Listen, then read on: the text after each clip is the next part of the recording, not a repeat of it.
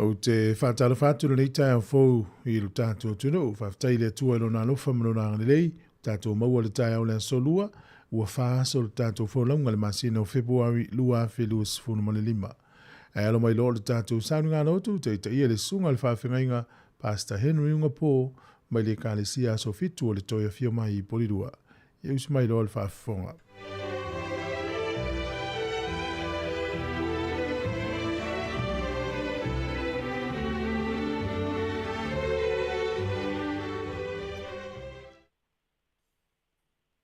Yo folo fatu ma patalo fatu Sāmoa le neita yao matango fi patalo fatu ya wa sina ya se yo lava na ya tato pana witi I le lofa ma le anga le leo le tua ua momoli mai lo utu soifua manuia tato o lia mai le nei aso fou mai o mai se o tato wifo ma o tato tapo yatu lo tato tua Ia o tō pepese atu ia Iova I le viinga. Ia o tō whaipesenga I lo tātou atua I le kitara. O le ufitia le langi iao. O le saudia le ua mo le ele. O le whatupu le mutia I maunga. O le avatu I le manu mai whaala na mea ai. E whapefo I le toloa ia le o river.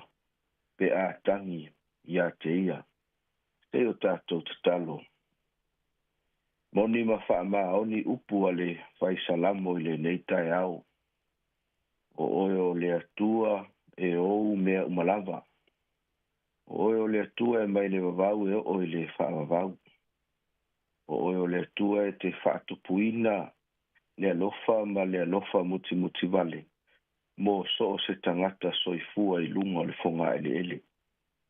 O mātou wala whai mai le nei tae au, ma o mātou sa ili atu I la ua fio, I le amatanga o le nei aso, o le te talo wha mole mole, ia e alofa maiku. Te upu la mātou wha longo ai, I se teime le o toi mamau. Talo ina ia tofusia I mātou I o manuia. I lo suafa Yesu o mātou wala au toi nei. Ameni. Vi inga o le atua ua saunia.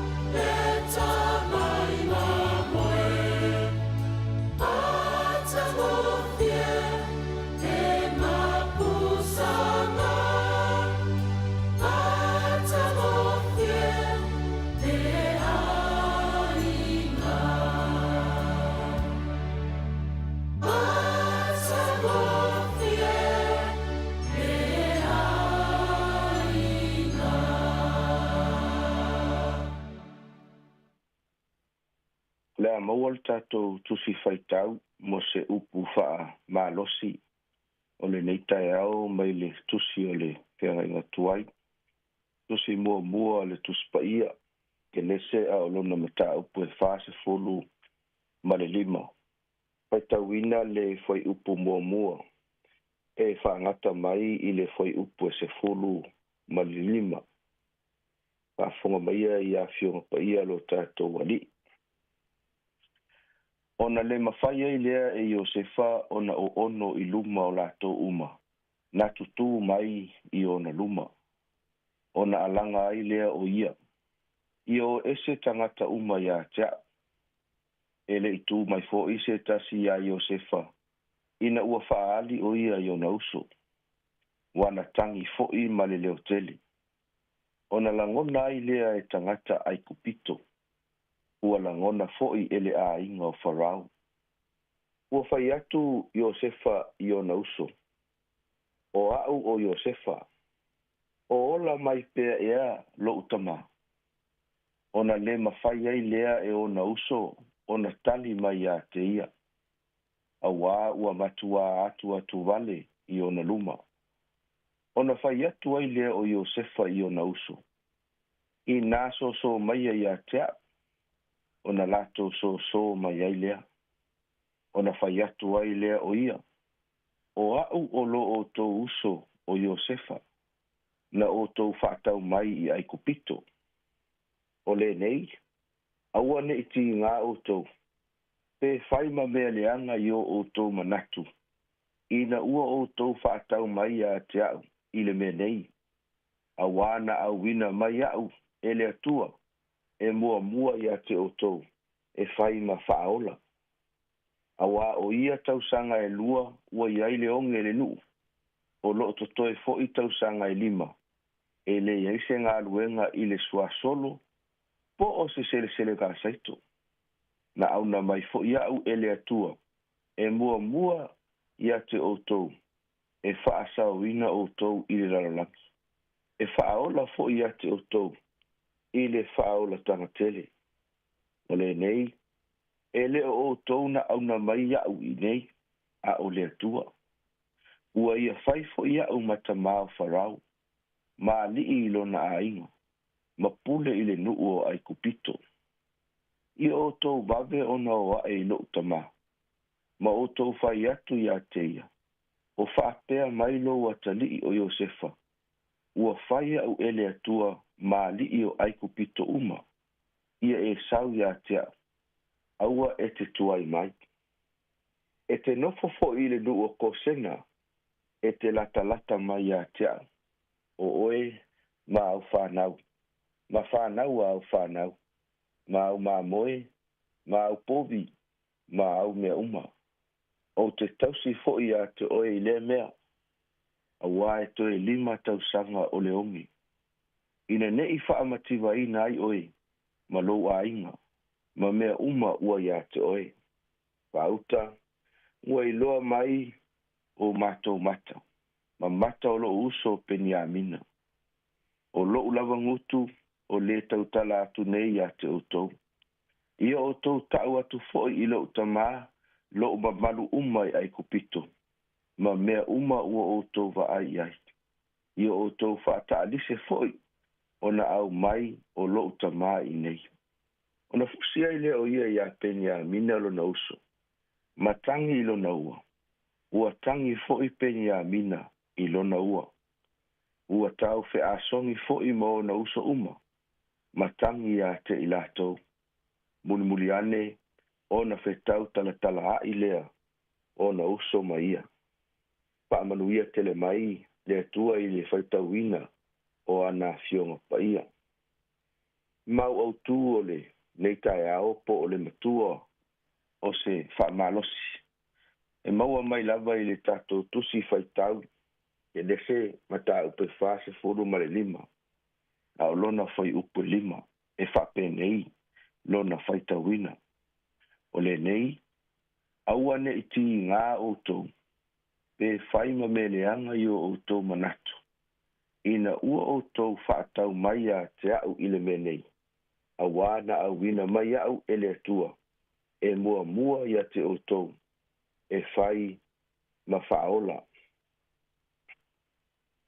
Manatu i le deita e au e le fau i la outou whaafafonga ma le whai tau le deitala o le tuspaia. Ai o se tala o loo atangia mai ai ia le alofa ma le whaamangaloina o le tasi. E fesoso ani ai mo le toe fausia ina o se ainga ma le pelepe ma sofa ona o mea na ki tupu i taimi ua tuanai. Le autu o se whaamalosi i le deita e au ua wha autu ina whaapea ono sai ma anga malu i to tonu o le ainga. Ono sai ma anga malu i to tonu o le ainga. Mo moe kolonitus fumai tolu fai upe wha. E te mauai upe whapea e ono sai le alofa e anga malu. Ioi. O le alofa e whaavai ai a inga malolosi ma a inga fia. O a inga e tu mau e mausali. O a inga e mawhai ono latou la asia atu le isi au ngā tupulanga. I le isi au ngā tupulanga. O le a inga e mawhai ono latou whaasoa atu ia le alofa i so se taimi ma so se mea. E uila ma e le o le langi lea tātou te iai le taimi le nei. E iai whainga tā ma whaafita uli. I to tonu o le sio manga o le a inga. Ai a o ino tātou whaata ua ina a oa onga le tuspaia. O loo whaailoa mai ia te tātou. E ao o na maua le ono sai. E ao o ina o tātou walolofa. E ao o na pua ina mai le anga malu. Pe ao o ina tino mai le alofa. E iai le whaamanga longa. Pe ao o ina iai le alofa. E iai fo i male langona. O le ono sai ma tuli loa e le anganga i tātou uma. Pe ao o ina iai le alofa. E tolu ni vaenga tā ua. O te fia whaasoa ina mo o ele o pele ina i le neita e au. Mua ia e ono sai i taimi o fete na inga i to tonu o le a inga. Ioi, o le alofa whai mai na te papena o na tā ofi mauina oe i to tonu o le a inga. Ina ia maua ai le ono sai i taimi o whaafita uli ma taimi o fe ese inga. E ona o whailo atu i le taimi ua sola. E le ai lava se a inga e se laupa sene. E le ai fo se a inga e ato atoa pea. E ai lava whaafita uli ma whaingata. E ai taimi e tau upu ai mātua ai whaalongolongo le whanau. Ai ai fo i taimi. E le usi tai ai le whanau i mātua. Ai tote sila fia. O le ono sai e whaatanga ina ai ia lenga lua ina o le alofa i to tonu o le a inga. Mai le whaamatalanga le tusi o whaata oto. Ma tā upu se furu ma le whaa, lona whai upu e lua se furu ma le iwa. Pai mai. O le ua whaatoa toa. E te le lona mawhau. A o le ua itango fie e whaaya ina i lunga e ia leva lea. Le ale winga o le whaamtalanga le poto. Ioi, o loo whautua mai le poto ia te au. O loo whautua atu ia te oi. A o inga iai le ono sai isi a inga. E iai foi ma le whe malama ai. E iai foi ma le langona e no nofo i lalo ma tala noa ma whaasoa. Ina ia aua ne i vave o mai le ita. A wao tua atu o le ita e whaaluma ina ai o e mau. Ai tā ua o le vaenga leo o tātou whaasoa mo tātou tala noa. O le alofa lea o lo tautala nia e paulo. I le tuso le mua le koe nito ma tā upo se furu ma le tonu. O le alofa e te tau ona iai le ono sa'i. Ono sa'i I lu'i, ono sa'i whaingatā. Ono sa'i I mea e tutupu I totonu o le ainga. Ina ia aua ne I o vave mai ai le ita ia te oe maau. Tō tele tangata ua regret po ua latou toe manatu natu I tua I le whaatinoina o le ita. Ona o le ono sa'i. La ua oe I le taia nei. E mo mia lo tātou ono sa'i. I to tonu o tātou ainga. E mo mia lo tātou ono sa'i. I mafutanga mafana. Ina ia mawhai ai ono tātou laa atu I le isi la sanga o le manuia. Lona dua. Pai mai. E mo mia lo tātou whaatinoina ma lo tātou whaasoaina o upu anga malu. Ia ato ai malona whaatinonga. O upu le lei, o upu file mu. E whaamalo si ai mafutanga. O upu tātou te whaongaina I le aso ma le aso. E o whaatasi mo tātou whaatinonga. E le na ona tautala I le upu, ai le mawhai ona savali ma muli muli ai. O upu foi. E whai mai le tala se tasi o tangata sue. E mawhai ona whausia ai se aina. E mawhai foi ona toso ina I lalo se mafutanga. Pamitalanga le tuse o whaata o tomta au pesfuma le ono. A lona whai upo e los fulma le wha. Pamanatu mai a te oe mau I le tae au nei whai mai. O upu matango fie. O le meli ua sisina I fo ia. E sua malia I le loto. Ma le mea e malo loa iwi. La ua oe I le tae au nei. I to tonu o le ainga. E mawhai ona avea upu ma whaamatalanga. E si itia I lunga sianganga. I to tonu o le whale whai ngā luenga. E mawhai fo I ona avea upu ma whaamatalanga. E toso ina I lalo se langona ma se tasi o loo mawhatia I le o langa le nei. Mai o le lui mo oe mau. E mawhai ona o tātou whaatinoina vaenga nei I aso whai soo o lo tātou o langa. Ma le vaenga mudi mudi, tai mai. O le whaamangaloina, ma le toe whaale leina o mafutanga ma le pelepe. O mafutanga ua le maua te le lenga. O se a inga e whaamangalo le tasi. O se a inga e tupu e malolosi ma fealofani. E ona uta ua e le teimi o sola. E le ai se a inga e atotoa. E iai se ma mea tutupu I mafutanga I to tonu o le a inga. Ai o le tā ua o le whaamangalo ma le toe whaalelei. E pei lava o se ala lau papa. Ua whapena ona malepe a ua toe fausia. Ioi. Le tā ua o le mea lea o lou whaamangalo I le tasi. Pe a o ina iai ni peifea e tutupu I tutonu o tātou a inga. Kolose na tā upestolo o lofa upesfuma le tolu. E mai whamtalanga ala apostolo Paulo. Ia fe wha pale ai, ma ia fe wha mangalo ai o tau. Pe a whai ua anga leanga ina se tasi e se tasi. Whaapei o na wha mangalo mai ke riso ia te o tau. Ia wha pea foi o tau. I le sila o tau Sāmoa ma le tātou maftanga I le nei tai au. E te le whaia ina ai I lo wha mangalo atu. E te le to I lalo ai. I lo walu I lalo I le loto mawalalo. Le ai. E mawhai o le awala foi lea le atua I so o se a inga ma so o se maftanga ua vale fongawa. E au ono tātou fe whaamangalo ai.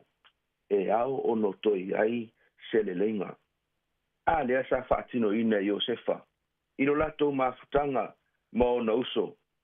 I la fia lele e Iosefa la ngona ma manatu o ona uso. I le mafatia. Ma lele ai Iosefa moe moe. Ina ua lato toe va ai atu.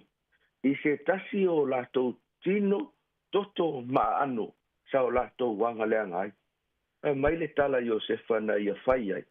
Lea sa o fai tauina o le fai upe lima i le tuso ke nese mata upe fasu mre lima. O le nei, aua ne iti ngā oto pe fai ma me leanga i o oto manatu. Ina ua oto whaatau mai a te au i le me nei.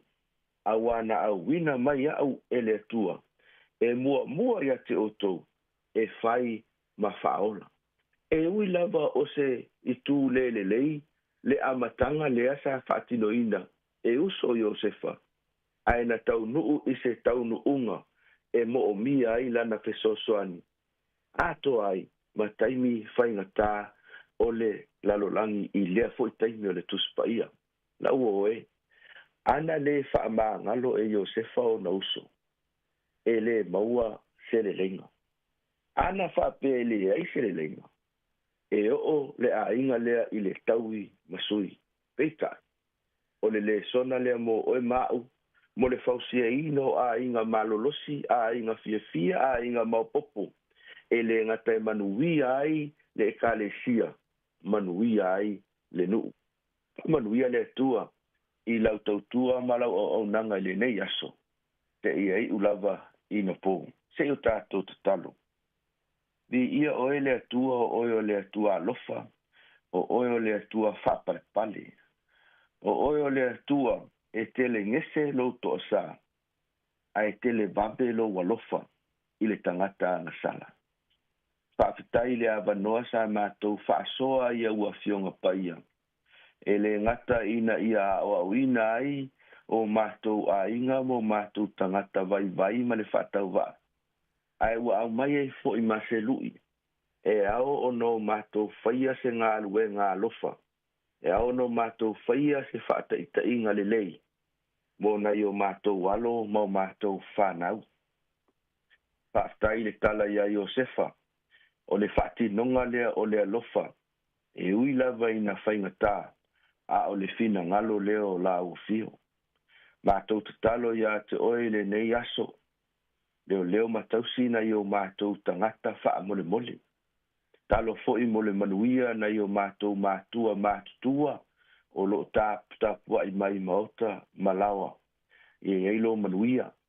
Anga le leila ua fio i le au whai ngā luenga. Sunga i whaafenga inga mo lātou whaletua.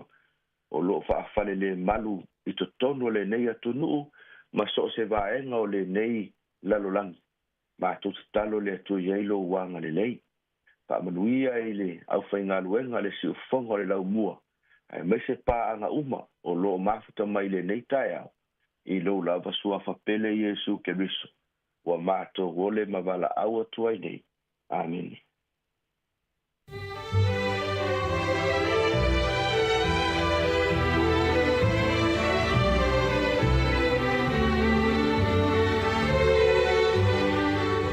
O le nā ua whaafonga le tātou atinu ui le tātou sauni ngā lautu whaafetai o le nei tai au e mamori e ngā whaafetai te lava i le sunga i le whaafengainga Pastor Henry Ngopo e ka le sia sofito le toia fio mai porirua mo le tāpeneina o le tātou sauni ngā lautu e mai se o le upu fola e tō matau ina i fo i ngā luenga mawhai walo filima ai mai se o a onga nei whanau o le a alo atu i le nei aso whaafetai tāpena i lau sunga le whaafengainga i a alu fo i male mana le upu le nei aso ia i fuafuanga o le awhenga i le tātua te nuu. Whamania tele lava le atua i lau sunga le nei aso, ia o le tāpua inga fo, ia le whaletua ma le nofo halo, ia whaapere mamalu le kale sia whaafetai tele lava. Luas fuluono minute o te enele tu lai fitu, o le siuwhanga lau moe Wellingtone, ia o le pesa whaale nganga nei, ia mai le kale sia i iwa. Ia ona whangasoloi leo le tātua pokalame o le nei tai au, tālofa lava.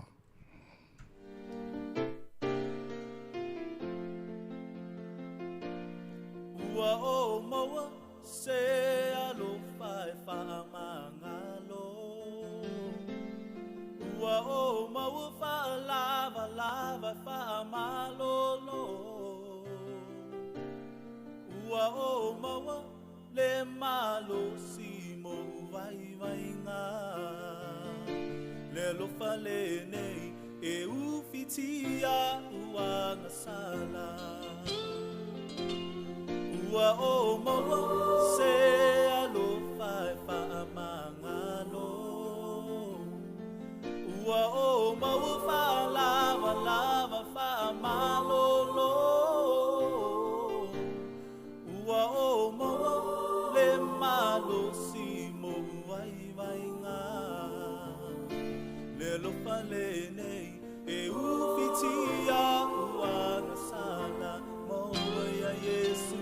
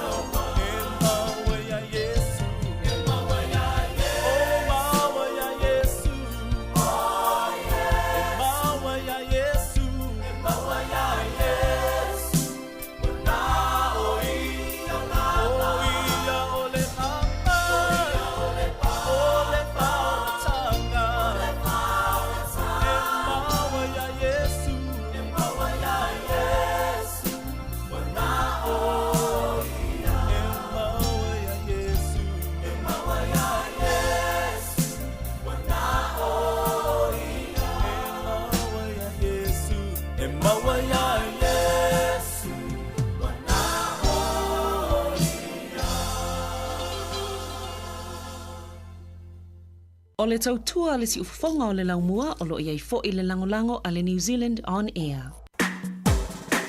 Ata o le taia, si ufafonga o le laumua, aso ngafua i le aso foraile. Ata o le taia.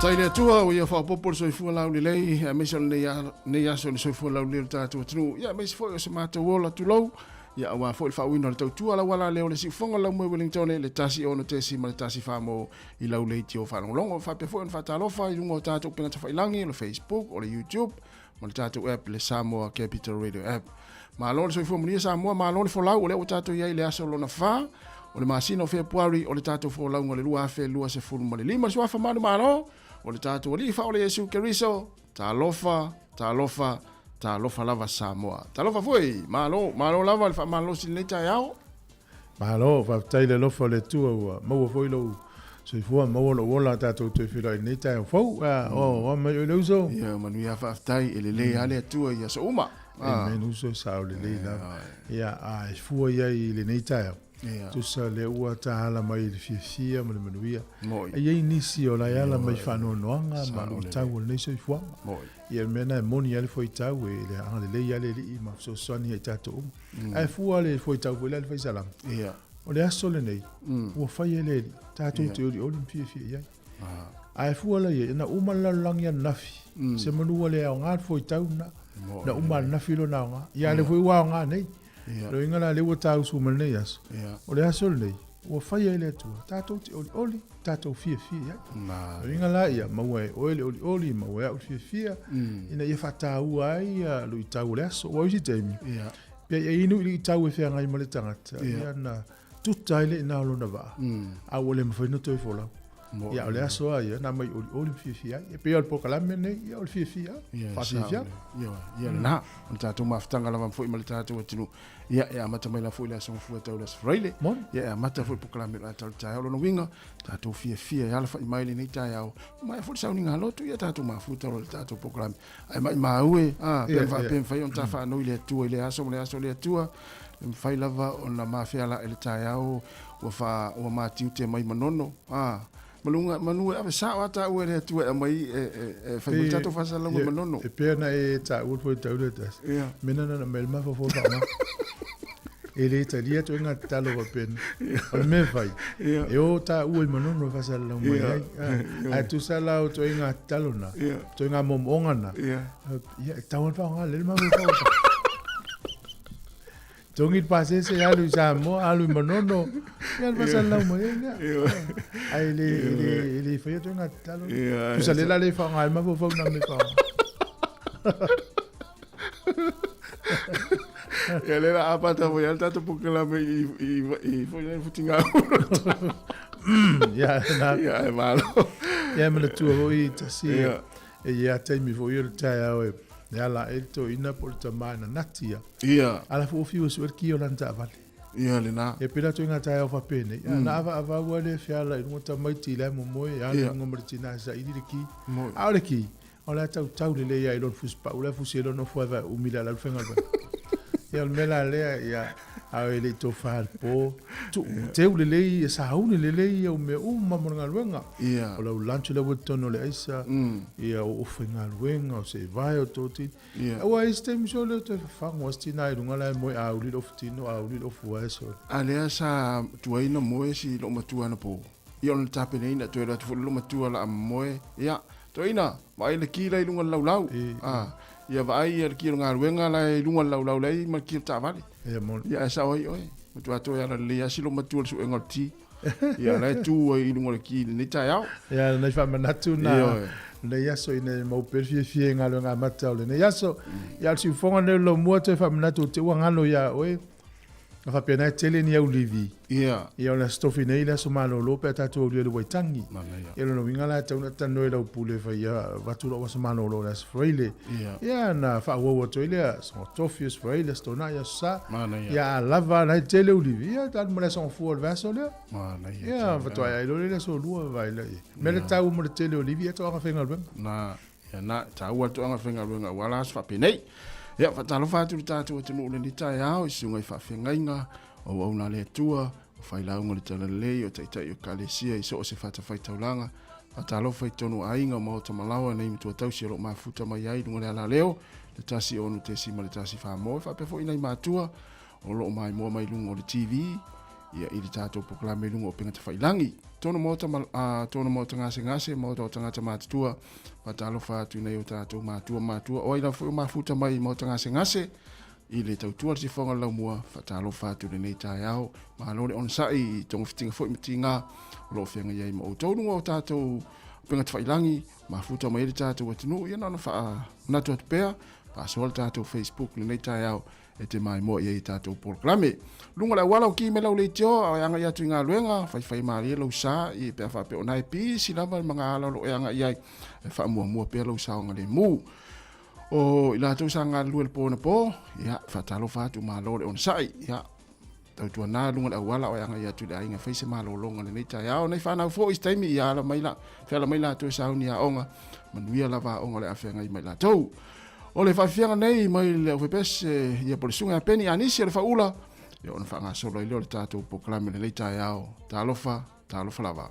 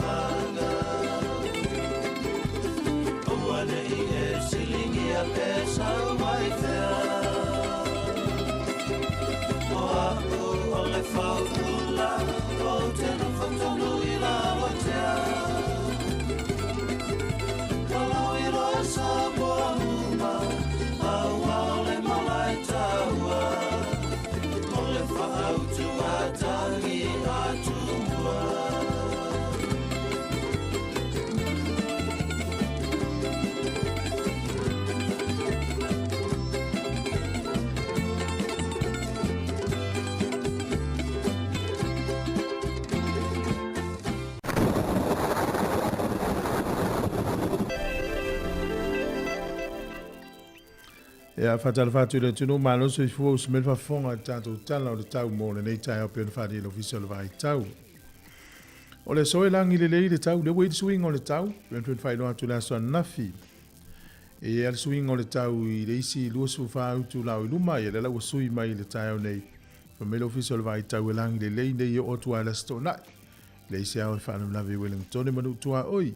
E langi le lei fo i le tau ka piti manu atu, Whanganui, Taranaki, Marlborough, Taupo, Hawke's Bay, Mawai, Warapa. Langi le lei le tau le soinu nei, le malulu o le eolo i le sifuru tolu anga i e tūlunga le sifuru wha. Ea mawhanwhana lufuru tolu anga i lunga lufuru fitu. Au kilani le soa mtu a langi le lei lava le tau. O le motu i saute langi le lei le tau le so. E o sifuru a lei e valu, ea malulu e valu anga i lunga le sifuru ono, ea mawhanwhana sifuru iwa. Pasolo tu lunga lus fruono. O leo te lenga o leo tunu ni aso matua langi le lei lava le tau le tunu atoa. O pia langi le lei le tau, 2.5 le fo le vela lu fo lima le mafana. O le ango toi fo le lai le so Wellington le toi 2 minute le iva na le fiafi. E o soa ele la tai au lu fo 2 minute te ile ono le tai au tai au. Fo le malulu lo fa mawina e o le iva nga ia tu le se fululua inu ua tua oifa pe Wellington e mafana se fulu iva fa solo tu lunga lu se fulu ono. Tala le tai nei yaso Wellington e sua le tai di tele titio la fo se fulu le tai au nei pe le tai di toi tasi minute le lima le fiafi toi sua le tai Wellington e ta tono le se fulu tasi na nei le po. Po li rua pe le tai a fo le valu le tai au nei sua le tai toi se fulu minute e le tolu le fiafi o na toi pe le o le tai le iva na nei le fiafi. Swing o le tupe, mo le ulaf tupe, ia le umalenga whaftai lo tauanga le lei Sāmoa i ainga, ia ma oifo lo lafu atu au se leni i le malotonga.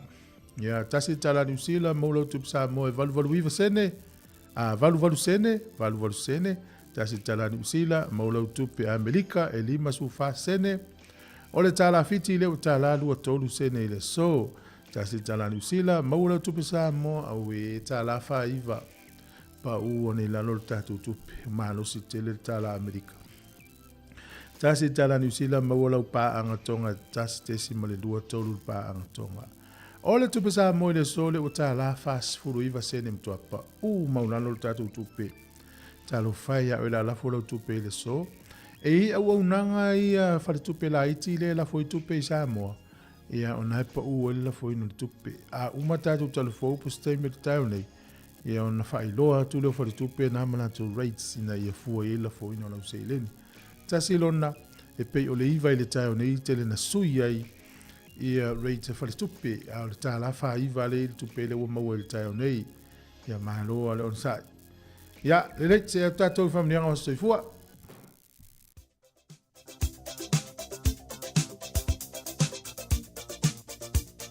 Whamneanga o soifua, maasa whanau, tātou imeri masani, asa whanau at samoacapitalradio.co.nz. Ia, tāua le nei aso ia te utou, ia na soifua mai le nei aso le aso wha o Februari, tau sanga umbai, whamnea le tua ia te utou, ma fo i pele malosi, ia emese, ia o le toe whapopo nis tau sanga stele, whamnea tele lava le tua, ia te utou umlava. Ai ole tusfai tau mo mai lea i le mua te Salonia o lona mata upu e 5 a lona fai upu e 1. Mua te Salonia o lona mata upu e 5 a lona fai upu e 1. O lea aua nei tātou momoe ai whaapei o isi a ia tātou mātala ma ia whaautauta. O lea aua nei tātou momoe ai whaapei o isi a ia tātou mātala ma ia whaautauta. Manuia tele o tau aso i fua, ia o le pese nei mai tamara tanifa, ma o tau.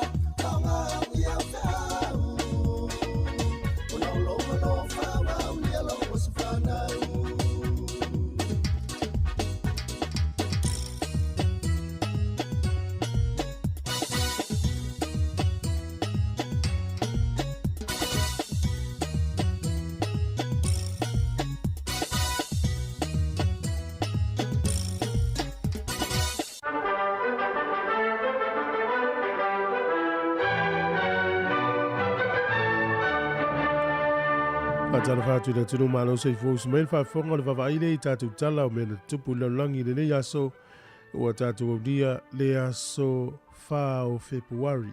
O le solta usanga e tasi fitu valus fulmaneiva na filifili ai i a George Washington.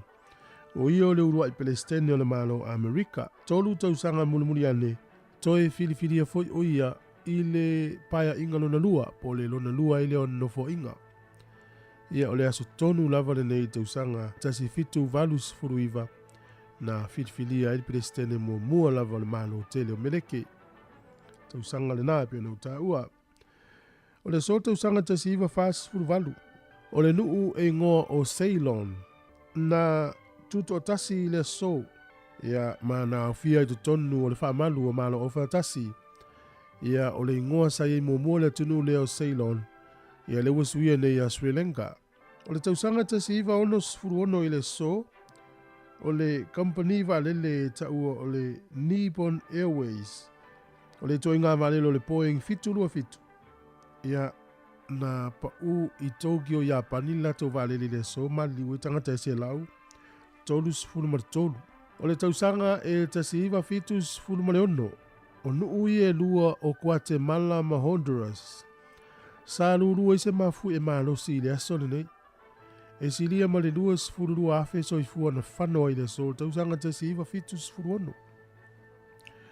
O le ali i lakapi tautaua Amerika, lakapi fa Amerika, o le suafa O.J. Simpson. O le so tausanga tasi iwa fitu na tua i ai oia. I le maliwa i olo na toa lua o Nicole Brown Simpson. Mastas tangata suafa ya Ronald Goldman.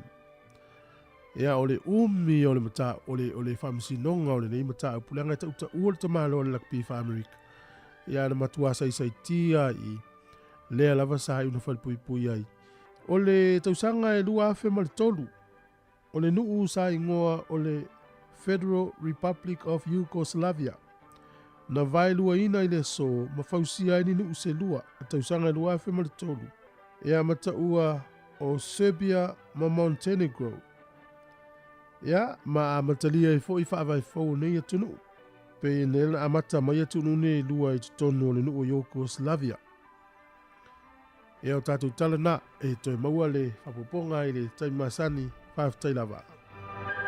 Alo whaftai ule ua toi valu minuti an tālea o le valu. Whaafungi tātou tala mai Sāmoa. Ma tala fawul si fonga lau mua pe a tāle valu. Ia, malo, nei whanau ia onga. Salo na fawua tā pen nei mātua mori o toi ia onga le tai au. Moni. Ia tama mataini lei nei aso. Ona nafi. Sau whatatali e telefona nafi pe sa ua ia tala o lancha tamati le aonga. Ia. Ai te ofisilia tu lesi au lai tina nafi. Nā mai a tau mea i o le aonga. Mai, oh, good. Wape nei mai wape. Le ti ola le sau ni usana. Pato la le winga o le good. Le winga o le mana ia. Afa mai e vevela mea ai.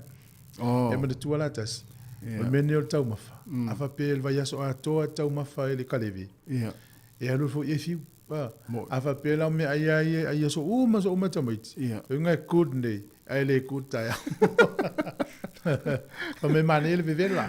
Lo inga fatu ai ala me ai wa uma isi i tau sanga e na te ane ile na fai is company. Fa mai e tau o le me ai vevela. Ai vatu. Ele e malili. E no ngala pe o le mena le na piki ta maiti. Ya, o sta maiti mai fa luana lo mai na me. E te lo e la u mai tau I ta maiti te mi nei a fu o te mi o tatu ta maiti. A fa ya me ai le ano I ta maiti. Ai fu ta maiti ti na sta mai me ai tau ina tu ulo mana fa halu la tota fa. Ya, e le se sta maiti ti foi le na o ai to ai. Ele foi le te mo me ai a onga. Ana me ai la ia fa pe o te mi o onga tatu ya so ia. Ele lava. Tu se le wolu me ai fa pe content. Ala si tu fe on me no tofo. Ale wolu me ai. Me la leta si. Tai le li tatele on le ni.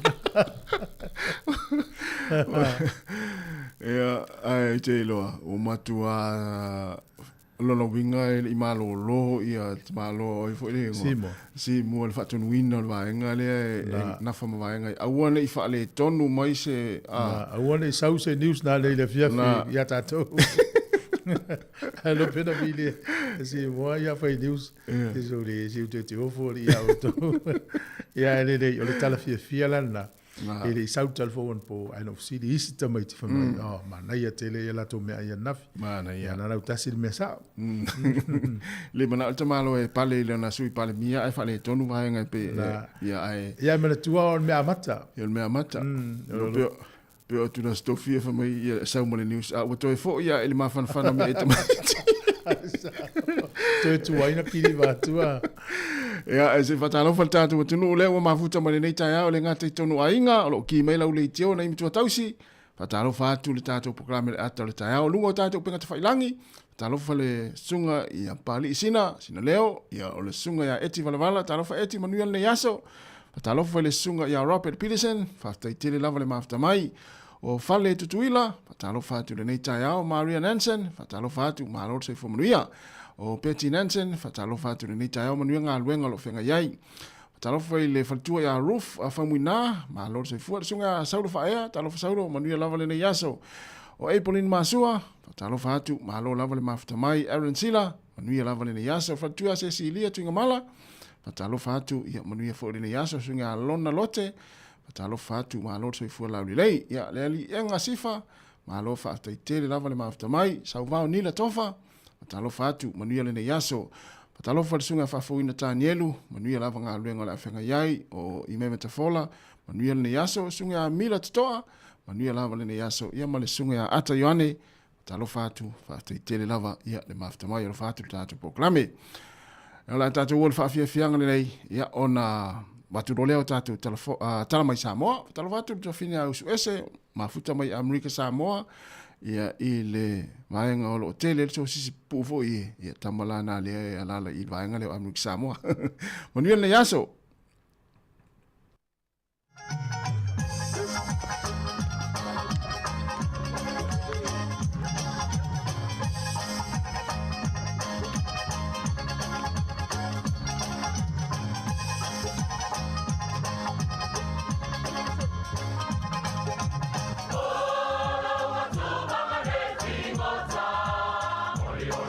Teme foi liva liva, watakia pese, wamana.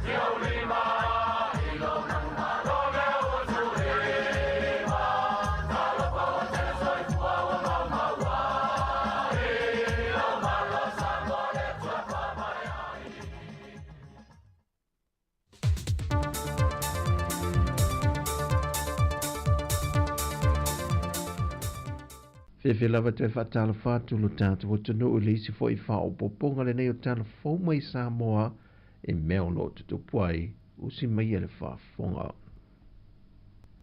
E le o se vainga le leile sila sila a le ofisa sili o a onga ai au Chris Hazelman ia makal whanau I le tausanga sa fumal lea wani ai mai I le tausanga ni nei suenga o le tausanga lua whilua sa fumal wha o toi palasi I lalo le se fumal valu pasene mai le tausanga I lua whi sa fumal tolu sai leono se fumal 5% a o lea wa wha sa fumal 5% le tausanga o mawai e le feilo I ngā e au male au tu stala nei a wha I lo manino ai e tolu wa feiva se lau tolu sa fumal 5 along whanau sa suenga le malo ai na o le afe 5 se lau 2 sa fumal tolu na au sia maka e uru fale atu e le universitea o au Sāmoa le nei tausanga lua afe 2 se fumal 5 o tongi o tato primary ia o iai le swinga a slow progress but it's a progress tato kodisi ia pe no fai atu te le alenga wenga we have a lot of work that we have to do o le whanoa noanga ia ai au o le tolu se lau fitu se furu o whanau na sue e whai o le lea wantu I maka o le universitea o au Sāmoa ai leo au sia fo I maka e urufale inisio por kalame o loa o oine le universite. O lo iei fo I fina ngalo wha li inisio mātua, e na ia toi sila tuto o le tausanga nei, pe leo le tu whaata singo le tausanga se fulma le lua mara se fulma le tolu, leo o iei lea swinga tele. E siria ile se fulma le tolu wa feta la le se leni, wa fo ina le te ta i o le malo Papua New Guinea, e tawalatu le asosio na tangata o lo I Sāmoa, I le afio anga vai lele, e ala I lo latu tali malo I ona te tai, au iel fontanga malo le taupulenga I a Oktober tusanga o mawai, e le ngata o se anganga wha afta iatu I tāpenanga le afio anga, ai o se so tanga wha pa anga le wa a mata ala I le se leni, e langulango suai le malo Papua New Guinea, I le afio anga inisio vaenga ia nga I le lumanai. O le se leni na fo ina e lua se fulwafe tāna kina, le na mawai le se leni, e se fulmale tolu wafe ono se lau fitu tāla ma le se fulmale lua sene. O se whaftai mai suia le fiu anga e le asosia tangata Papua New Guinea, e mai se leni pa le mia o si o lato watunoo, e le fi so swani tau se leni, ma le so tanga wawala nata whapa anga, ma le afio anga. Ua tau nuu le ono afe o tui o pui puinga o le whaamai o le talevivini po le whooping cough ilo tātou o tunu. E whesoa swani le tau fio fio le pepesi o le whaamai le teimile nei, a ena amata whaalawi lo mai a November le tau sanga o mawai, leo o mai o le whaamai lo tātou o tunu, se ia au sia le nei teimi. O le teimi mo mole o maua ile vaila a o le Post Street i Sāmoa, e le ngata o le talevivini, a iei maisi wha mai e le petia hai e le vaila au e tasi. Mai ele tolu se lau ono se fulmali tolu ngase na reportia ele mahota ngase lua verso taluai e to lua se fulmali wha ilanto wa wha maonia wa pesi ele siama. O wha naula lui fo le 5 tausanga e se lau wala se fulmali wha ilanto wa pesia. E se mai ele se lau lua se fulmali wha o wha nau ilalo ifo o le te tausanga le mahatutua le wa fia. I wha maunga o le toa telo ilanto wa fio le atunu e mai I upolu, a na o le toa tasi o lo wha mawina mai sa mai I. Wasai niel wha mtu I nātu o le vaenga o le se lau wafeta la, I wha lapo tonga tu ma oti le atunu. E le fionga le minista o tina matama I ta ia tina o nukmanga so ta I male komiti, o se vaenga viso swani mai le malo, mo whana popotonga o loo ngā lulue e una ia polkalame tau fiai sa wanga e whasanga I tina matamai tai. O ia whana popotonga e au fia le Soul Talk Sāmoa, le Sāmoa Rejuvenant Youth Group, le Salvation Army ma le Lakapi Sāmoa.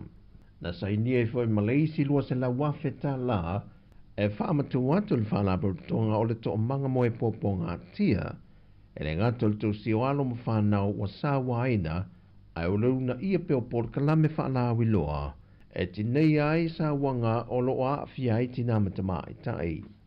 O le fionga de minister langa aia tia i tu au tu funga, na ia whaamalo si au ia whaalapo tonga, e aua le tuina le taulongolongo.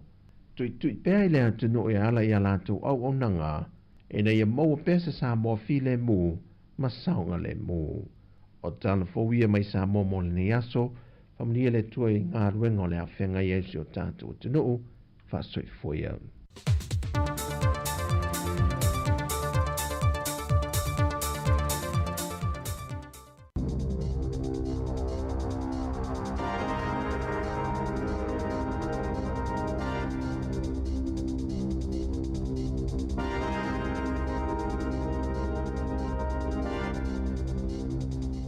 Ta lava lava i nei foi vaenga o telefou o le si fonga o le lau mua o le tala mua. E iai ni ai inga fou o whaai lo mai e le whainga malo so whaatasi mo tangata o lo maua le benefiti le taimi nei. O lo o awhia ai ia tu unga mai e inga fou le te tau leo na awaio i la tau ia i ni pol kalame whaale awa onga e ta i lima i tu la i le vai aso. O le whaari ngalo ia mai le malo e winga i le neimata upu na ta uai o tangata o loo sue ngā luenga, e mana o mia o na awai ma whaatino ni ngā ioinga ai titi mai e tolu mo le sa ilinga o ni ngā luenga i le mai aso tasi mo le masina atoa. Ona toi li poti atua i lea i le mta ngā luenga o le atina e lotele, le Ministry of Social Development po le MSD. Ta ua mai le minsta o le nei mta ngā luenga o Louise Upston, o aia inga matutu unga fau nei o loo fuafua ina ia sanga whaale leia atili ai ngā luenga whai male au nanga a lea mata ngā luenga. Wa iei fo imani aia inga e whaasala ina i la tau e le usita ia fuafuanga o se vaenga o le whainga e whao ngā ina i mōli e fōringa o mōli awala po o le traffic light system a lea fo i ofisa tele o le mālo. O tangata uma o lo maua i le benefiti e a awhia ai i le nei whainga fau, ai mai se o lātou o lo sua ngā ruenga, mai ai matātālau tele de tau o na lātou whaia. Ta ua mai le tamaita i minsta o le mta ngā ruenga, o le taimi e o ai le tangata i le mōli lanu mu, ona mana o mia lo lea ona ia saunia ia ni whaamauninga o ana ngā yo inga sa whaia ina ia toi fo ia tuai i le tūlanga o le mōli lanu mea mata. Ua whaapau i lalo e le whare tupe o le ASB, le fua o le tului mō nisi o ana mō kesi pupuu i eto o tele tangata o lo o whao ngā ina i le teimi nei. E 5 points o le a whaapau ai le tului mō le tausanga atoa, ma o i fuai i le 5 tesi 5 whaapasene, ai o le fua mō kesi e tais fulwalu masina le umi e tongi ai, o le apau i le 5 tesi ma le tolu whapasene, ai o mō kesi e tai lua tau sanga, e lua se fulu points e pa ui whai i le fuafau o le tului e 5 tesi lua iwa pasene. O le se fulu ma le tasi a i le nei o taimi ua whapeona pa ua i lalo le fua o le tului o ai tālafu mō kesi a le whale tupe le nei o le ASB talu mai u lai o le tau sanga talu ai. O le fuafau i o tului mō tupe teu whaavai taimi a le ASB o le apa ufoi i le vao le 5 ma le 10 basis points. E le ngata i le ASB ai ua whailo mai foi i le whale tupe o le Kiwi Bank lantou o le aia i foi ni swinga i le fua o le tului moa na teu ngā tupe whaavai taimi po term deposits e lua se fulu points ua pa uai i a tului mo tupe teu mo le umi e ono masina ai 5% ua pa uai i a le tului mo teu ngā tupe e ta i lua se lau aso le umi. O wha maunga foi mai le whale tupe tūre tonu ua i loa ai i a le tūlanga pa u o le tului whaapitoa mo le umi e tasi le tausanga mai le maunga le sa iai e fitu tesi 3% i le 5 tesi ma le 4% ua iai i le taimi nei. E maua e la wha ingo whale sa tu i lunga o le maketi e fia whaata watu i le masina o Januari, mai ua whaalia mai e whapea o se au wha inga o pito i maua lunga lea i le tono o le se furu tausanga ua tua na i tu nei. O la wha inga atoa whale sa lisi mo le fia whaata winatu i le masina na tenei, e tolu se furu lua afe wha se lau se furu ma le lua. E tu sa lea ma le 5 afe ua maua lungai nai lo le luas fulfitu afe luas e lau ono tasi o fale sa fia whaatauina atu ia Januari o le tausanga lua afe luas furuma le wha. Whaalia mai le whaatonu o le company le Real Estate New Zealand o Sarah Wood o le whaatoa mawarunga leo la whaio ni whale fia whaatau ese ina hatu talu mai Januari o le tausanga lua afe se furuma le 5. E au pito i tele ia whale sa fia whaatauina atu i le tonu au kilani malona i tū malo le ana tūlai mai e se fulu tasi afe wha se lau ono se fulu ma le 5. E le i aisa swinga tele le tau o whale fia whaatau atu sa evalesi i le malu se lau ono se fulu malu afe iwa se lau ono iwa ta la ia pe o se pau le tu sa e tasi tesi ma le 3% pe a whaatusa i le tau sanga taluai.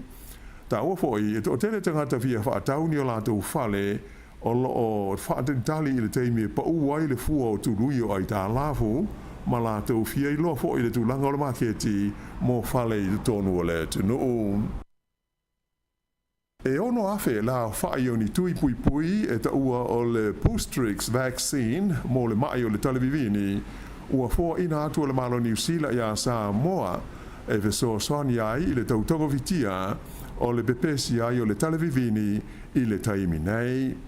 O novema o le tausanga taluai lea na alo ia ai o na whailo mai al mtanga luenga le soifua malolo ina Sāmoa le pepesi ai o le talivivini i le tonu o le tunu o se lipoti le wale spasa lau New Zealand na ta wai sa le maua mua e Sāmoa ia le vaila au po le tui pui pui le nei o le Boostrix vaccine le ua foha ina atu nei iai ele malo New Zealand mo pui pui ngā whaale tonu e au fiai ia mai e ta ua o le pertussis o le tetanus ato ai ma le diphtheria e o mai ila so lua se fulu o Januari ua atoa le tolu se lau ono se fulu tolu o le au whainga o mai o le talivivini i le tonu o Sāmoa whaalia mai le mtanga luenga le soifua maloloi na o le se lau valu se fulu whao ia mai o ta maiti ia e lalo le 5 tausanga le mātua ai o leisi se lau lua se fulu tasi o ta maiti e lalo ifo le tasi le tausanga le mātutua. I New Zealand e to tasi se tau mai titi pepe na umalo na ola ona o le talivivini le analo ia ono pepesi i New Zealand le whaai unga o le tausanga ua mawai.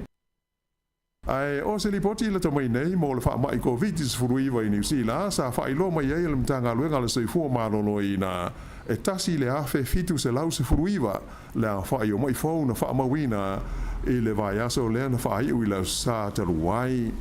Mai le nei a whainga e se lau mara fitu tangata na mana o mia na tonga fitia i le tonu o whale mai ai to fitu i la tau na mariri wai i le nā vai aso ona o le COVID se fulu maleiva.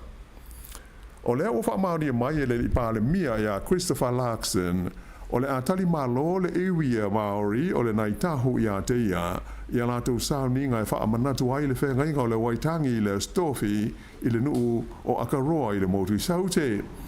O le masina o Desema le sa whaalau i tele mai ia Larkson o le a le whaatasi atu o ia i sauninga whaamanatu o le whengainga i le malae i waitangi i le neitusanga ona o lona mana o e taamilo isi tu o le turu e mori mawina la tu fo isa ninga o le whengainga.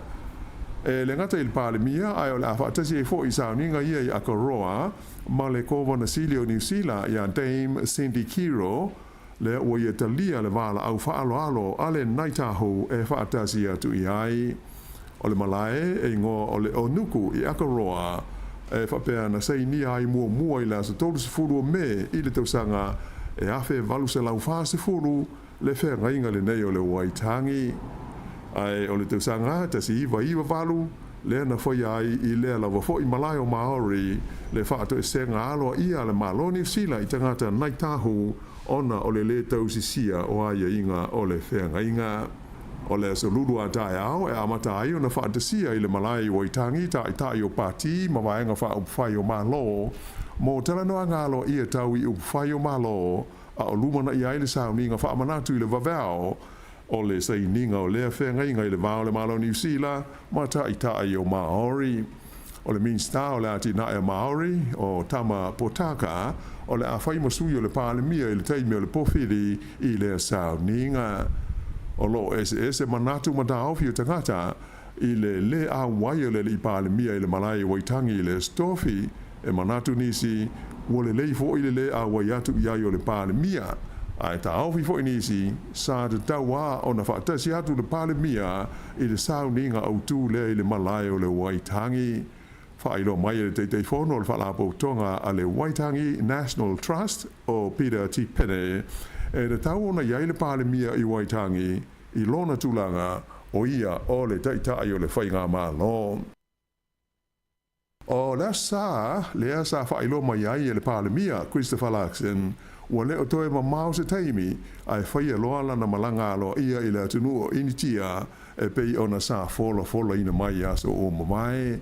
O se whaatasinga sa whaia le nu o kumeu i au kilani, na whaali ai e Larkson, ua leo toe mamao se taimi e whaatau nuu, ia lana polo misi sa whaia le taimi o whaatau sino le palota, ina ia malanga i initia e sanga whaale leia le wāwhea loa i o New Zealand ma lea atu nuu i le taimi e ave ai o ia ma taitai o le mālo.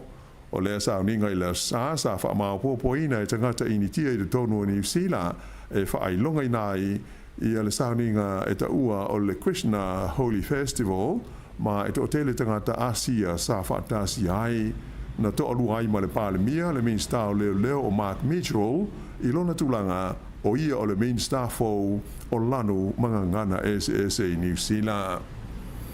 O le awha awau i le vai aso fau o na tapunia a wala autu i le tonu o le lau mua i Wellingtone e pei o na ia i le whaiungo le vai aso na mawai atu nei mai le pō le sa whapea ai mo le pō na pō le asa whapea na awhia ai le ala tele nume le tasi i le vale o Wellingtone ma Johnsonville. O le tele o ngā luenga i le tue fia whaale leia o ia awala o mafuai ia fufuanga e whaatino ia ngā luenga i le pō. Mai o whaelo mai ai e la ofisa o le pūlenga o hala o whela a wainga, le NZTA, e le tau ai le au waita wale o na fuafua le leife malanga inga, mai ia wha o ngā nisi awala a o tāpunia awala au tū ia i le tono le lau mua. E a mata i la sa a sau nei la so iwo leo Februari, o na tapunia le ala tele au tū po le motorway mai Wellingtone a ngai atu i mātū mō ngā luenga i fia whaia i le toe whaataina o le ala tele i le mālea o le Caro Drive ma le Nauranga Interchange. E lima pōsa so e mō mia mō ia ngā luenga e o atu lava i le stofi le aso se fulu tolu o Februari e mai hawhi ai tamale e fia malanga ngā i mātū mai i Wellingtone. I nai tala mai whāwho o lo whaawo pēlo longa matautia i mātū sifo o Ausitalia ona o le mamafa ma le malosi ai o timunga o lapata i aita ngā tēnu nofo ai lea vāenga o le tinu ina ia sauni mo nisi tūlanga whaale tonu e lama tia ai le soifua ma ono whaatama i ai whale ma isi mea o ngā o vāenga o lo whaamalosi ai nei le pata inga o nuu tū matawhanga i le talawhatai i mātū sa sae o lo malo ia mai le mamafa ai pea o timunga.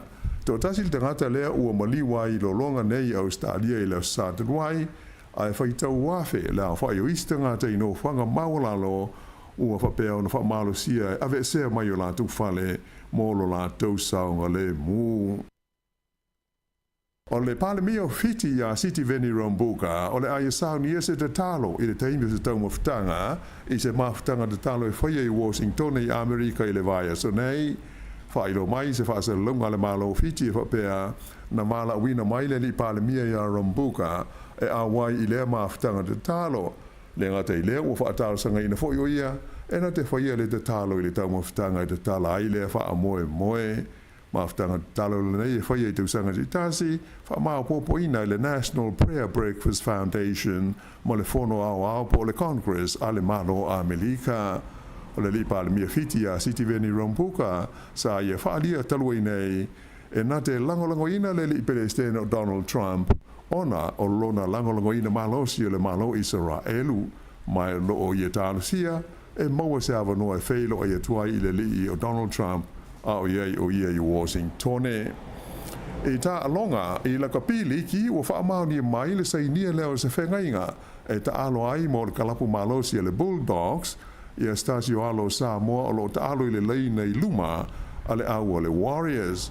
O ia lea o le taule lea o Sion Maiu e luas fultasi te usanga le matua o le ase atu nei e taalo ai mo le Bulldogs i le taʻausanga o le luafe luas fululima ma e lua te usanga le umi o lana kon karate o le kalapu le nei le Bulldogs i Australia e taalo ai i e stasi fo i alo Sāmoa o le li o Stephen Crichton. I la kapi iuni o le ua whaailo mai le filfilia o le alo Sāmoa ia ari Savea e avea makapete ni fau o le aula kapi o le moana Pasifika a o sauni atu mo le amataina o le taʻausanga o le kapi Super Pasifika o le nei tausanga o le nei alo le tunuu ua iwa sefulufā la whainga o na taʻalonga mo le olopele ki a New Zealand mai ua se atu nei au kilani e tāpena ma sauni ai mo le amatalia o le taʻausanga o le nei tausanga. Whaiunga le nao telefou.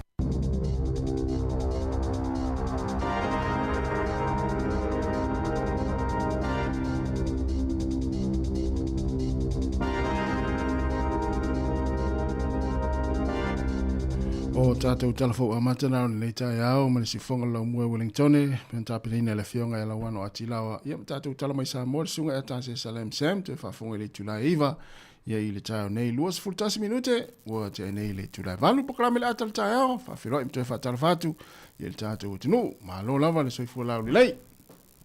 Ma lo lava tasi, ia, whawtaifo i le tātou utinu, o le mafuta mai pe le tautu ati ufonga le lau mua, ia te tonu, ia o loo solonga leia fofuanga le tai au ma tapenaina foi ona whanau ia onga me tau foi le whapispisi mai o le tai au iauala ia ono le ua matau na ngai le totele moli tamiti le onga manu ia onga le whanau le nei aso lo tele ma utou ia na ia o ila tau foi le o lo mafuta mai ngā ruenga ia manu ia ngā ruenga a matau le tai au fai fia tatu ngā ruenga au ni eise me ngā se le tai au le mana ia le tai au le eva mana ia tal whainga ruenga, i mana e futa al whea ruai. Ia, sao lei lava. E pe ia, e le tala vole le a lava lau se le ni whea ruai. A le lava, ia manu lo le whale. Ia, whamnatu koe nā mo le au whea ruai nei aso. Ia, lava lai tumu, ia le tanga, ia, mana ia, a lua lai ngau ngau, ia, whangau ngau ne le awala mo. Ngā rungo le aso. Ia ma wan fe wai. Lupu nea le ina wawe na umatatu tupir fe wai. Ma umatu en pensino ta avale le tai au. Ia fa pia net fialu, ele ia fa ina pia fa pia net fialu te asi isto ina matua, ma sta ma matua nai te fialu le tai au. Ia ma se fa lawa po le ase vaenga ino lui timu lu tal tal no ia so la lua o ngai Sāmoa. Ma tu le sia so te mana va tu le uli. Te me fanga lu ngai Wellington. Sa ula wafe I Kenneth Creek fe la fa tau. E ma tau I malista ma ama tau le uli po la tai le lua le tonu. Ma no se fo mo sole. Mo sole te loi. Ia fai me lan tala le ya. No sau le tai fa tau fa la fa le ti. Esa wa eva ya eva le la tale lu te le lua la tale tonu le ele u fa la le fa. Pa tu sole. Te o foli la we vanga le fa tali multi el to ai. Sa le la fa le tina le fa te rot mo fa la fa le breakfast. Ya, manuia le nei yaso I. Lunga matu te amata. O le ona po. Ia. Te le lo langa o esen mele o e no foi tasi ai. O le awala le ata to le Waspite Avenue. Ia. Le main road le polu. Pisi ona ita ma fenga luenga pol fenga la wala. Ia. Te le lo pena le mo na tangata na ina le pa o masini. Ia. Ia ala la te fa longo tu ai le so le pa o masini. Ia o ne tai o te sau ia. Wakilia uma ia cones ma me uma ia sa fela ola uma tua mana ia lunga toi fai fo ila nei mana nei po ia tau voi ona sa ita tau inga luenga fai nei tama ia le po ia wa Paulio se va nga mo ia ai le tilinta vale feo ia le po sa ile po le ma foi ona fai nga luenga tau le va vea nga luenga nei tama ili fai ngo fia fo inga luenga ai tatu ona sa ipa va pe le mo me se ila tau la talata inga luenga fai la wala e awala ta amilo na mo fasino me u ta to ia pe ai alu fola tu fo polo kala wala le po na mo ia ile ainga na te aru ia fa pe lo lo tu fo lo fale ia pe te sa fo lo fale I se va ngole te fia ia na sa o la polo ia sa e vili lo I se o ainga ma se fa na o le la mo I lo fale ona la polo kala wala le mo ia tangi milo pusi o ele le masal salo tanga tele mo no fa ta si le no fa tone la ia le le vaenga foi le fa'atustusa i le tau o tupe la foi Sāmoa. Ia. O le lau te manai foi le whailoa Mana ia. te tātou porokalame. O le tupe Sāmoa le na mai nei whaaliunga le i tā la whaiva. Ia o le rate lea, o le rate le whare tupe lea o le money transfer. O le sau te whasao atu o le tala. Peila alafo le ClickX lau tupe e tā lao no tasi. Tā lao no tasi sene. Ia alafo la isi whare tupe e ia le e ta o le wise le ngole si app na le fa ngala foi tu pe ta la lima fitu le rate le so ala fo le fa tu pe le ia le Westpac wala le Westpac sa mo ta la fa iva o le ANC ta la fa fitu se vai le a lu le sa mo ya o ma tu pa u wala ta le Westpac sa mo e fo ile se le po se le Westpac ANC ta la fa fitu o le ki le se ki wi bank sa mo le se PNC le se ASP Ja, o le mo lunga le ClickX. O le Western Union le na latu nei ai lunga siaki a le ua lunga fa me lock in. Ja, le lau talali ma fa le Western Union. Talali ma fa. Io na fe lolo. Ja, o le se vai tu stat fa tu pe ia o io lo winga la. O le ien se lava ia tara fa iva, ta nei ia. O le Pacific Easy Money. Talali matasi. Talali matasi. Ya, ole si o nanga ya na, tala li matasi ya le Pacific Easy Money.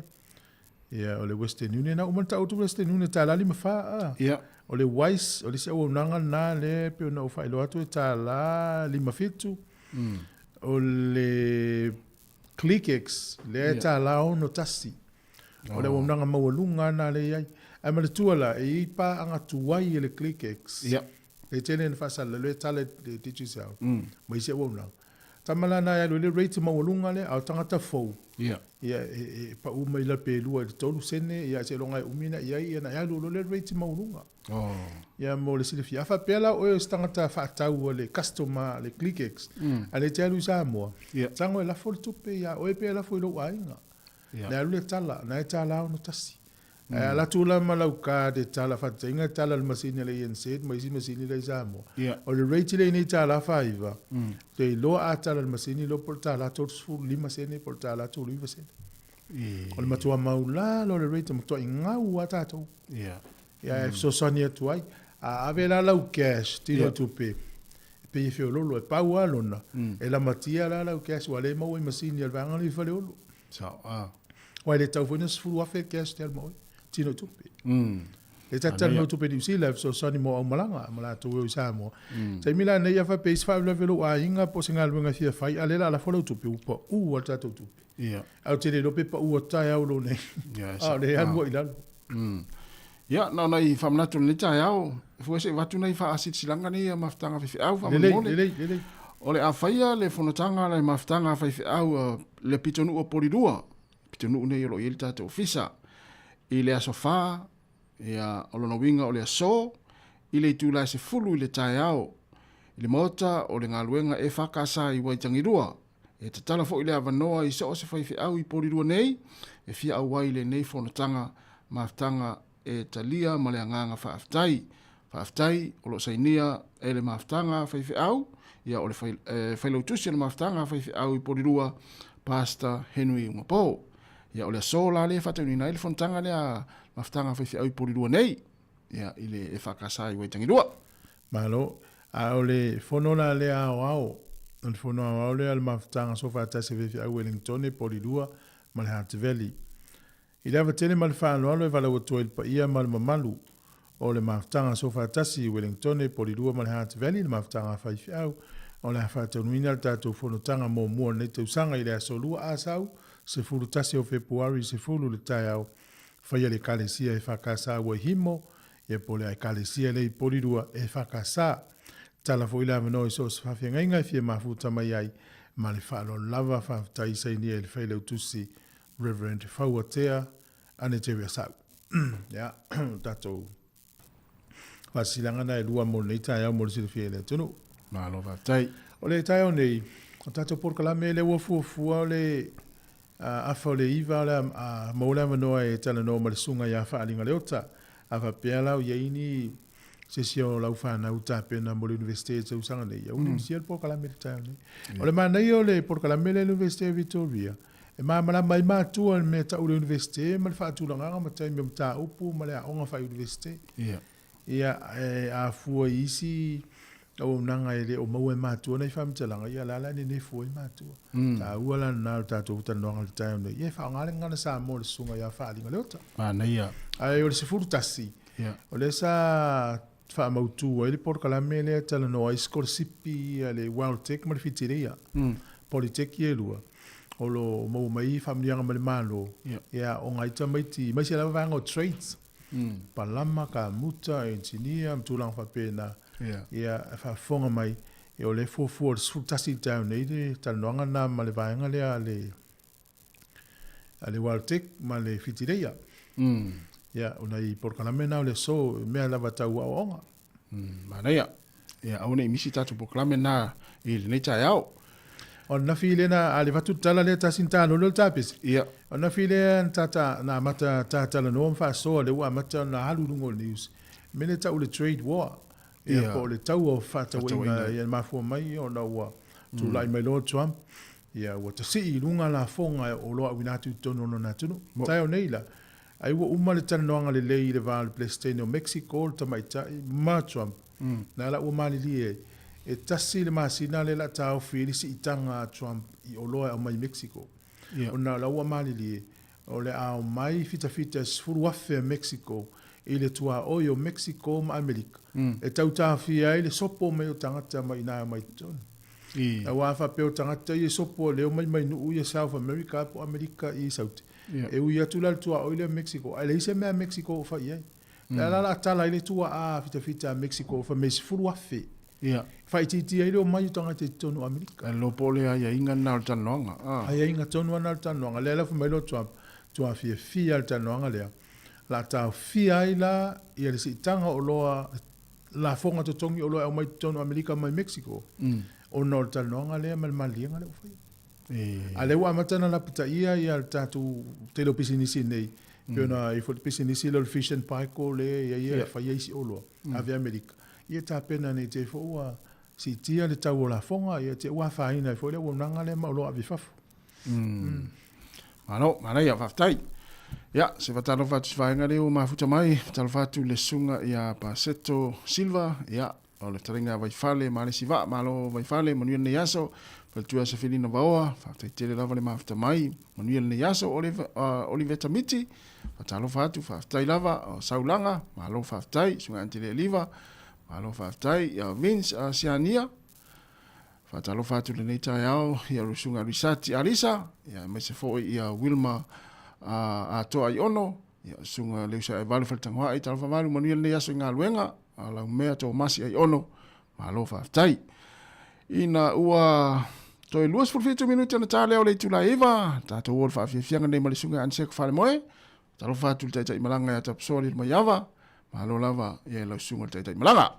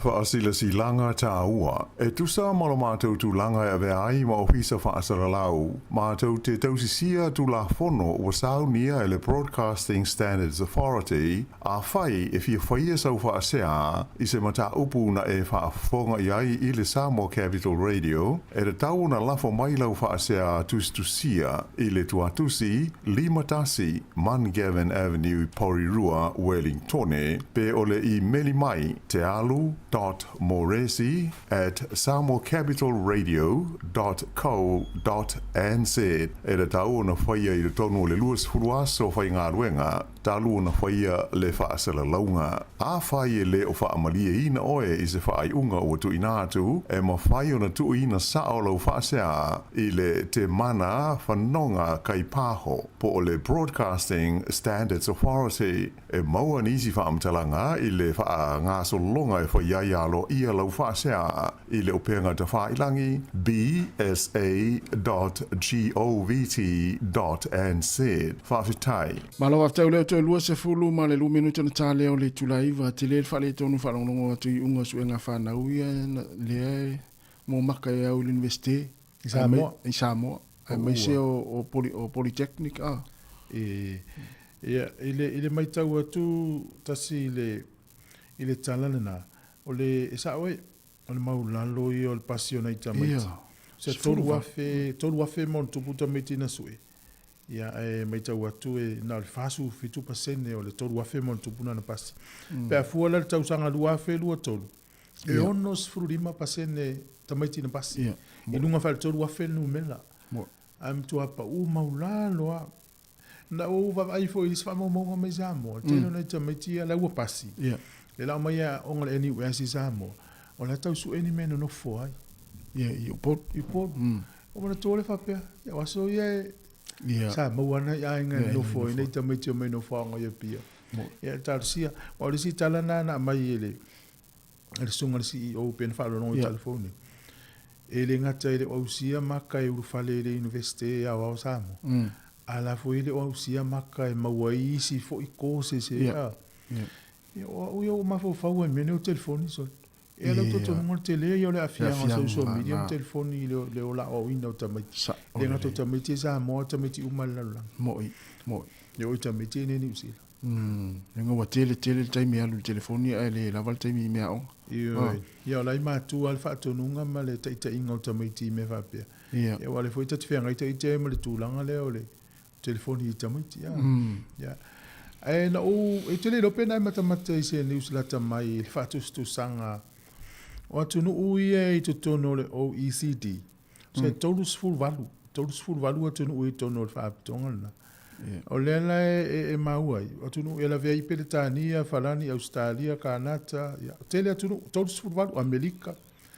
Maua lunga I o le tulanga pasi o tamaiti a onga le nuulea o Singapore.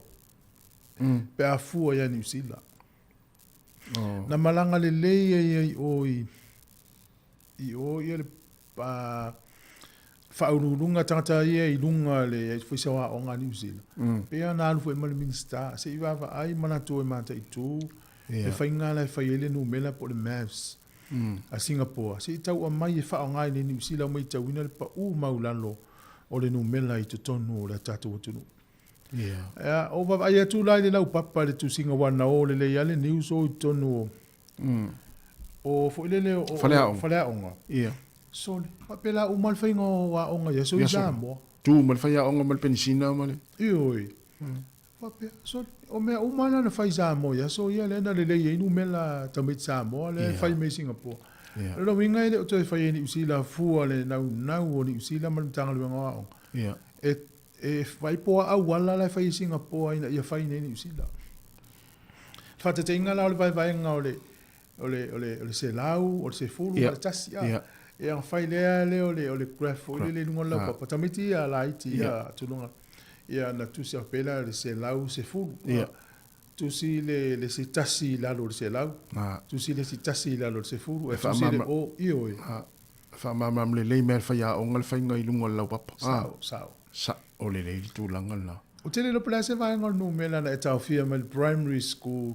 Leo o maritaimi nei o le te tau fia. Me whanau le square, iwa valutasi, ono niono tōru ono, Ia, moni. Ia tasi ngā vaenga tau fia mea, so launa lele whamamaina whaiaong.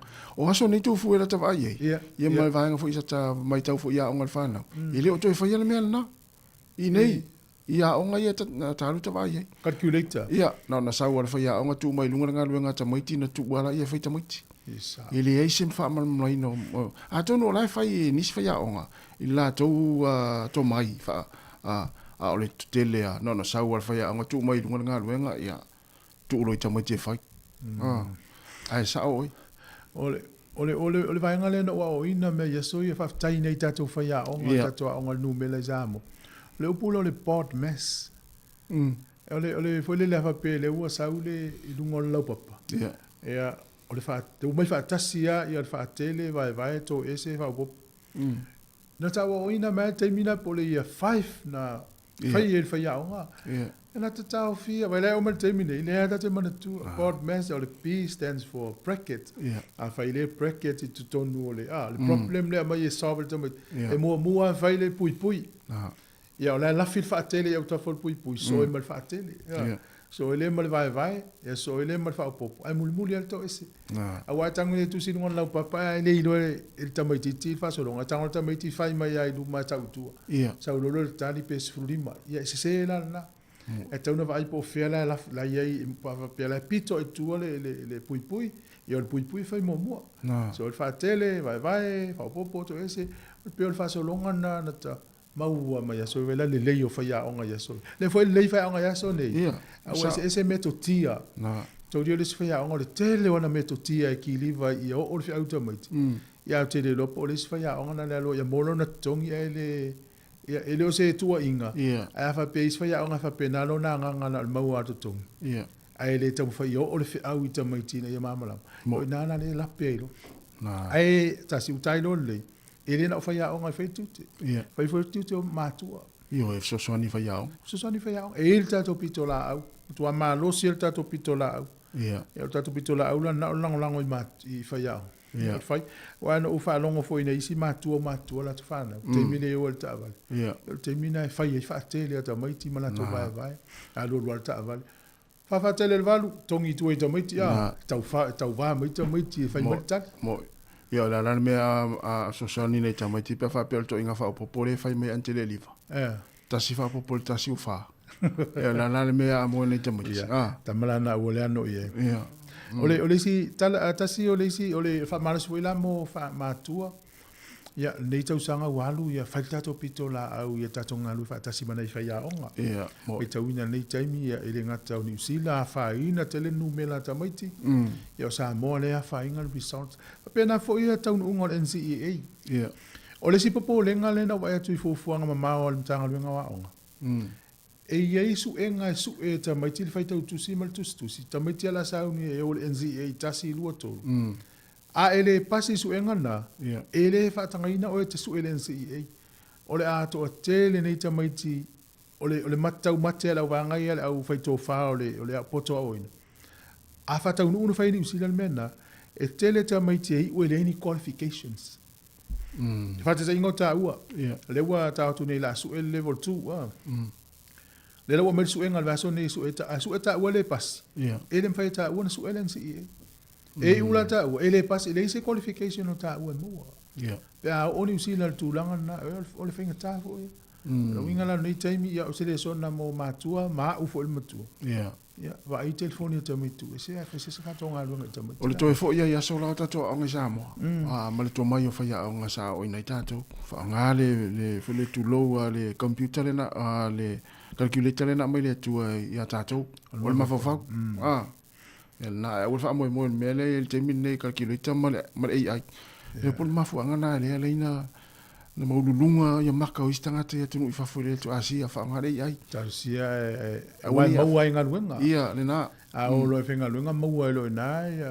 fa ton fitin fa yo te mi onga ia na o me tu ile va tu ia la va ngo actors ma actress le no fo tongi tupe po se universite e po fa ya on fa mo lunga pasio on ala to fa na ele na mau ala fa sala fa msino Pe mele tupi Sāmoa ina I mātua fo I le mautula ngā community Sāmoa. Yeah. Le fie nei mātua tausanga uma e maulunga mata ona tau whanau ai le maua ni amungo skol CPO I fiti. Yeah. Ai o whanau o le vanga le o talana le tatu fiola mai Sāmoa. Ia lau ape whanau ai mai. Ia ona I mātua I tau papalu mai tau whai mai. E maulunga maka. Ia langa whail māsani le mea. Ia no aturo le I atunu. Whail mai I atunu lai. Ia toi fo ila I Sāmoa. Ia na, ia peo nisi na wanga sa ta whaalongo na teimi le fie o mātua. O se whamanatu tasi. Ia. E iei se tina e lua sultau sanga sa whaile as whanau lana tama. O le mta upule na ave le corona whaile suenga. O ina I te puke, o lua na mta upule. Anga le whato asau tua ina ia, o se lapita inga mo tātou. E iei le masini na ta o le helium. Peise whangu kesi. E whiula I paluni, matua e velatu se whamoi moi. O kani paluni. Na fsili le oina whiula umana I paluni. E le masini na e whiula al paluni. O me lau tupu, ono folta ma whapasile, e ale sau tono le whangu, e ale luna ngutu. Ai lea. Na sui e leo na leo a. Tau leo sau leo wa whani wa. No foloti na ma kopi. Tu fole e luna ngutu. O te ila tangata wa le whamanatunga o le tasil tau sanga o le tamal fine. Fine le lusu tau sa. Pa ua le lalo le fine mauti e na. O le whamanatu mo tātou. A iei masini whaapea te wa. Ie watu e lau whanau. E whiula I paluni. Se whamoi moi. A wana I whanga tono le ngutu o tangata. E le anga le ea. Le ea no I sa. E whai mo le paluni a whiula o le paluni le ua puta. A mai a lau tango le tangata whaalu tono ia. Tau leo le ea le wala foai. Na. E no hinga pe fia tangata le la a whaina I le ea le paluni le na e whiula. Whate tainga. A mai se la le purumu le. Tangu tale na I whangaina. Ala umai le o whātou lua lima le o whātasi tātou tale noa. I le sosoani fo I a onga, I le se ngoa onga yaso la maso nei. Ia mana I whai a onga. O te ia le tale noa mai o stasi o uso fo I. Se whai a onga na sa le lei al whai ngō mato mea onga so ia. Mali usteine. Io e whapea tālo whai. Ia mana tua fo na whai a onga le mato wai taimi primary school. I le onga la le maths. O le ingirisi. O ese le o le onga le basic. O le whaavai o le ingirisi. Ma le numela ia soia nei whai au. Ia, le o whātou lua lima o whātasi. Pe aise vai ngatui whaaso mai ei. Ia, malau mai. Ia tātou tal no yaso la ia onga. Ia, wal tēnā o tātou ia mai mo mai e male le ontere rima. Whairo le ingirisi so le malolo. Ia, malau mai tātou numero nā tōrwa lima lua o whātasi. Si whonga la moe Wellington e. Tātou o sin whawhia fianga le vai foi. Ina o tō 10 minuti an tāle o le valu.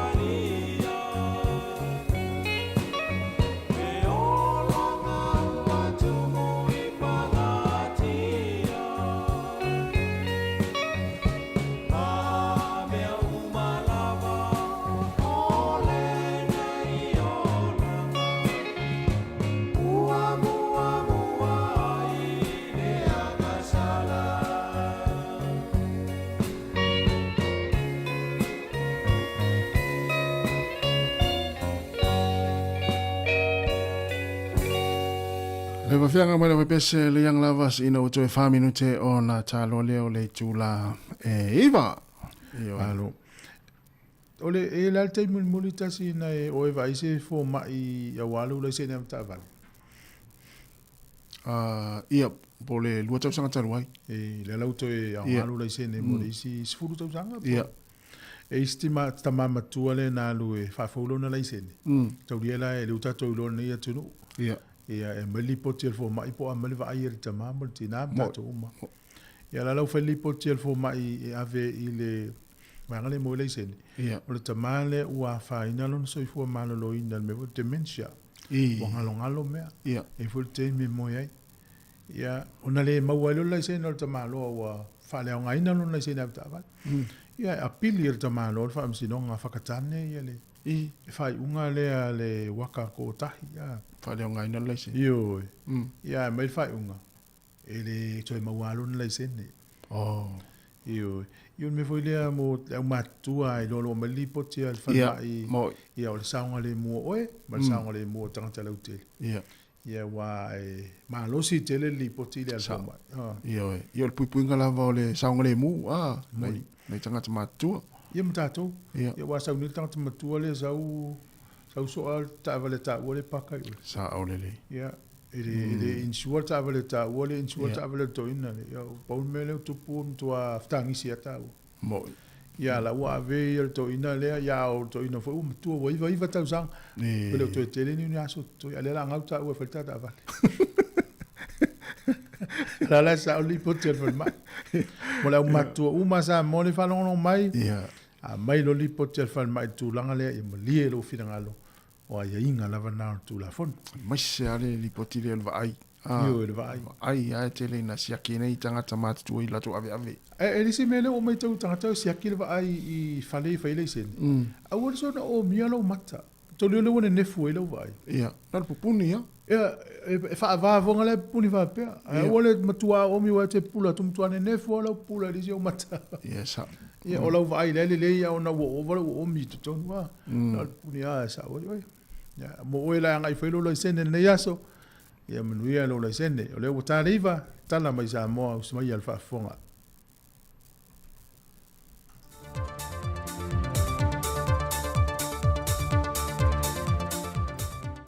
Fe lava te whatala whātu lo tātu o tunu o lisi fo i whao poponga le nei o tala fo mai Sāmoa e meo lo tutu puai o si mai ele whafonga. E le o se vainga le leile sila ale e ofisa sili o a onga ai au Chris Hazelman ia makal whanau i le tausanga sa whamaltolu le wānia mai i le tausanga ni nei suenga o le tausanga lua whilua sa whamalwha o toi palasi i lalo le sa 4.5% mai i le tausanga lua whi sa whamaltolu sai le ono sa 4.5% a o le ua wha sa 4.5% i le tausanga o mawai e le whailoa i ngā e au male au tu stala nei a wha i lo manino ai e tolu wa feiva se lau totu from le fitu alo mwhanau sa su e ngā le malo. Ai na o le afe 5 se lau luas from le tolu, na au sia maka e uru fale atu e le Universitea wao Sāmoa le nei tu sanga lua fe lua se fulma le lima. O tongi o tato primary, ia, wa iai le swinga. A slow progress, but it's a progress. Tato kodisi, ia, pēr no whai atu. Te le alenga ruenga, we have a lot of work that we have to do. O le whanoa noanga e a e au, o le isi tolu se lau fitu se fulo whanau e le ipasi. E whai o le lea watu I maka o le Universitea wao Sāmoa, ai leo au se fo I maka e uru whale inisio por kalame o loa o ina le Universite. O lo iei fo I whina ngalo wha li inisio mātua, e na ia toi sila tuto o le tausanga nei, pe leo le tu whaata singa o le tausanga se fulma le lua ma se fulma le tolu, leo ua iai lea swinga tele. E siria I le se fulma le tolu wa feta la le seleni, wa fo ina le teita I o le malo Papua New Guinea, e tawalatu le asosio na tangata o lo I Sāmoa, I le afio ango vai lele, e ala I lo latu tali malo I ona teitai, au iel fontanga malo le taupulenga I a Oktober tusanga o bavae, e le ngata o se anganga whaafta iatu I tāpenanga le afio anga, ai o se so tanga whapa anga le wa a mata a le se leni, e langulango suai le malo Papua New Guinea, I le afio anga inisio vaenga ia nga I le lumanai. O le se leni na fo ina e lua se fulwafe tāna kina, le na mawai le se leni, e se fulma le tolu wafe ono se lau fitu tāla ma le se fulma le lua sene. O se whaaftai mai suia le afio anga I le asosia tangata Papua New Guinea, e mai se leni pa le mia o si o lato watano, e le fe so swani tau se leni, ma le so tanga wawala nata whapa anga, ma le afio anga. Ua tau nuu le ono afe o tui o pui puinga o le wha mai o le talevivini po le whooping cough ilo tātou o tunu. E whesoa swani le tau fio fio le pepesi o le wha mai le teimi le nei, a na amata wha ala wilo mai a November le tau sanga o mawai, leo o mai o le wha mai lo tātou o tunu, se ia au sia le nei teimi. O le teimi mo mole o maua ile vaila a o le post-streets I Sāmoa, e le ngata o le talevivini, a iei maisi wha mai e le petia hai e le vaila au e tasi. Mai ele tolu se lau ono se fulma le tolu ngase na reportia ele mahota ngase lua verso taluai e to lua se fulma le wha ilanto wa wha maonia wa pesi ele siama. O wha naula lui fo le lima tausanga e se lau wala se fulma le wha ilanto wa pesia. E se mai ele se lau lua se fulma le wha o wha nau ilalo ifo o le te tausanga le mahatutua le wa fia. I wha maunga o le toa telo ilanto wa fio le atunu e mai I upolu, a na o le toa tasi o lo wha mawina mai sa mai I. Wasai niel wha matu I nātu o le vaenga o le se lau wafeta la, I wha lapo tonga tu ma oti le atunu. E le fionga le minista o tinamata mai tai a tina nu maang so tai mal komiti, o se vaenga viso swani mai le malo, mo wha lapo tonga o lo ngā lulue e una ia por kalame tau fiai, sa wanga e whasanga I tinamata mai tai. O ia whalapo tonga e au fiele Soul Talk Sāmoa, le Sāmoa Rejuvenant Youth Group, the Salvation Army Manelaka Pi Sāmoa. Na saini e foi Malaysi lua se la wafeta la, e whaamatu watu le whalapo tonga o le to manga moe popo ngā tia, e le ngato le tau si o alo mo whanau wa sāwa aina, ai o leuna ia peo por kalame whaalawi loa, e tinei ai sa wanga o loa a fiai tina matamai tai. O le fionga de minister langa aia tia I tu au tu funga, na ia whamalo si au ia whaalapo tonga, e aua le tuina le taulongolongo. Tui pēi lea tunu e ala ia lātou au onanga, e na ia maua pesa Sāmoa file mu, ma saunga le mu. O tala fōwia mai Sāmoa mo le ni aso, whamlia le tui ngā ruenga o le awhenga Yesu o tātou tunu, whasoi fōia.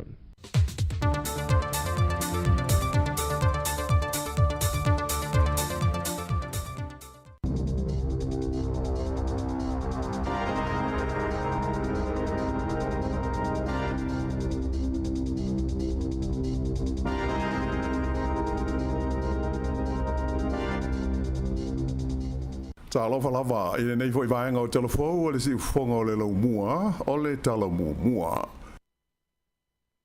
O le taua tau he whaataua inga le Palestine a Amerika ia Donald Trump, e o wala i se la fonga i 25% i o loa e whauru whale atu mai ka nata, Mexico whapea i Masaina, e mawhai ona te le se a whaina ai o loa nga o se New Zealand, pe a one i Natali atu ia i maisi atu nu o le lalolangi.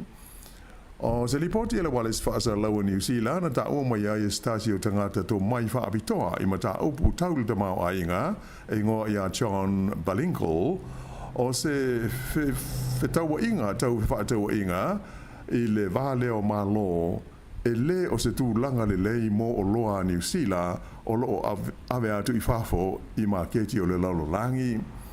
O lea ua uma o na whaailoa mai e Kanata, a e whaapea fo i Mexico a toa ai Masaina. O le a whaia fo i ni ala tau la fonga whaau popo i lunga o le tau o loa mai a Amerika, o loo whauru whale atu i o la tau maketi. E manatu la ua tau mai i nei mata upu, o le taimi e whaate tele ai fe tau inga nei whaale waho ma lo, e mauti no lava, o le a pa uai ma le fua o le tamau a inga po le TDP o le lalolangi. Mai o le winga moni o le atulanga e pa uai ma le tulanga mo mia o se o loa lama mai New Zealand e au wina atu i whafo. Whaalia e le Leo John Balinkle o se tulanga e whaapopole i nai i a mea ia wāli ali mai le nei taimi i tulanga ia tau fe whaataua inga i le wā o mālo. Ua whaalia mai e le teitai whono o le komiti whauwhautua a le WHO whaalapo tonga fo i le nei o le sefua maloloina le lalolangi e da tau ai tai o le lalolangi ona matuate e na malosi le mau whaamatalanga se male le sao o loo whaasara lawina nei e tusai o le soifua maloloina lau tele o le manatu o le lifo mai New Zealand nei o Sir Colin Tukitonga e whaatatau lea ini la fonga a le senatoa Amerika o Robert F. Kennedy, lea na ia wai e le o le misela lea na mali li waitanga te toa valus fulma le tolu i Sāmoa, i le taimi na pipisi ai lea whaama i Sāmoa i le tusanga i lua afe se fulu iwa. E pei ona si la fia o lea ua uma ona sāu noa whalawa i tele le whaatum sili o le soifua maloloina Sāmoa, le lifo mai profesa o Alec Ekeroma, mai ia wai e matua pepelo ma le sao la fonga nei le Leo Kennedy. Ai i se taluanga Sir Colin ma le wales whaasa laua New Zealand e tusai o le matau pule nei na ia whaali ai o le tiu te whai o tai o atunu uma le puia leo la tau tangata mai whaamatalanga le sao tau le soifua maloloina e whaasa lauina whala waitele mai lea taimi i lea taimi. Na ia ta wai e matua whaapopole na lava o ia i le mawhai e se tangata e ono o vea maulu o ngā luenga tau le soifua maloloina i le tono le United States o Amerika ona ia whaia ni la fonga pepelo malele sao ai e au noa masona popole i ai. O le lifo mai a Sir Colin Tukitonga o le teitei whono o le komiti whauwhautua le WHO mo le puipuinga o wha mai tu mau po wha mai e le VPC ia e ta ua non-communicable diseases. E iai ni ai inga fau o whailo mai e le whainga malo so whaatasi mo tangata o lo maua le benefiti le taimi nei. O lo o fia ai ia tuunga mai e inga fau le te tau leo na awaio i la tau ia i ni pol kalame whaale awa onga e ta i lima i tu lai le vai aso. O le whaaringa lo ia mai le malo e winga i le neimata upu na ta uai o tangata o lo suenga luenga e mana o mia o na awai ma whaatino ni ngā ioinga ai titi mai e tolu mo le sa ilinga o ni ngā luenga i le mai aso tasi mo le masina atoa o na toi li poti atua i lea ile mtanga luenga o le atina e lotele le Ministry of Social Development po le MSD. Ta o mai le minsta o le neimtanga luenga o Louise Upston o haia inga matutu unga fau nei o lo fua ina ia sanga wha le leia tidi ai ngā luenga whai male au nanga a lea matanga luenga. Wa iei fo imani aia inga e wha asala ina i la tau e le usita ia fuafuanga o se vaenga o le whainga e wha o ngā ina i mōli e fōringa o mōli awala po o le traffic light system a lea fo i ofisa tele o le mālo. O tangata uma o lo maua i le benefiti e a fia ai i le nei whainga fau ai maise o lātou o lo suenga luenga mai ai matatalau tele de tau o na lātou whaia. ta ua mai le tamaita I minsta o le mtanga luenga o le taimi o ai le tangata I le moli lanu mu ona mana o mia lo lea ona ia saunia ia ni fa mauninga o ana nga yo inga sa faia ina ia toe fo ia tuai I le tulanga o le moli lanu mea mata. Ua whaapau I lalo ele fa le tupe o le ASB le fua o le tului mo nisi o ana mo kesi pupu ia to tele tangata o lo whao ngā ina I le teimi nei.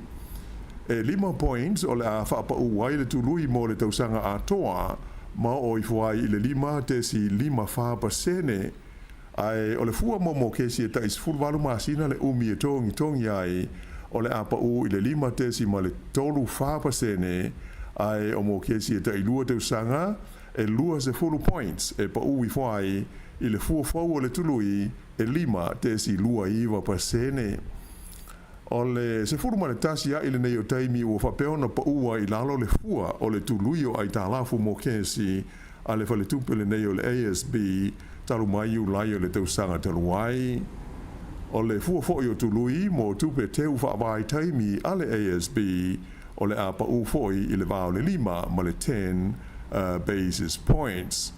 Ele ngata I le ASB ai ua whailo mai foi le fale tupe o le Kiwi Bank lantou o le aia foi ni swinga I le fua o le tului mo na teu ngā tupe whaavai taimi po term deposits e lua se fulu points ua pa uai I tului mo tupe teu mo le umi e ono masina ai 5% ua pa uai ia le tului mo te ngā tupe e ta I lua se lau aso le umi.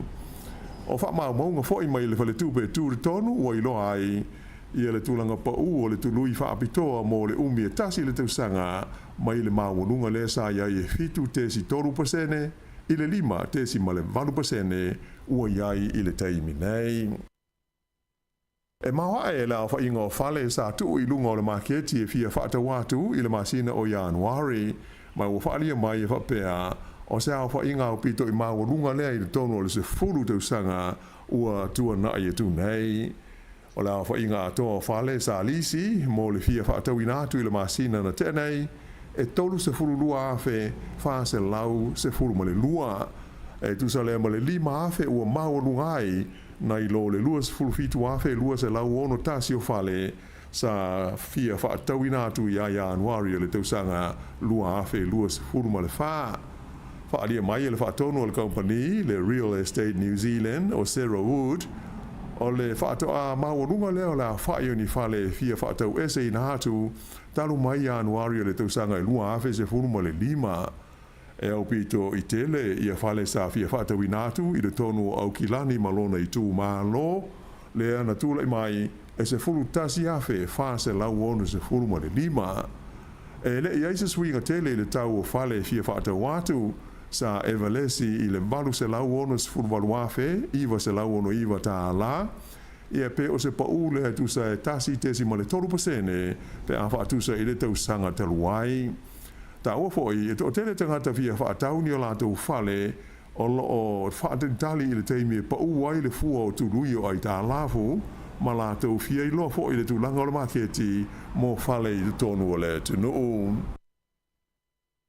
E ono afe la whai o ni tui pui pui e ta ua o le Boostrix vaccine mo le mai o le talevivini ua fua ina atu o le malo New Zealand ia Sāmoa e veso soani ai I le tautongo vitia o le pepesi ai o le talevivini I le taimi nei. O novema o le tausanga taluai lea na alo ia ai o na whailo mai el mtanga luenga le soifua malo no ina Sāmoa le pepesi ai o le talevivini le tonu o le tunu o se li poti le wale sfasa lau New Zealand na ta wai sa le maua mua e Sāmoa ia le vaila au po le tui pui pui le nei o le Boostrix vaccine le ua fua ina atu nei iai ele malo New Zealand mo pui pui ngā whaale tonu e au fiai ia mai e ta ua o le pertussis o le tetanus ato ai ma le diphtheria e o mai I la so lua se fulu o Januari ua atoa le tolu se lau ono se fulu tolu o le au whainga o mai o le talevivini I le tonu o Sāmoa whaalia mai e le mtanga luenga le soifua malonoi na o le se lau walu se fulu whao ia mai o ta maiti ia e lalo le 5 tausanga le mātua ai o leisi se lau lua se fulu tasi o tamaisi e lalo ifo le tasi le tausanga le matutua. I New Zealand e to tasi se tau mai titi pepe na umalo na ola ona o le televivini le analo ia no pepesi i New Zealand le whaai unga le tausanga ua mawai. Ai o se li poti le tamai nei mo le wha mai COVID-19 furuiwa i New Zealand sa whaai lo mai e le mtanga luenga le soifua malolo i na e tasi le afe fitu se lau se furuiwa le a whaai o mai fau na wha mawina i le vai aso le na whaai ui lau sa taruai. Mai le nei a whainga e se lau mara fitu tangata na mana o mia na tonga fitia i le tonu o whale mai ai to fitu i la tonu na mariri wai i le nā vai aso ona o le COVID se fulu maleiva. O lea o wha mauri mai e le li pāle mia ia Christopher Larkson o le atali malo le iwia Maori o le naitahu i a teia ia lātou sauninga e wha amanatu ai le whengainga o le waitangi i le stofi i le nuu o akaroa i le motu i saute. O le masina o Desema le sa whaalau i tele mai ia Larkson o le a le whaatasi atu o ia i sauninga wha amanatu o le whengainga i le malae i waitangi i le neitusanga ona o lona mana o e ta amilo isi tu o le turu e moli mawina lātou fo i sauninga o le whengainga. E le ngata il pāle mia ai o le awhaatasi e fo i sauninga ia i akaroa ma le kova na sili o New Zealand ia Dame Cindy Kiro le ua ia talia le wala au whaalo alo ale naitahu e whaatasi atu i ai. O le malae e ngo o le onuku i akaroa e whapea na sei ni ai mua i la sa tolu se furu me i le tausanga e afe valu se lau wha se furu le whengainga le nei o le waitangi. Ai o le tausanga ta si iwa valu le na foi ai i le lava foi malai o Maori le whaato e senga aloa ia le maloni sila i tangata naitahu ona o le tausisia o aia inga o le whengainga. O le solulu a tae au e amata ai o na whaatasia i le malai waitangi ta i tai o pati ma vaenga whai o malo mo tala noa ngalo ia tau i whai o malo a o lumana i aile sauninga wha amanatu i le vavao o le saininga o lea whengainga i le vao le malo New Zealand ma ta i tai o Maori. O le minsta o le ati na e Maori o tama potaka o le a whai masui o le pāle mia i le teimi o le pofiri i le sauninga. O lo ese manatu matao fio tangata i le a wai o le li pāle mia i le malai waitangi i le stofi e manatu nisi o le leifo i le a wai atu i ai o le pāle mia ai ta au fo nisi sa te taua o na whaatasi atu le pāle mia i le sauninga au tū le i le malai o le waitangi whailo mai le te fono o le whalapo tonga a le Waitangi National Trust o Peter T. Pene e le tau ona iai le pāle mia i Waitangi i lona tūlanga o ia o le taitai o le whainga mālo. O le asa whailo mai ai le pāle mia Christopher Larkson ua leo toe ma mau se taimi ai whaia loa lana malanga alo ia i le atunu o initia e pei ona sa fola ina mai aso o mamai. O se whaatasinga sa whaia le nu o kumeu i au kilani na whaali ai Larkson ua leo toe ma mau se taimi ai whaatau nuu i a lana polo misi sa whaia le taimi o whaatau sina o le pālota ina ia malanga i initia e sanga whaale leia le wāwhea loa ai o New Zealand ma lea atu nuu i le taimi e ave ai o ia ma taitai o le mālo. O lea sa uninga i le sa wha popo ina e tangata initia i le tonu o New Zealand e whaai longa i nai i le sauninga e ta ua o le Krishna Holy Festival ma e to tele tangata Asia sa whaatasi ai na to alu ai ma le pāle mia le main star leo o Mark Mitchell i lona tūlanga o ia o le main star fou o lanu mangangana ese i New Zealand. O le awha awau i le vai aso fou o na tapunia au wala au tu i le tonu o le lau mua i Wellingtone e pei ona ia i le whaiungo le vai aso na ma vai atu nei ma i le pō le sa whapea ai mo le pō na pō le asa whapea ona awhia ai le ala tele nume le tasi i le vale o Wellingtone ma Johnsonville. O le tele o ngā luenga i le tue fia whaale leia o ia awala o mafu ai i a fufuanga e whaatino ia ngā luenga i le pō. Mai o whaelo mai ai le ofisa o le pulenga o hala o whela o inga, le NZTA, e te tau ai le au waita wale o na fuafua le leife malanga inga, mai e wha o ngā nisi awala a o tapunia awala au tū ia i te tonu le lau mua. E a mata i la sa a sau nei la so iwa leo Februari o na tapunia le ala tele au tu po le motorway mai Wellington a ngai atu i mātū mō ngā ruenga i fia whaia i le toe whaataina o le ala tele i le vā leo le Caro Drive ma le Nauranga Interchange. E lima pōsa so e mō mia mō ia ngā ruenga e o atu lava i le stofi le aso sa fulu tolu o Februari e mai a fia i tamale e fia malanga ngā i mātū mai i Wellington. I nai tala mai whāwha o lo whaawo pēlo longa matautia i mātū sifo o au se tālia ona o le mamafa ma le malosi ai o timunga. Walapata i aita ngā te nonofo ai lea vāenga o le tunu ina ia sauni mo nisi tu langa whaale tonu e lama tia ai le soifua ma ono whaatama i ai whale ma isi mea o ngā. O vāenga o lo whaamalosi ai nei la pata inga o nuu tu matawhanga i le talawhatai i mātū sa sae o lo malo ia mai le mamafa ai peo timunga. Tō tasi le tangata lea ua maliwa i lo longa nei au stadia i leo sātanuai ai whaitau wafe le au whai o ista ngata i no whanga mawalalo ua whapea na whamalo sia ave sea mai o lātou whale mō lo lātou saunga le mū.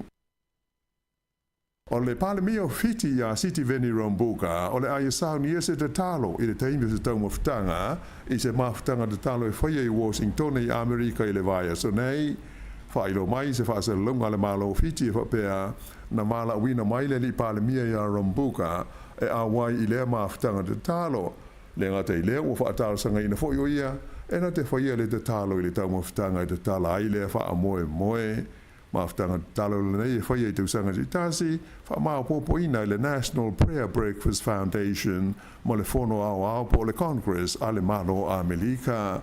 O le lipa le mia fiti a City Veni Rambuka sa ia whaalia talua i nei e na te langolango ina le li pele stena o Donald Trump ona o lona langolango ina malosi o le malo Israelu mai lo o ia tālusia e maua se ava noa e whailo e tuai i le li o Donald Trump o iei i Washington. E tā alonga i la kapili ki ua whaamauni mai le sainia leo se whengainga e ta alo ai mo le kalapu malosi e le Bulldogs i a stasio alo Sāmoa o lo ta alo i le leina i luma a le au o le Warriors. O ia lea o le taule lea o Sion Maiuu e luas fultasi tau sanga le matua o le ase atu nei e ta alo ai mo le Bulldogs i le tau sanga o le luafe luas fululima mai lua tau sanga le umi o rana kon karate o le kalapu le nei le Bulldogs i Australia e ta aloai i a stasio i alo Sāmoa o le li o Stephen Crichton. I la kapi iuni o le ua whailo mai le filfili o le alo Sāmoa i a Ari Savea e a vea makapete ni fau o le aula kapi o le Moana Pasifika a o sauni atu mo le amataina o le tamu sanga o le kapi Super Pasifika o le nei tau sanga o le nei alo le tunu ua iwa sifurufaa la wha inga o na ta longa mo le olopele ki a New Zealand mai ua se atu nei au kilani e ta pena ma sauni ai mo le amatalia o le tamu sanga o le nei tau sanga. Whai unga le nao telefou.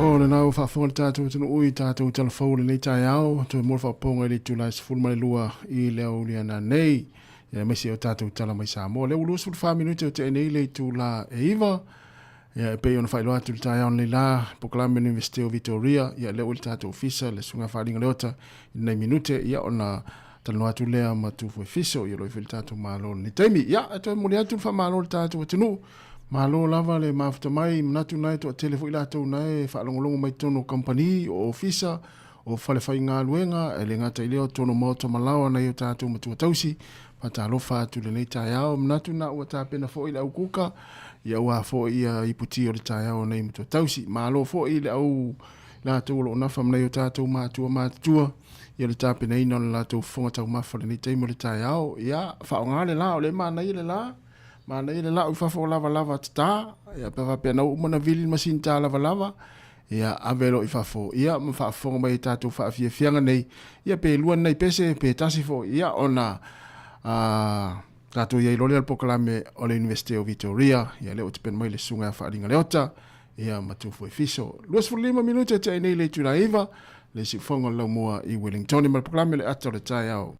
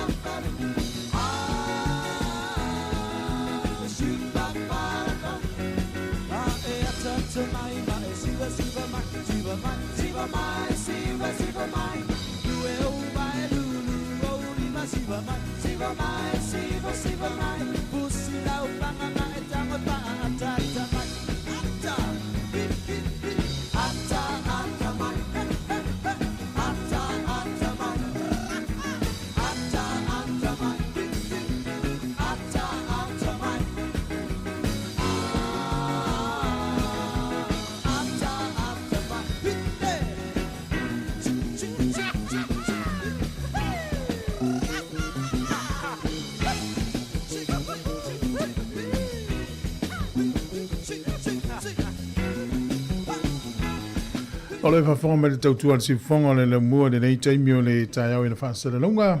A manona whawhtai por kalame le ata le tai au. O le taimi nei ia e whairo atu le ua maua lewa noa e tala nofo e mareuso e whaalinga le ota. Sui o le tatu universite ia mai Victoria usu me le whawhonga.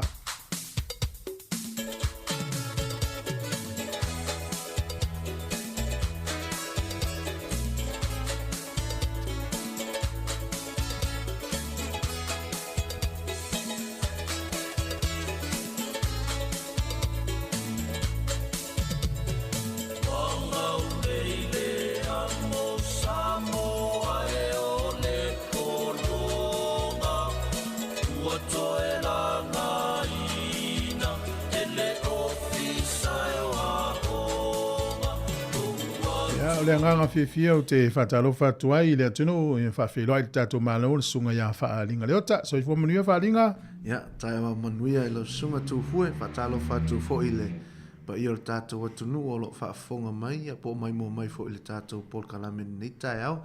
Talofa lava. Malo lava le so i fua manuia le tau sang fau? Ia, whapena fo i lo sunga. Malo lava. Ea, o mai lo sunga ni tai au? Ia, o lo manuia whaftai tu fue, ia, ta tonu o lo wa mata fui le tausanga ia i mea tau ngaluenga ia e mise fui o onga ia o kolisi ia o lo manuia lava mea umale alofo le atua ia e mise fui le tapo ingo si o tato watunu.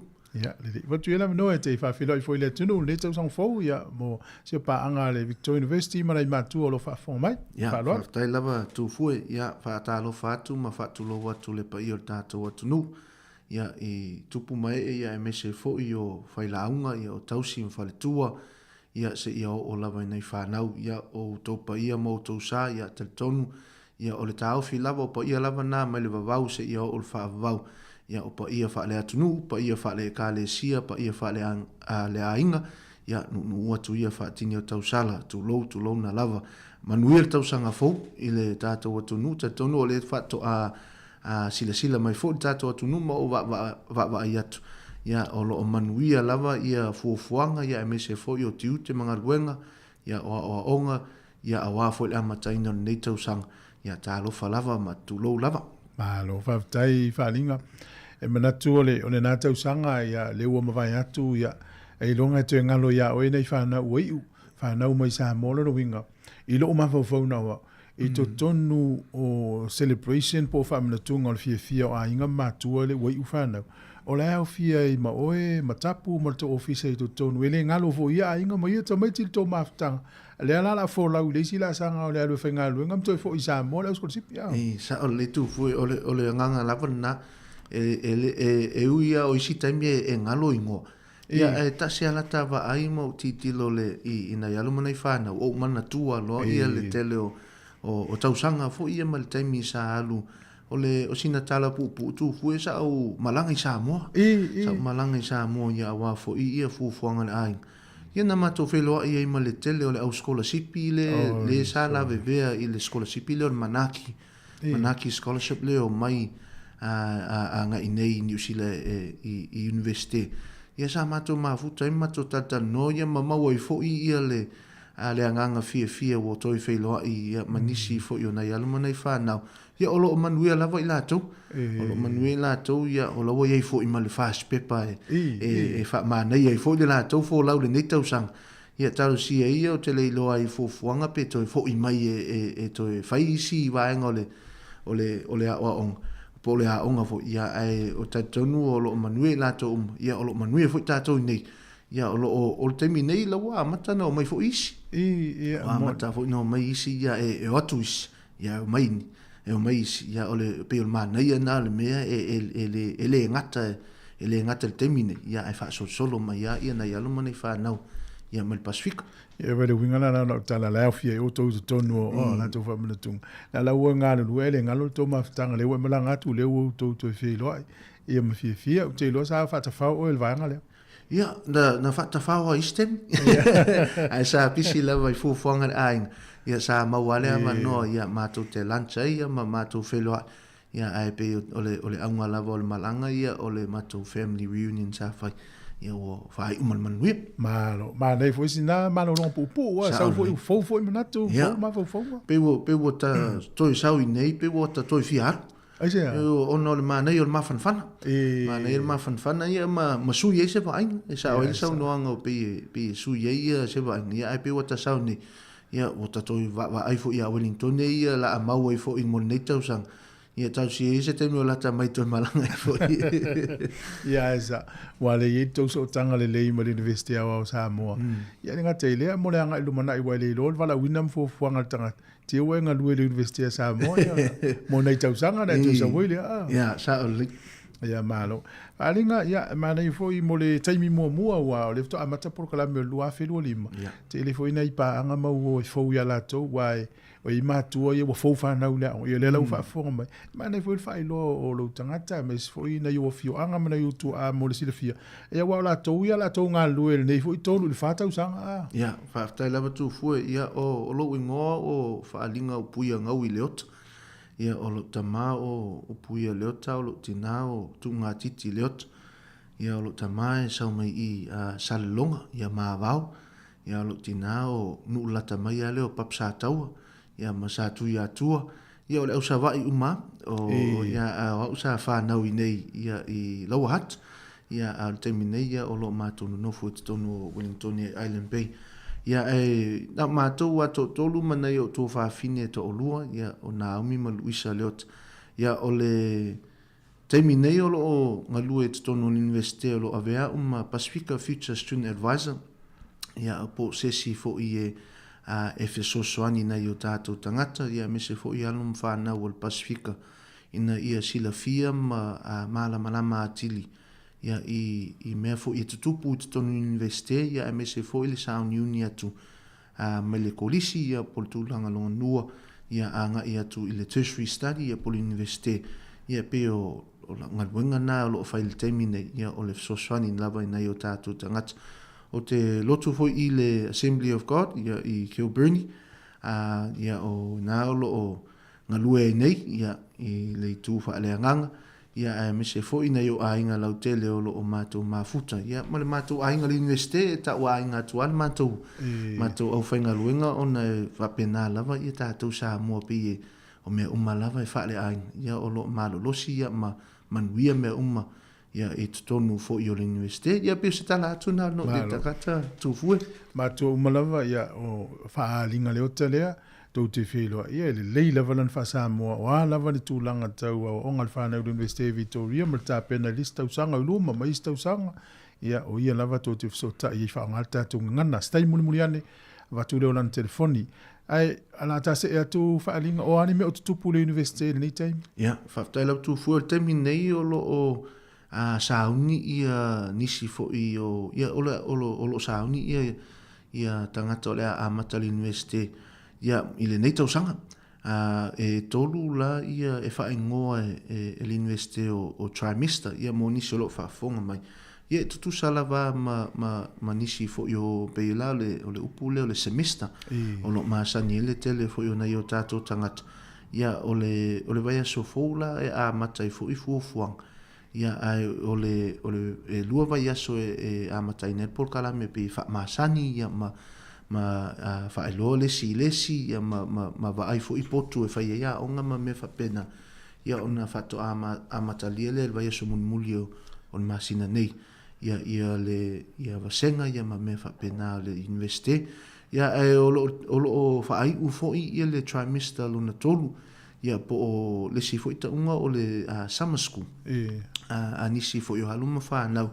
ia mo nei o tātou tangata mo le sila fia o le summer school po le trimester free e leo se vaenga e tatau ona e mana o mia ona whaia nei alu e le compulsory mo nei alu mo nei whanau e fili lava le tamaititi ia po tangata onga pe fia ave se summer school ia e te leo tangata pena le tasi le pepa e ave pe lua ona e na o le ono anga i le walu vai asu ia e vave ale le alu o le summer school ia o le taimi nei lawa a mata na whaai u summer school ia ai whailosina malo longa a nga ia tu lo le trimester 1 ia o le tausanga nei ia pe o le mena o lo tupu le taimi nei o le vaenga tā ua na tu fue o lo a nga ia i foi ia le universite ia ai o me tau ngaluenga ia na a mata ngaluenga le aso ono Januari ia e tau tāpena pena i foi ia le universite ia wa foi le urfale mai o nei tangata fo ia e mese fo inisi o loto e fo i mai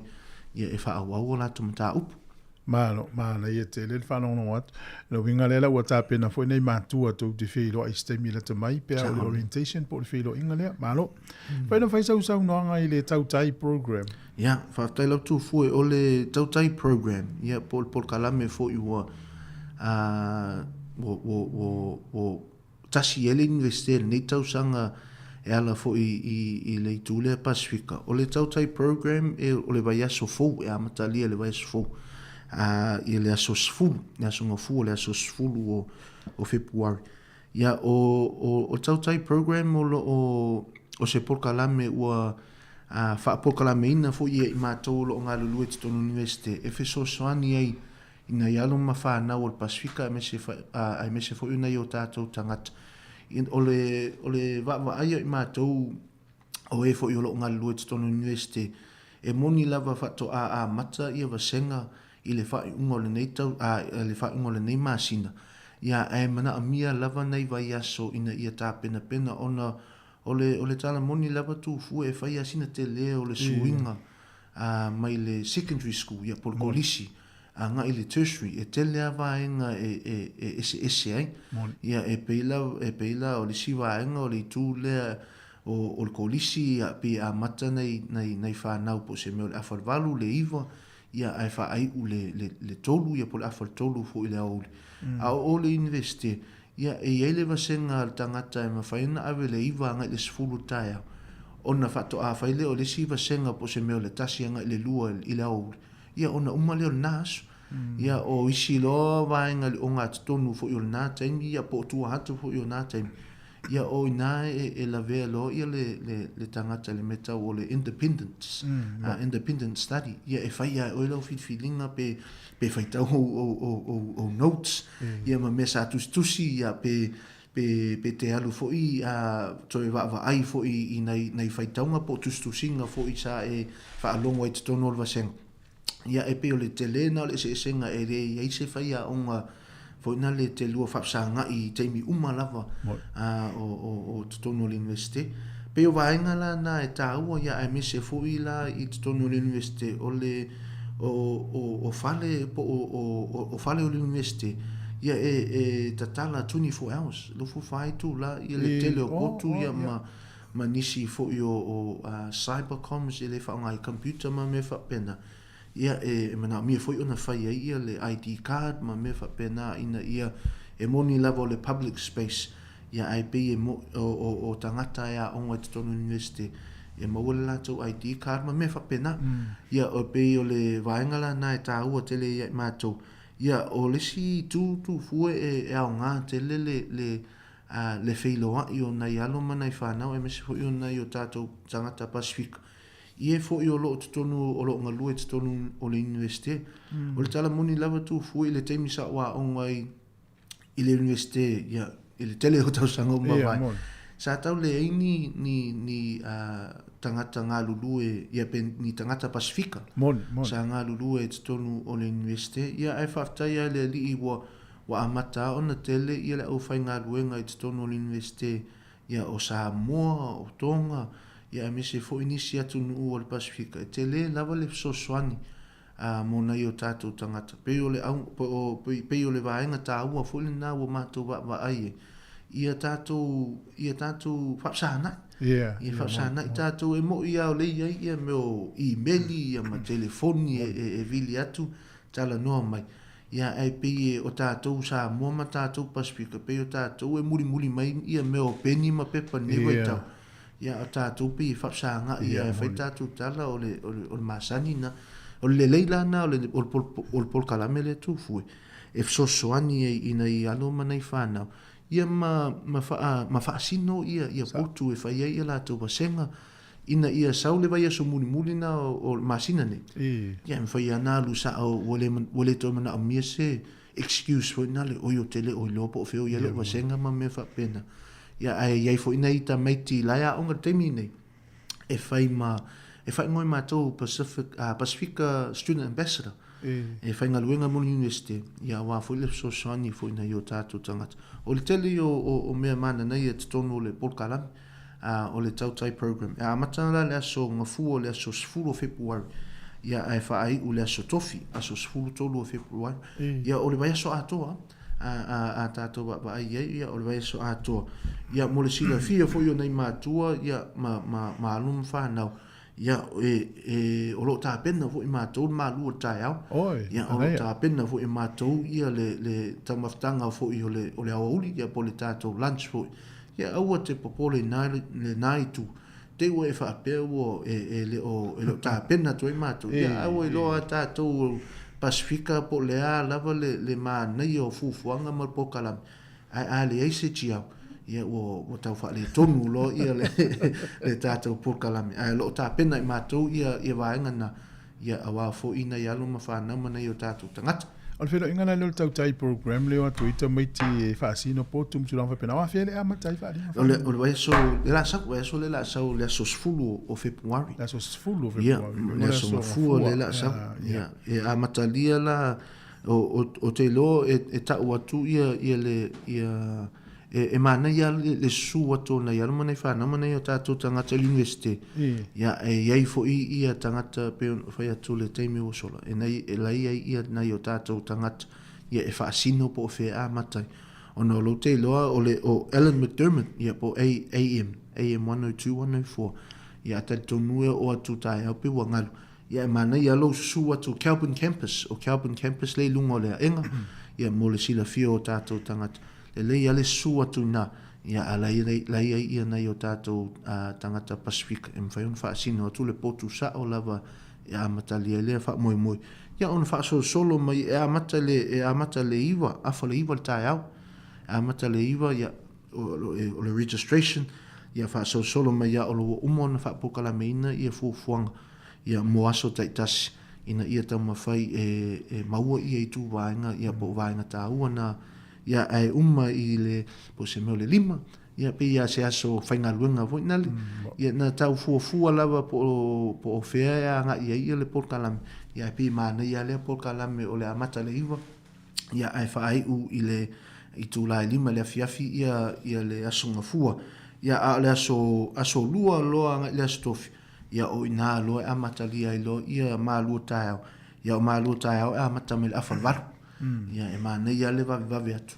ia ona whai ale o le iputi a tangata ia matausami ia ona whaasolo i leo o tātou polkalame o le whanona lawa i loa uma e tamaiti la ulwhare universite ia le polkalame nei ia sa o lava tūfui e talia la tau mātua o loo iai le vaenga tāua o le asolua e iai o tatonu o iai anei mātua e ngā lulue e iai le taimi lea o le sfulutasi i le taeao e iai le itulala o mona whaatatia whaapolkalame e whai se tali noanga ma nei mātua ia ona so atua ilea ma le lunch ia ai tatonu a whai e mawhai mona i o tātou mātua le whaisina wanoa e tātou mafuta mānei a tele ia ai ale ai ia tatonu lo iai fo inga luenga anei mātua i le aso ai peo le taimi nā wa umauna whaapolkalamein ia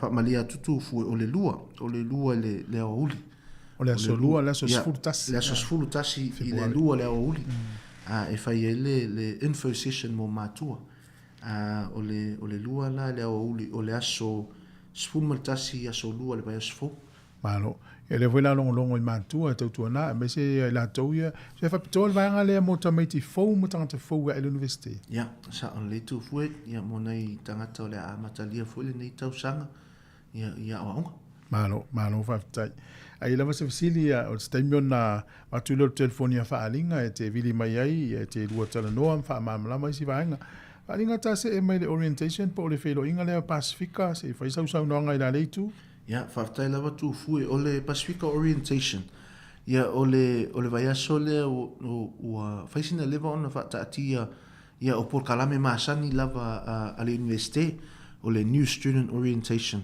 ia ai ona o le ua whaopopo ai fo ila ma le tautai program i le vai aso fau ia ona so atu le ma le New Student Orientation ia o polkalame maasani lava le universite e so soani ai na i o tātou tangata e iai fo ila le afiafi le aso ngafua ia o le aso sfulfitu ia o le awhatanu ina e fo ia le afiafi mo mātua ma ainga ta tonu o le mafua anga o le tele o na ialo manei whanau le i nei Wellington e lava ia e whaingo fia ia la tau ona o atu fo ia pesu atu i le New Student i le vaenga le o le tautai program ona o lai nei Wellington ia ai o nisi fo i o nei o tātou tangata ma ainga ia whatoa o mai le vai aso o le New Student Orientation ona o polkalame maasani o leva ona whatatia e le universite ai o polkalame le o le Pacifica Orientation pe e whaawau mai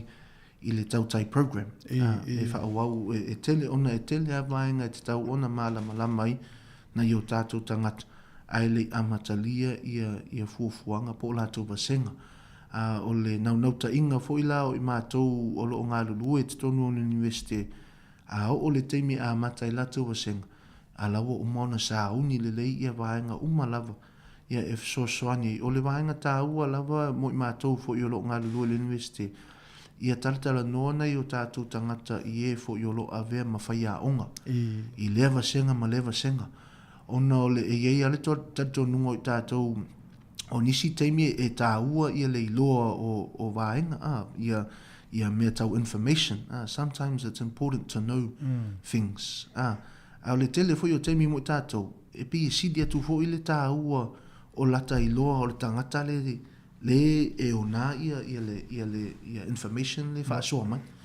e pe o le vaenga tā ua lana, e le ngata ia I loa ia tustusinga ia mawhaitaunga o loo whea ngai matangata. Ia lātou I loa fo I le vāo lātou man whai a onga. Ina ia a o la whataita inga tu fue a whai e yeise me tupu ia tātou ia vaenga tupu I soifuanga. Peila a whai mna miela malanga I le tunu nei po I whafofo. Ai le ia le lua vā ma le whai a onga. E me whai a onga e taltala no iai. E whai loa I wha malia atu lo sunga le whai a onga. O le ua iai sina mele ua tupu tono le mātou a inga. Ia e mana o mio na o awai iai. Ne I te I ua tuai atu le avatunga o lo mea onga. Ia ona nofo malama le o le whai a onga. Ia ona e alu leo o ia o lo e avea ma tamaititi fo I o le a onga. E te alu fo I fufuanga ia po whaalawelawe fo I le tele na tātou masani. Ia ona e susu atu le I le nāwai. Ia alawa o kei o lua ma le whai a onga ina ia a o lo te me e te toi fo I mai. Alawa malama le whai a onga I le mea tutupu. O le mena le tau fuafua tua ina ia le leile vā oema le whai a onga. Ina a ola I le solonga le lei I teimi uma. E le teimi e pi e malua I taia. Ia e fo teimi e pi e soua. Ia a o teimi e soua. Ia a naua nofo tā pena. Ia I le nā fo I tupe o peo vaenga tā una e la vea tutono le tautai. A la vea fo I tutono le orientation. Ia mona I o tātou tangata. Ia, mātua e fau, ia tamaiti ia e le universite, ma oe le tangata matua tu laulo pa ia pono mamalu. Tautua nālewa aso fau, le aso ngafua se fulu o le masina o Februari. Ia ma le aso fitu, wha solo I tua I le aso lusu tasi o Februari. Ia o le vai aso la, le aso lea mauna tua, vai aso nailua. Le i le tautai program, ia ma le orientation. Ia e whiloa, i o tō ma leo whenga luenga sunga whaalinga, ma whai a onga. Tā ua ia o lo tau suatu. O le si benefiti o tātou mātua, haifua. Whaalinga, e le ngata o mātua I nei, ma whanau o malanga me Sāmoa. O le uta o tele o tau Sāmoa, ma whaina tau tala ringa ngana. Pe afua nei sta mati le askol si pisi atunu o lalangi, ia, o tuna pālangi mtangata SS. Ia, o le uta o whaatali atu, tu sa o tau le tali mālo, ia lato. Sa o le tu fui, o le nau ta inga nā mo I mātou, ia o lo ngal ngo e tonu o l'investe, ia tama whai whaolola pe tātou ngangana. Whaolola pe tātou ngangana. Ia, ina ia sosoani e fo ina I o tātou mātua. E le leia e pe o le mauana o tātou, a le leia le vā o le au ngā lulue, ia ma tamaiti a onga. Mānanyo. A le lei fo ila le vā o e o lo whainga luenga tonu investe, ma mātua o lo lango mai. Ia lango mai nei mātua I whale ma mauta. Lango atu mātou te tono investe. Tu whaatasi. Ia ona mawelea se soani mona I alo mana I whanau. Mana I o tātou tangata. Ai pe o nau ta inga nā o le e whapsota I mai po le alawa se fesili o fia malama nei mātua. Paulawa o le atu fue ona o fufuanga investe ia ma policy fo I o mona whaatatia. E le ma whai ona mātou whailo atu nei mātua. Ia lātou grades ia po o le whai unga fo I o lātou tama whainga. O le mea lava nā ona o policy o mona whaatatia. Ia o le mea lava nā e te tala noa o le matua tūlou. Ia nei o tātou mātua o lo whaafonga mai. Ia pe o le mea lava nā e te tala noa lava oe inai Siawalu. Ia ona whailo atu le. Ia e le mawhai una mātou. O sesi lava mea. Ia o whele tūlea po o a onga pe le ai. Ia siona tama. Ia e whaamalia atu tātou atu. E le mawhai ona o whailo. E le mawhai mātou na whailo atu. Ia o le mea lava nā e tu atu. Ia ina I o tātou. A inga lo whaafonga e tātara noa I la tau mana I alo mana I whanau. Ia vaenga li mate te ina iau tō whainga luenga. I whaina tō sopo atu I disi vaenga. Ia I disi vaenga o te toi wharinga. Ia mani whamanianga o le amtanga o le tausanga. Ia whaftai lau tū fueta tonu o le vaenga muli lava o le Pacifica Festival. O le Pacifica Festival e whaatau nuina le aso whareile, le aso lusful matasi e whaai uaila I le New Student Orientation. Ia o le Pacifica Festival o le a whatanuina ia e iai ia whawhiawhianga pa Pacifica ia o lo o iai fo ia stores ia po o whaleainga fo ia nei o tātou tangata ia ma mea e tele tā whao ai ia nei alo mana I whanau ia e whaai ua le nā le nei fo I taimi le la tātou alo atu iai e ala fo I le sauni atu mo university ia o le asolos fulu matasi e a mata le sfulu I le tai au ia ona fa solo atu ale ia so mai tala mai au a fai o su e fo I sau lunch le na aso ia o lo ava no tele lava ia kuka mana na ia le la fa tau ia fa tau ia fa tau ai le tongo fi ia o le tele o mea mana na ia le la fa ai o fo ia le orientation week ia o le Pacifica Festival a mata le tu la sfulu ia ta tonua e o atua isi le taitaina ta sfulu ia o mana o miese me inu le titaia ia ta tonu e fu se taimi e ma fai ona fa o atua ia ai o le Pacifica Festival ia e amatalia I le na fo ia so lusu matasi ia e fai lava o University Calvin Campus Victoria University Calvin Campus ia mo tangata uma lava ele na tangata le university ia e tala mo tangata uma lava ia te tonu ia fale ainga mai nei porua fale ainga mai lo hati ia me se foi o le city level ia la tatou faatasi ai le naso ia ma tatou fia ai o le aso na ile la sa nei le aso valu o le afa tonu ina foi le Wellington Pacifica Festival I Waitangi Park e foi tau fale e foi matou fale na ia fai te fia tal noma fia malam lama atili ia I mea tono le university ia o te iai nā mai le sfululua o le sfululua a mata a nga I le ono le afiafi ia fai a te fia ta whao atu tal noa ia mata fo I whaafifianga o le Pacific ia sua tu tala atua au ia tātou mafuta le asto na I le asau nei ia peo nei vaenga tā ua nā tu fu e fia whai lo atu ia lelei whaafitai tele sanga iane ai o le tai I lausunga mese lau tau whainga luenga ia wafule tau tuaina nei o tātou whanau Pasifika whanau Sāmoa ia eise si vaenga mule tono whaanga whaalinga tātou toi tano fo I se sport kala me le masina fau pe aulia ia whaafitai lava tu fue mole atu foi alo whaanga ia le pai o tātou atunu lau whaafonga mai mo mai fo tātou por kalam tal tonu ia o le amataina fo I leo le nei tau sanga o le naunau ta inga ia mo le sila fio tātou atunu ia whai tātou por kalam I le amatanga o masina ia ona whaeloa atu leo o mea umalava o lo tutupu I tonu o le university ia I le amatanga o le masina ia mo le sila fia fo ina ia sao niuni ia inisi vaenga tā ua ia awa fo I le anga ia tu le university ia e moli atolo whaanga ia seo mātou e kālesia ia e mese fo seo mātou a inga ia o lo tapua I mai e mese le pa I o le atunu na ia tātou mātua ia o lo whaia le whaiva o le tapua ia awa fo ia whaiva o tātou umalava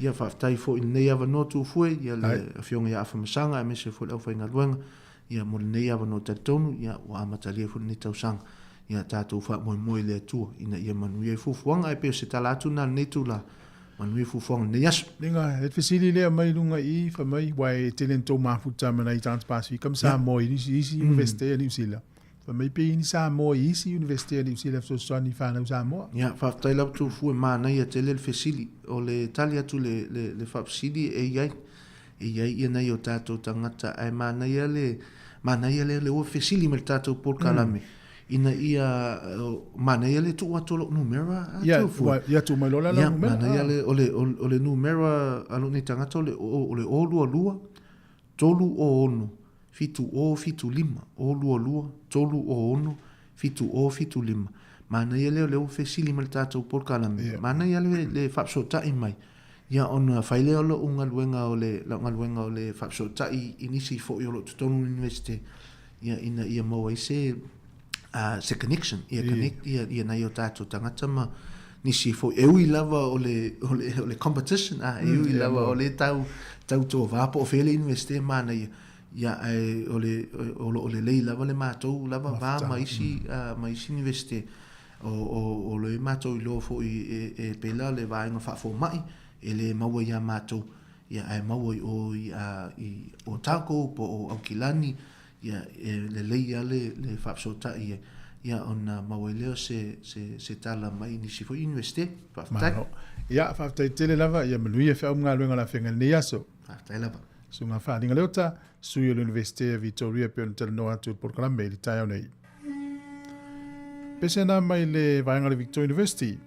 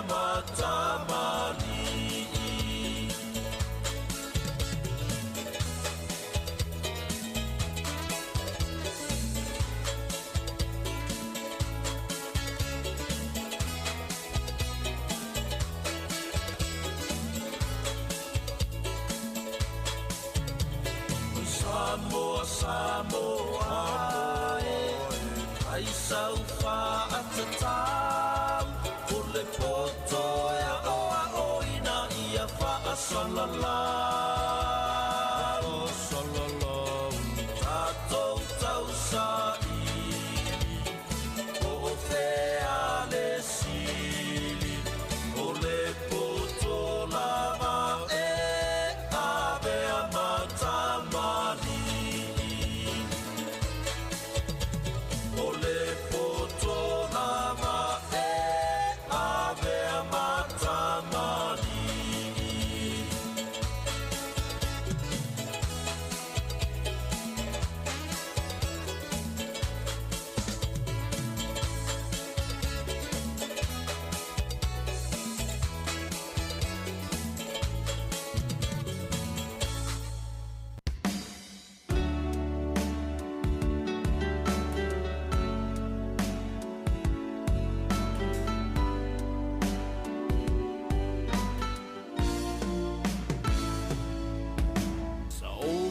Tali il tele o aso Sao no fe matatalo Ei ai se taimi Sao se aso E fa tau nu ai O lo manao I se fai fua mai le atua I tiu te mawhai wai a fua fua O ana mea lofa Nā mo i taua A ole wha maoni E sili o na taua E le atua e Pa manu i a mai Taleni ua maua Wa e poai mai O whaamanuianga E malino ai o la uwa ai Te whaamaoni I ngā luenga uma o te whai O te whaamoe moe I le māgosi e te au mai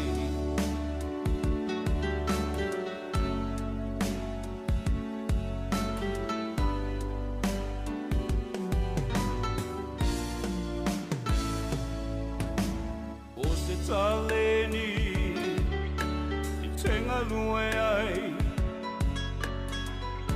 Ngā lue malosi au Ale wha vai vai Te taimi le lumanai O le afua mai Lou wha maoni E te manui ai Aua e te whiu Mea whaingata Awa e te wha alongo longo tinga Malue puno ai E tau i e taua A ole wha maoni E sili o na taua E lea tua e Pa manui a mai Taleni ua maua Wa e poai mai O whaamanuianga E malino ai o la uwa ai Te whaamaoni I ngā luenga uma o te whai O te whaamoe moe I le māgosi e te au mai E lea tua e Manuia mai I taleni ua maua Wa e poai mai O whaamanuianga E malino ai o la uwa ai Te whaamaoni I ngā luenga uma o te whai O te whaamoe moe I le māgosi e te au mai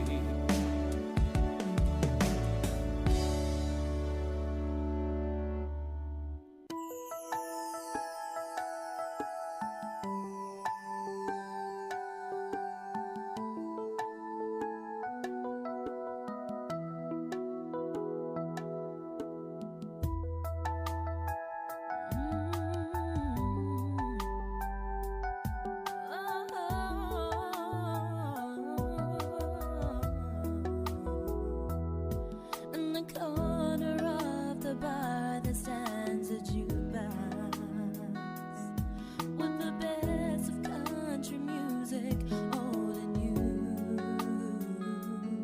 You can hear your 5 selections for a quarter, and somebody else's songs when yours are through. I got good Kentucky.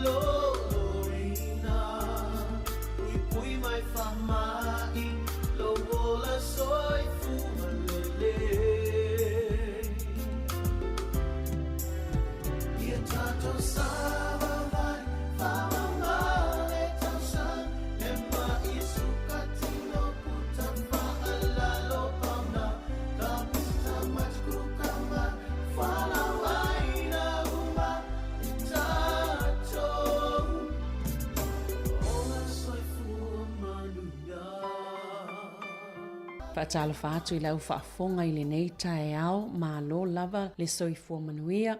O se tasi le nei o vaenga o tātou po kalami o le soifua ma lo loina, ma o le amatu tala no atu. I le nei tae ao, ma sunga ia lino nanai, ma Wendy Scott o le au aunanga le waka atawhanga. E tāua te le mta upo la whaatala no aina I le nei tae ao, o le mata upo lea I tui pui pui. O le nei whaatala noanga, ia o lo o mwhaiona whai e lunga o le telefoni. Talofa lava, good morning Linan, ma Wendy. Talofa sunga Sabrina, talofa po pa ia maulunga o lo o so o kisa, talofa po ia malu Sāmoa, sa mama tina matua, ia pa ia maulunga la silasi o Sāmoa poso, malo so I fu manuia manlangi mama, talofa lava, o lo ingoa o Wendy Scott. Talofa, how are you Wendy? Good, thank you, Malo. It's a pleasure to host you today. Linan has previously appeared on radio, but Wendy, could you please explain your role briefly? Yes, I'm the service coordinator, 0.5 for Waka Atawhanga Pacific Nursing Service, co-service leader, and I also work on the floor as an RN and also work in the vaccination clinic with Lena. Malo whaftai.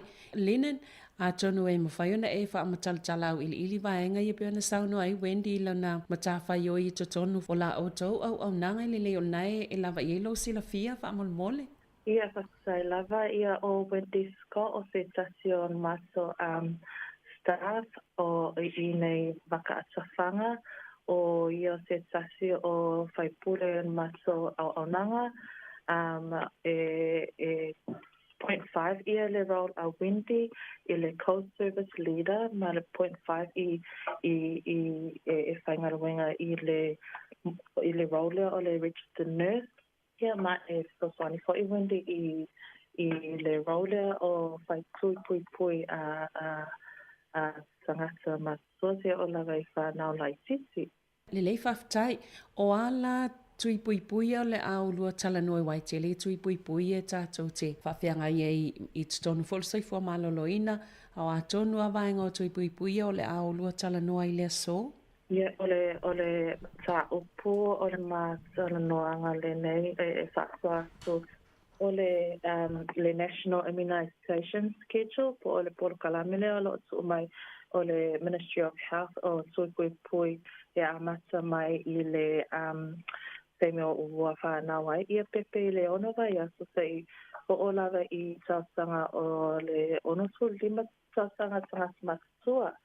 Ma o loo whamawhawhaina I le sanonoanga whakwa atu le nei taia o le tausanga ia tulu tasi ma tulu lua tausanga po le year 7 ma le year 8 o tupui pui ia o loo whai ia onga ma le MMA o le misela le mumps ma le rubella ia tupui pui ia o loo mawe le sulu masina ma le sulu masina o tamaiti ia whapea po I ma le COVID ma le flu.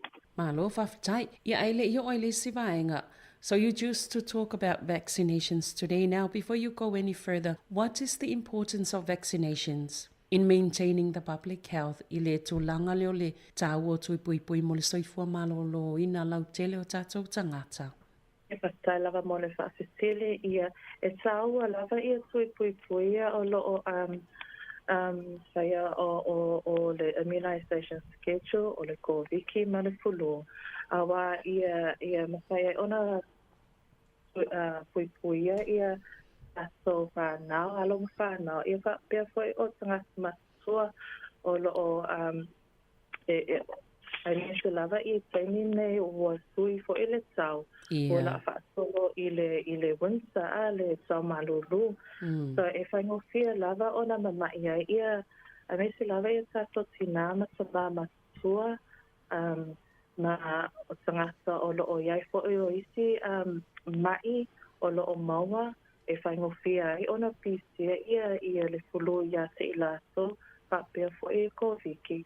Ia e o lava I tamaiti la iti, e whanau la iti, o tere lava ia whaamai o loo pisia. E le lava le pui pui ia sanga le muai, ia soifu malolo ina. Ko tato atangasa Pasifika.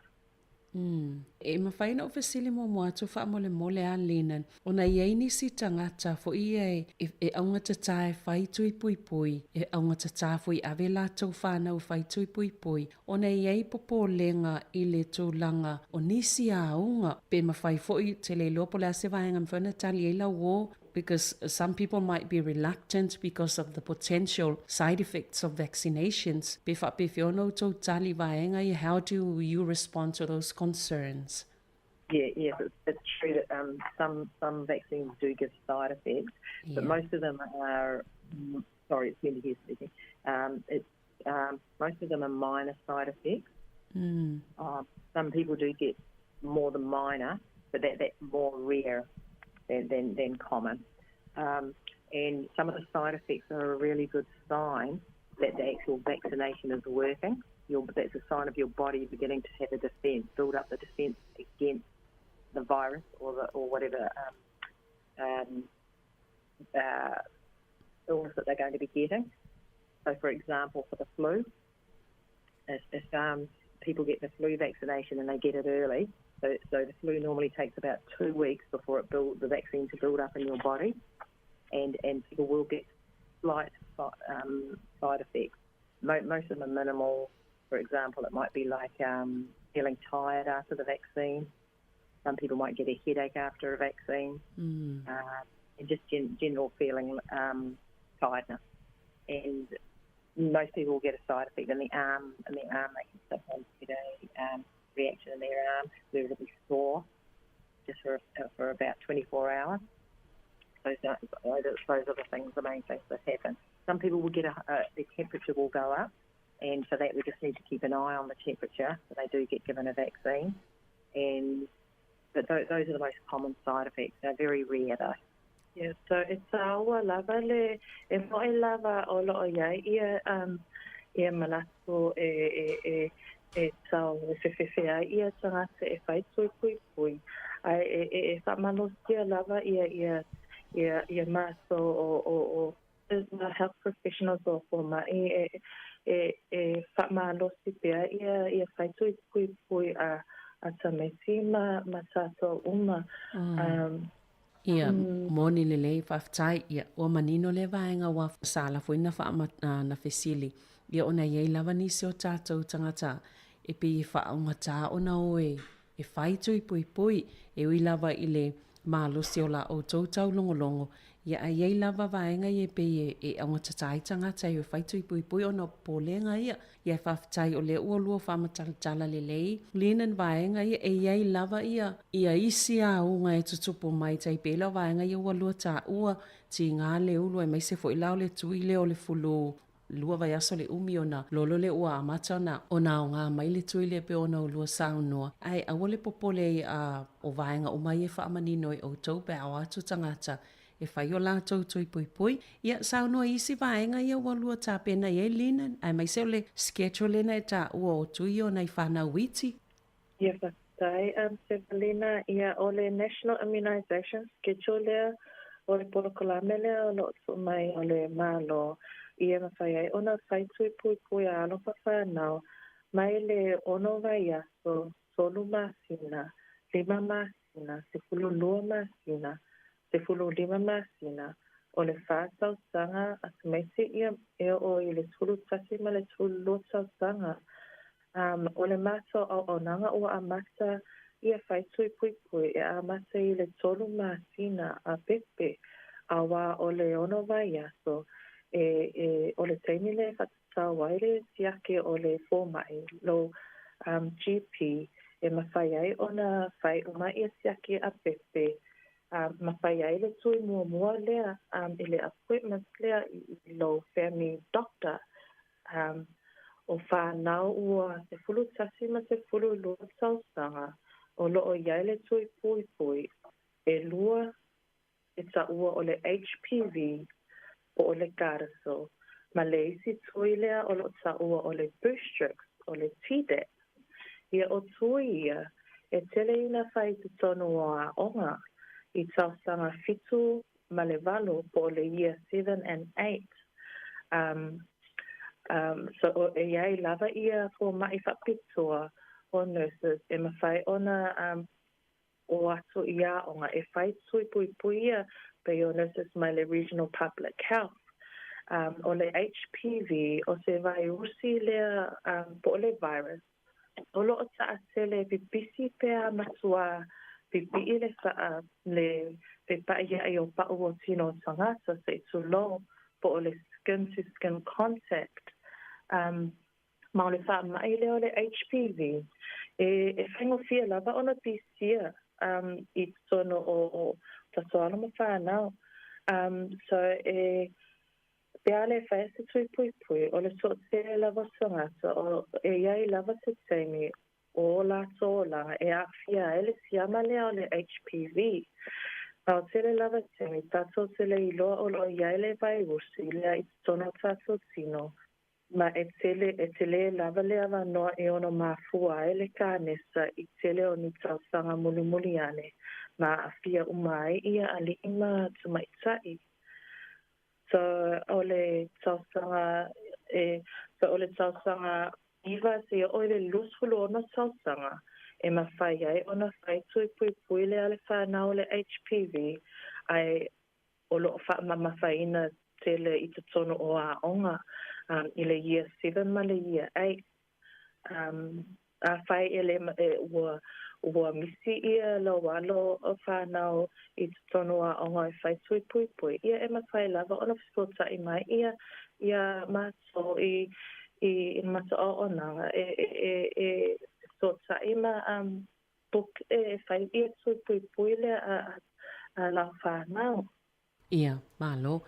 E iai se whaatanganga e mo mia mai mātua mo tamaiti nei pe a whai tui pui pui.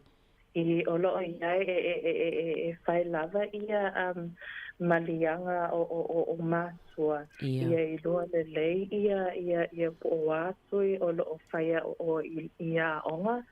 So ele lei lava e whamalama o mātua ia tui pui pui ia awa e o tamitia e la iti o e fulu tasima tulu tautanga so e fimana o mia pia lava ia le consent a mātua e whaia ia tui pui pui ia a whanau. Malo whaftai, nau tau whafunga mai mātua, ia e mai se fo'i i lātou o lo wa aia whanau, i le tāua vaenga ia, a whaia mo umia le malienga mātua mo whanau ia i lalo i whatausanga, e te tāua iona whaia o lātou tui pui pui ia, e se le tāua o vaenga pe o na sauno i linen, ina ia pui pui ia, i le pipisi atu i le si tangata, o le wha mai, po o siama ia po o vairusi nei, e a whaina ilo lātou soifua maloloina, Ioani si vaenga linen? Ia o le si vaenga o le MMA, le tui o le MMA, la asono atuai ia Wendy. Okay, MMA actually stands for measles, mumps and rubella. And these are 3 viruses that can be caught quite easily if you haven't been vaccinated, and they're very serious. So for measles, the measles virus, if one gets it, it causes a rash and fever and a runny nose and a cough and sore red eyes usually. One of the concerns for the measles virus is that it can cause ear infections, lung infections, brain and swelling, and but sometimes death. And that's our biggest concern, to make sure that our little ones are vaccinated against the measles. And as we hear at times, there's outbreaks throughout the country. So we need to keep our eyes on that, as it's a really serious virus. For mumps, the mumps virus can cause fever, headaches and swelling around the face. The mumps virus can also cause swelling of just our reproductive system, and areas of our reproductive system. In severe cases, mumps virus can cause swelling to the layer, what they call the outer layer of the brain, and this can cause a very bad swelling, and of course this can eventually lead to death. And that's why we need to get on this early and get these vaccinations into our little ones. The measles, mumps and rubella vaccinations occur at 12 months and 15 months. Now rubella is a virus that can cause a rash, fever, and again swollen glands. Some people with rubella will not feel sick. They don't know that they have the disease, but they can spread it to others, and they can spread it easily. Rubella is dangerous, especially for women who are pregnant. If a woman gets the disease, it can just damage the baby's ears, eyes, heart, and brain. But again, that makes it serious. So to get these 3, measles, mumps and rubella, it's really important to get these and get them at the ages of 12 and 15 months. The nurse, if you haven't had them, then talk to your vaccinated practitioner, your GP, or any of the health professionals who administer vaccinations, because it's absolutely important. The MMR is free to young people who are eligible to receive publicly funded healthcare in New Zealand. There are 2 doses of MMR, and it protects 99% of people against measles, mumps, and around 85% of people from 99% of people against measles and rubella, and about 85% of people from mumps. So it's really important that we get this, and if we don't, then we spread it amongst the community. Yeah. Thank you, Wendy. Are there any common concerns or misconceptions parents have about measles vaccinations for their children, and how can these concerns be addressed? I think sometimes one of the main concerns, especially when you're a little one, you're 12 months or 15 months, and sometimes pain from when you come and get them. They think that's going to hurt a lot. And with all children, you know, when they get a needle, it is actually going to be sore for them for a little bit. They sometimes think that the viruses might not be good for them. You know, the actual vaccination. They're concerned about what's in it sometimes, as a lot of people are with all vaccines, and it's taking away that fear around that. What we need to remember is these vaccines have been around for a long time, and they've been tried. And in the area I work in, I don't know if anybody has had any really bad adverse effects or anything like that from it. And that's something you can talk over, and the nurse or the GP or the whoever's giving the vaccine will go through these with mums and dads at the time when they bring babies in to talk about it. The biggest concern is the death rates from measles once it gets going is not good. Okay, that, you know, if it spreads in the community, it's very, very serious. And the side effects of having damage from the measles or the mumps or rubella is really serious. Yeah, I don't know if that's answered the question, but Thank you, Wendy. Linan, se tā ua silafia e moni lava le tātou te talano so ofo imta upunei lungon le te oi vaenga o soifua malaloina. Ia tā ua pele wha manatu so o yo tātou tangata ina ia no fauta iai ai maise lava o tui pui pui o whanau. Le foi laua e maudua tā ua ia tui pui pui o le MMR. Ia manei fo ipe af toi whalau te le atili lau sunga Linan vaenga en saunua iei Wendy. Ia o le MMA o le tui pui pui lea o le misela o le mami ma le rubella o ngā ngā o le upasa mo le rubella a taso mawhawhau i le temile na mawai ia le misela i Sāmoa ia e vawe lava o le pisia ia le whaamai so e tāua tele ona so e whai pui pui o whanau i tasanga ia o le sefulu loa māsina ma le sefulu lima māsinga so e lua ia tui pui pui e whai o le misela ia o aunga foi o le tui pui pui lea o aunga māsani e tina le lima e mawa foi se rash like si le tino pe sau fever pe ele malosi aso to ia lo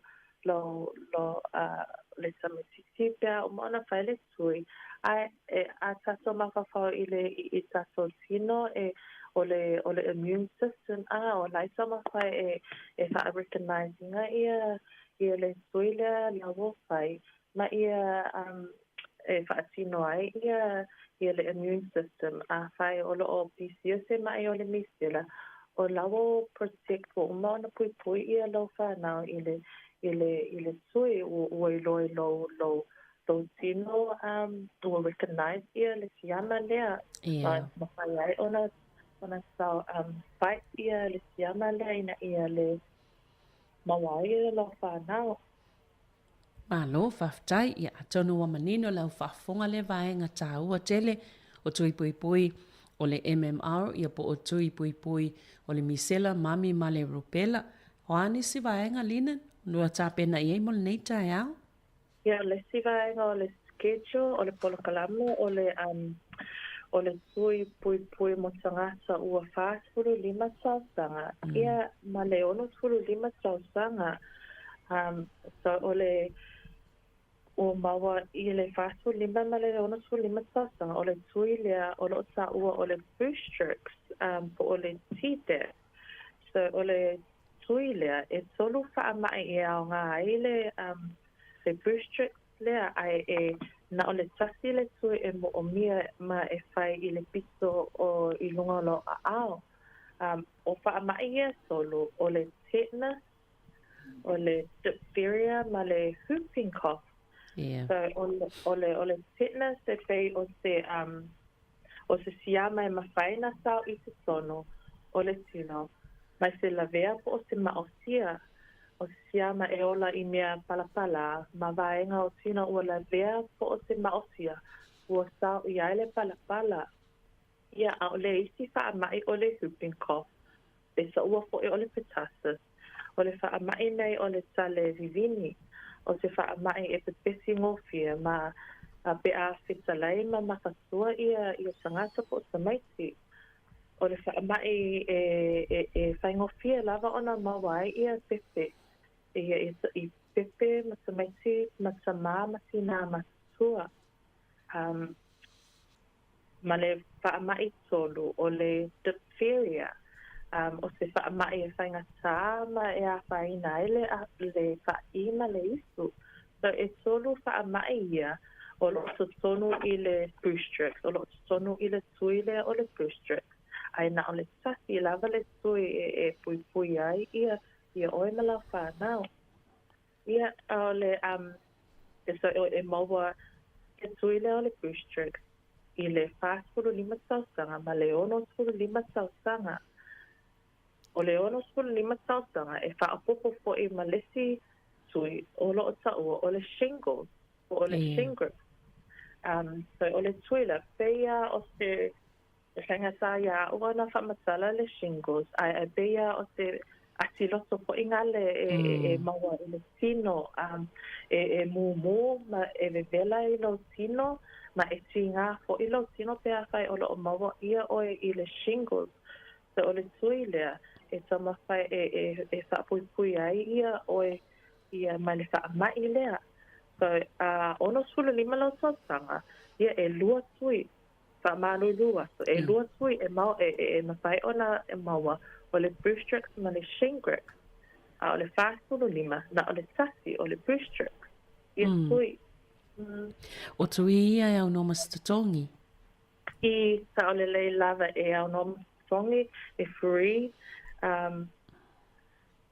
o le 5 sorry le 5 o le shingrix e free pe a i le tausanga na o le 5 o tausanga ono lo tausanga ia e tatongi tu sala o le 5 anga i le 5 le vaal 5 ma le 5 tausanga ia e free pe le tatongi ai tu ia e free ia ai ongo 5 i le tausanga lea wo a soailo ongo 5 tausanga soifua e free le shingles ai ono loa e lua ia e lua e fimana o mia ia lua tui o shingles ono loa ia e tongi ia na winga e tatau i o tatou tangata 5 loa tausanga le wanga wa ai tui ia beina e tā ua e le tui onga le tetanus le na e tā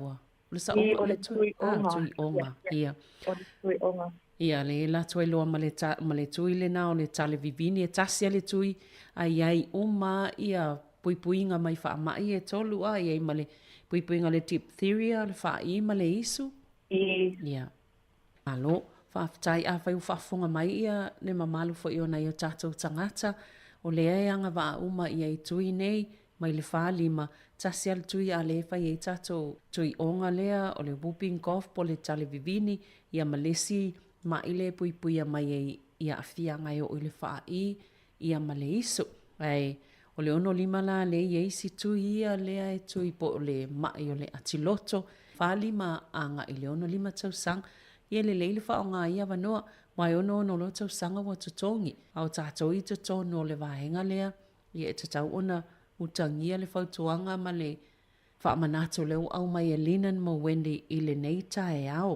o whaamata o te leo tātou tangata o e whaitui nei linan na o sa whaafsili a whai e le mwhiona mo mele tali ia e lea whaina o lea tama whai pia ia ngā luenga e sau e push ia tuia o tangata o a sole po pastor 5 e o i le 5 tausanga so te leo teime o tangata o le malama le lei ia e whapea wo umatui o whai uma i teime leo whanau laiti ai e mau ngalo o lo o iai fo i tui e mau i le pastor 5 se o i le 5 tausanga ma no whaftai sa te lea taimi e whai tato po kalame tala noa i vaenga i o tui mwha manino ai ei fo i suinga i o tawa i atu i tui o O le COVID lātou a tonu e o iei se lua tala noanga nei tae au, o e mo mia le wha manga mai a o tō lo ngā lue tono vaenga le soifua malolo ina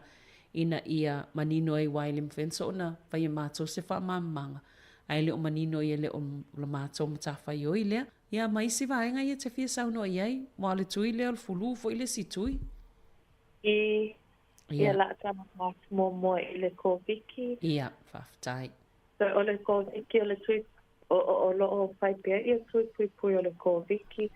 A wā o loo bisi a pea ia le whaamai lea i tato communities. So o lea ua whaipea le tui lea o loo mo le te fulu lua e amata mai tu lua tautanga. Se o lawa ina ia masoi le tui lea pui o le combinatory Omicron e tolu fulu ia MCG micrograms. So o le tui lea lawa ua sui nei i o le Ministry of Health o sui le tui. So le e tolu fulu ia micrograms o le tui lea le dose. E mawhai ona e mo tamete a masamai fulu loa se o lawa e tanga simasua. A whai ono o ua e mai i le kōwiki e ai lawa le teime whaasali o le ono masina ina toi whai ai le tilo tui o le booster a e tuta lawa le tui lea e whai pea. So e ono masina wā ai pea whai ua e mai i le kōwiki. Let's cover it well. Yeah. Sometimes there are concerns about the safety of the vaccines, especially around COVID and that. What we've got to remember is that the vaccines have been trialled, and every vaccine goes through a particular trial phase. So they start off, and there are I think it's up to 5 phases now, where it goes through and gets tested along the way before it gets, put out into general distribution to everybody. And the COVID virus has pretty much similar side effects to other viruses, other vaccines rather. And, the usual stuff about sore arm, headaches, feeling tired and lethargic, and a bit of pain, sometimes pain at the site of the injection. So, and people get a bit of fear around that it hasn't been tested correctly, and it's a new virus out on the it's only been around since the beginning of partway through COVID. But what we've got to remember is that they've been absolutely tested like all other vaccines get tested, and the processes have all been absolutely the same process that you go through, so people can feel encouraged that they have been produced safely and correctly. Yeah. So I just thought I'd add that because people do get a bit anxious about the background to them and that they were rushed through through COVID. Yeah. Yeah, ma le flu vaccinations po le tui o le flu o le a sau malolo le winter. Me whaingo fie ai, ona pepesi ia whaamai, ma o lea o mapai, ona whai tua le fulu, e amasa mai le vai aso mō mua a pelila. So o loo iai lava i tanga so loo at risk po o e whaingo fie ona maua ia le fulu, whamai leo fulu. So o tangata ia e tāua lava, ona whai la so tui pui o le fulu, o pe o whawhine maitanga, o fina so se kulo o tangata matatua tinama tama matatua na whanau o tato wa Pasifika awa e whaingo fia lava ona tato pisia i si whaamai i le si tangata mai le si tangata awa e so tele tato a inga so tele tato whanau ma o tato tangata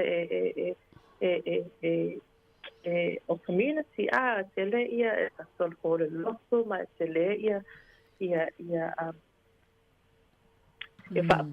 le gathering o tangata i tono se tasi vale ko maosa ia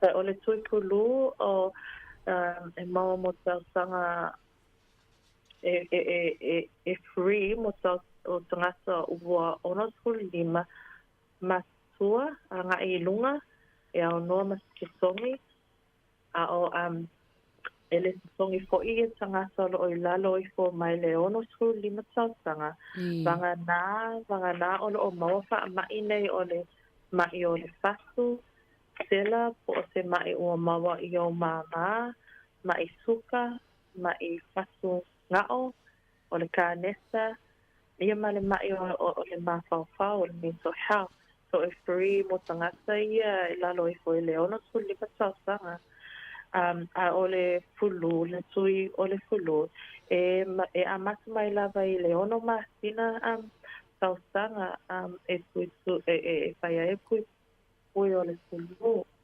Ia, malo, whawhtai. O le sa iei whamanianga i taimi o nei taimi o mawai atu sa ngā wā e nei tātou tangata Pasifika pesa tu o mai lalo tau sanga ngā wā wale tu e mawala whamanianga le a. Ia, lawo tui ia le funding so wale mawhai ona maua i tangata mai le lima tau sanga pe o le tau sanga lea. Ia. Malo, whawhtai. E ele se senga o le senga o le fuluma sani fo i le common cold. E se le flu mai le cold. For the common cold, we don't have a vaccine for the common cold. It hasn't been invented yet. And they're always working on it, but they don't seem to be able to come up with anything. Yeah. Yeah, so e pe fallinga mai o le fulu o matua mai ai ia le tangata pia mawa le fulu a o le cold o le cold o nga o le sale male safi o le isu se tulo a o le fulu e pe mai a so alo tino e vai lo tino so e sele lava suinga a pia mawa tangata o le fulu ma le tinga o le ulu. Malo whawhtai. O le tausanga la ne a matai le ale tai tatala i a whaingo tui, ia. O le lua o apelila a masai le tui o fulu. Ia. O whea o te alu e whailo tui, te alu i lau fōmai pe vili i whawhea i a whale talavai po pharmacy sem whaiona whaia i nā tui. Ia, so e mawhaiona maso whai i a tui o le fulu i na maso ofisa whapea fo i o i tui na masala noa tuai i le nei tai au e mawhaiona whai masa o aunanga i na maso ofisa mai e mawhai fo i o na maso o lo whafo i tono o lo le tō mausama o tō lawa e whatino ina ngā luenga pea whai ele mawhai ona o tō mai i se fō mai pe ele mawhai ona whafo mai lo mausama lo lawa e mawhai a ona maso outreach service e mawhai ona maso whai a i pui. Ona o tono o porirua, le mwhai ona tau o ia i ainga. So o le maso ngā loenga o porirua kwenye sone mai i Kapiti. Oh, ia. Lelei. Whaftai. O lava mo porirua. Tau whataua lelei. O ani telefoni, whawhena whafsota ia tangata pia whapea o lea mana o mia le au nanga. Yeah, so e mawhai lava o na viri lo telefoni po le telefoni o Wendy. O lo telefoni numela o lua sasi, tolu lima fitu, tolu valu sasi, o le o lua sasi, tolu lima fitu, tolu valu sasi, ia ma le telefoni o Wendy o le o lua sasi, tolu lima fitu, lua lima sasi. O lua sasi, tolu lima fitu, lua lima sasi. E mawhai ona ke sotsai mai i le ma telefoni. E mawhai ona toi tala noa sile ma si mana o mea whai se sui pui ia e mawhai ona organize lava ia i se temi me se aso ia. Ia wanoa. Malo, whaftai. Ia, e se vaenga. Le ai. Tapetsai, Sabelina. whakatae. Yeah, thank you Wendy whawhetai fo ilinen mol po kalame nei tae au. E tā ua lava vaenga nei le malu lau whaafonga pe ona sauno ia tātou mālo i tui pui pui i tele vaenga o tui pui pui nei a le ua a mai telefoni e mawhaia na utou whaafsootai ai ina ia whaafhaingofie e le lei tele o le maua linen i le ngangana Sāmoa e mawhaia na whaingofie le whaafsootai inga ia pe a ieni si vaenga fia whaamalama tili. Whaafitai linen manuia fo inga luenga o whianga iai, whaafitai foi Wendy. O petai lava mole ava noa Savelina I manuia kire nei aso. Whaafitai ia whaasoifua ia. Ia, whaasoifua. Ia, soifua. O le tātou po kalame le nā, soifua maloloina mo nei tae au, tautua nā tui pui pui o whanau pe ona whaafonga iai, tui iei ai mai se lava tui o le misela o le mami rupela o whaamai nā leo lava o lo tātou wa aia I vaenga ese o lalangi. Ia mai se fulto tō mānatu I Sāmoa I le tōlanga sai nei o tātou tangata, o lo iei lava pui pui ngō tātou nei e malanga atu, ma avatu whaamai, pe awhai o tātou awhia, ai le leile a ngai mo moe whaitui pui pui a mai se lava nei a tātou whana witi. Ia matui ana tā oa, tui a ngā waa iei e le o iei se totongi, ia o lo o mawhai o na tau sia mo pui pui le le iai, le soifua maloloina o na i o tātou tangata o tātou iei nei atu no. Toi whaamana tu atu, telefonia linen, o le olua tasi, tolu lima fitu, tolu walu tasi, olua tasi, tolu lima fitu, tolu walu tasi, ia ma le telefonia Wendy, olua tasi, tolu lima fitu, lua lima tasi, pe a mana o mia vaanga ne o tui a mai se lava, o le ufi whaile tui o tamama tina o le mwhaiona o le I totonu o le whale mai, ia po au nanga ne o soifua maloloina, a ua fia whaile tui o le fulu, le e mwhaiona pala au linen ma Wendy, e malanga atu e whaia le au nanga I tono lau hainga, whaingo fia ai mauaile pui puinga mo I tātou umalava, tātou iei I le nei fui vai tau, o le ala anga I atu I le tau malulu e maisa la fui tui o le fulu. Manuia ngā luenga o whianga iai, ma le atu no nei aso, whaasoifuia mo le nei taimi.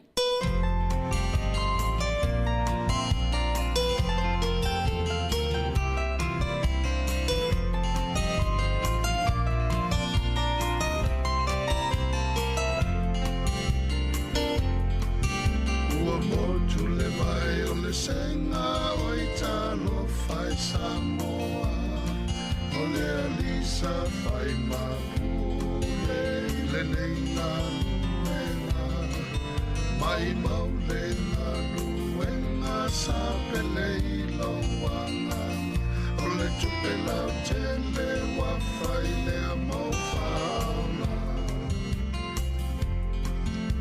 Fale fitu e fale a lili male pata, fapea male tu sa fata, a fai e te fia fata, mua la fone sa wafa, a soi ala vale fatu I ala, e au ngā foi whaanga tama e masa ni le tupulanga whamanene, au ale mino I tele, Teo le talo, ma le loto maulalo, Ioli mali e aua le pisao, Fato a vivi mine o le moaina ua malo.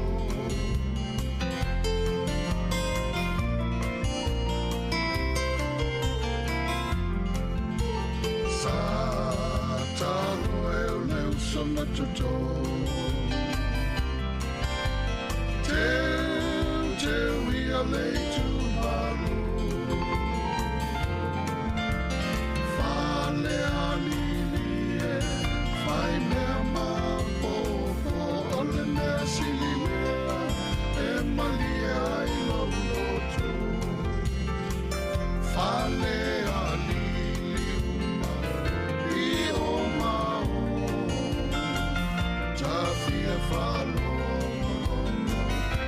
so leo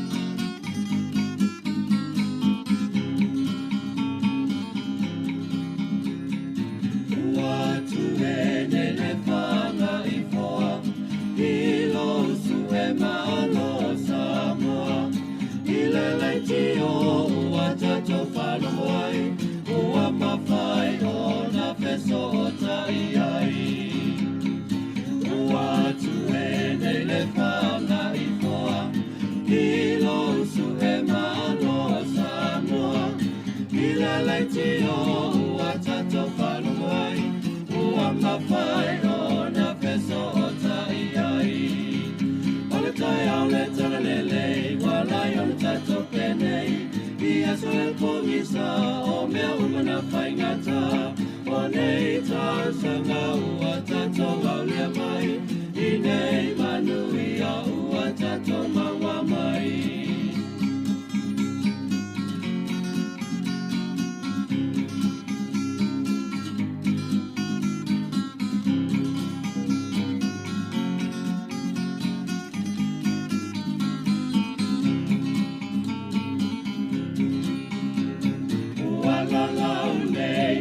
Whanga I pāu Uai loa ai e a tato whana E sa ili malo na I matua E ai le si fofo mau le lau mua Wala lau nei o le whanga I pāu Uai loa ai e a tato whana E sa ili malo na I matua le sin fofo male la unua Ole tai ole tole lele Wala ole tato pene Ia sole pongisa O mea umana whaingata O nei tā sanga ua tato au lea mai I nei manui a ua tato maua mai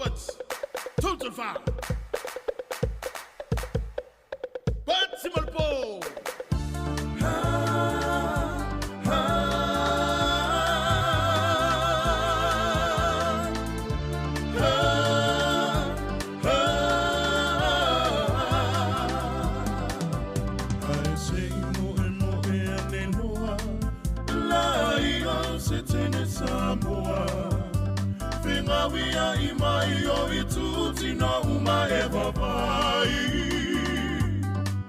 Si o au le anga I moa Vesili tama poa I le ingoa Le pese I se seva e ngane I le atoa Pati mapo le au mai moa Me mua le pese tu sapele iloa Me ana tonu lea O fia fia nga whasa boa E sili lava lo whamasani Fia fia nga ua masani ai Te ono me ai Me ai se whaiti o mai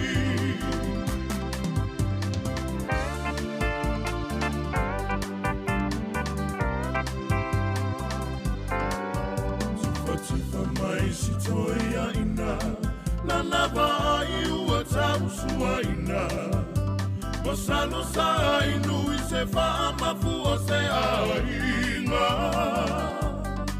Le whana ua tau whetuliane Tau mawhai e tau ave I le whale Tu ia o anga lava o le fia fia.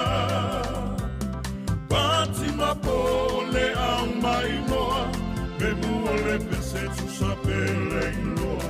Me ana tonu lea, o fia fia nga fa Sāmoa. E sini lava lo fa masani, fia fia nga ua masani ai. Te ono me ai, lea i se faiti o mai. Tupulanga ia e mana tua, o fia fia nga ua le sualua. O siva mai fafo, to aanga nisi e hao. Isuni lava lo fa masani, fia fia nga ua masani ai. Te ono me ai, lea i se faiti o mai.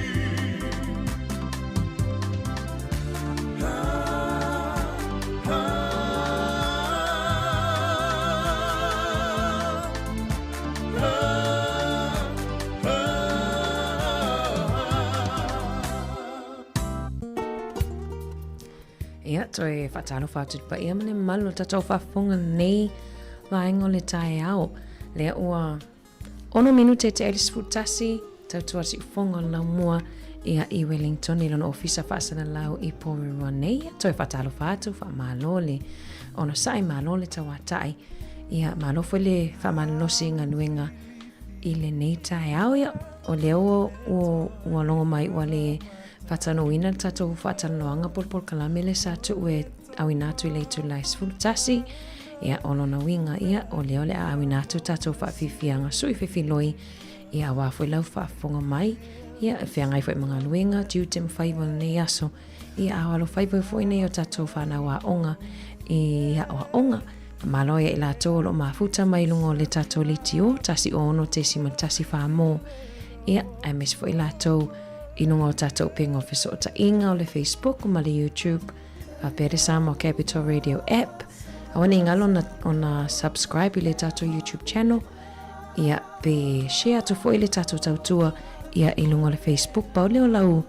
Ngayo inga ia te langolango mai fo i le tatou tautua i le aso ma le aso. Halo fatu mo o tau matang o fiele sulumana yon la. Ia i fafo ato le tatou ofisa fa asala lau nei.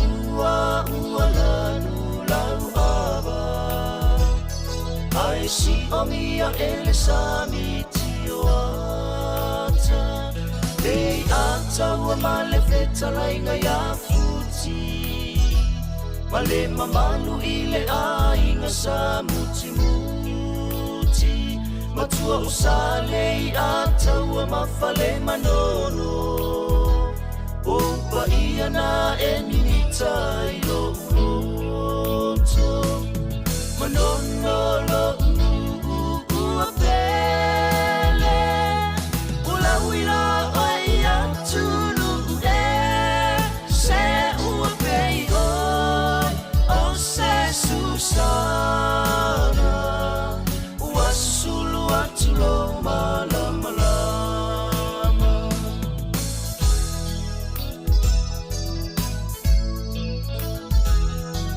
Le telefoni lena o le vainu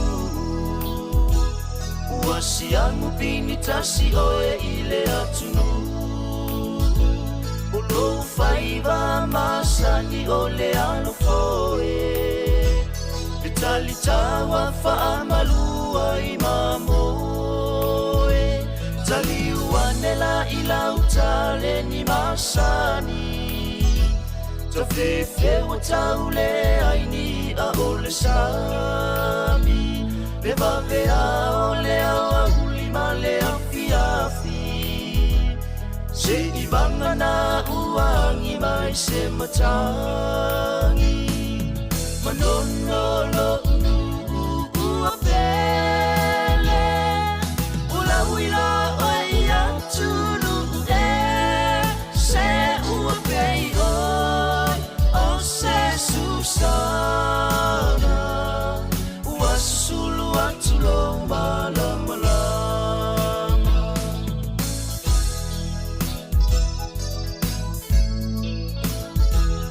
Ei ai fo I maleisimo tuitai Leone one e te samali valiai O mea uma ualasi ila uvai Tasilona pona uti uti le suavai Palanga mai loa masio fale tua E te tarai ile vai suolua Le puia io apai masalua A o fale u o siona laumua Velua I pongo le talalelei Usili a ilo aulele Ma ua pei oi Bose Susana Ua susulu atulo malama lama Manono lo ua pele Ula wila oi atunu Se ua pei oi O se susana Ua susulu atulo malama lama Ua susulu atulo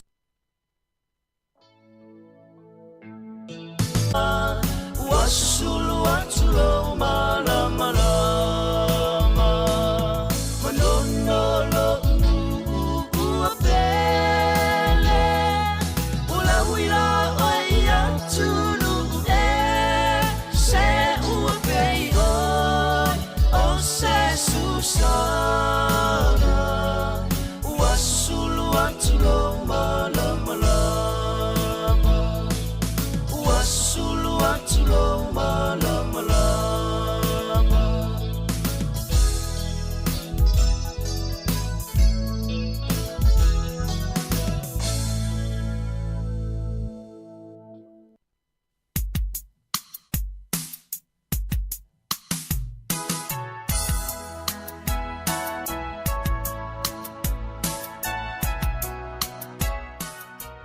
Whawhiwhianga leo mai atu I winga la whionga manono pe on pe special tuai le Tamate Brothers ia toi whaamaloa tuai le nei vaenga o le tae au o le aso lua nei e le aso lona wha ia o le tato savalinga o le masina o February vave ana ni tausanga i le umi lava tuli.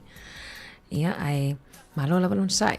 Aso tofi ia piolena tatanoa tuai foi ia le tato susunga au iana tautua atu neva yaso. Ia ole Waitangi Day ia pole aso le whatau ai whaamaluina i le Waitangi ia i New Zealand ia terenga i lato le malolo mai fo inga luenga ia le fo inga luenga nei whanau tato po rua ma nei a telepol kalame e whangaso no i laso tofi ia ma nei fo i avin a ingai e tawhawhao ai le wha ngā solo ale pūlenga nua poli lua ia le amatalia lato pol kalame mai le tu lai sifulu lua i la wauli i le tu lai 5. So se vaenga la mwhana awe whatawhao ai alum whanau maua fo ia e mwhaiona o ai le pasi mai i le arena ngai atu ia i le i talatu le whalemai le oratoa tala mai le whalemai ia na mwhaiona maua le waka tours ia po waka ama tours ia mwhaiona o i titi e waa ma fo ia pini pao ia mana ia ave whatawhao le ainga ave alum whanau tarusia e mana ia mai le tau ia o nisina waenga tutupu fo ia il neva yaso ia tato i Wellington fiti mo ila to malanga fiti mo ila to fo e transit pe afela to vai fiti ia ono pe pesi le dengue fever i fiti ne wa lua se lau mon tupu ia la to tangata a fa maonia le dengue fever ia mai la matanga nei tau sanga mana ia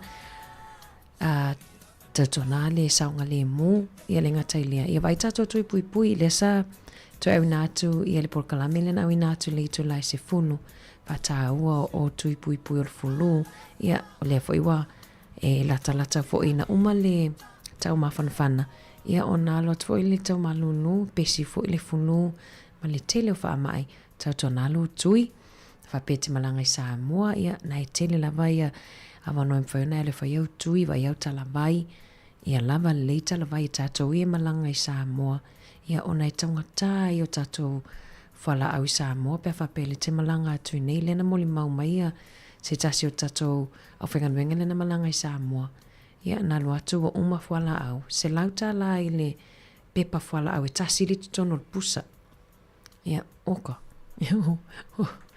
wa uma i le o tupena e whaatau i le ia le pusa moa le ainga.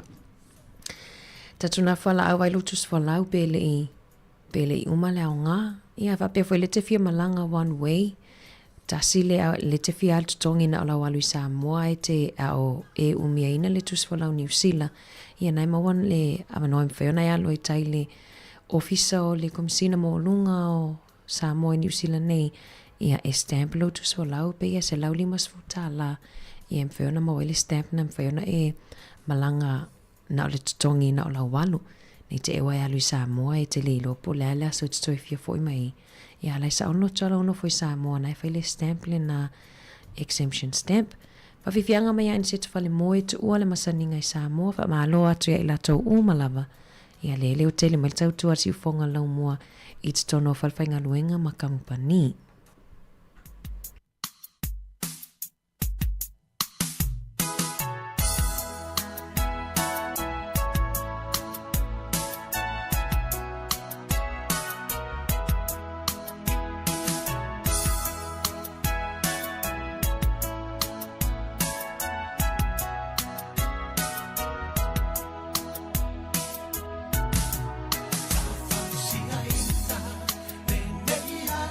Far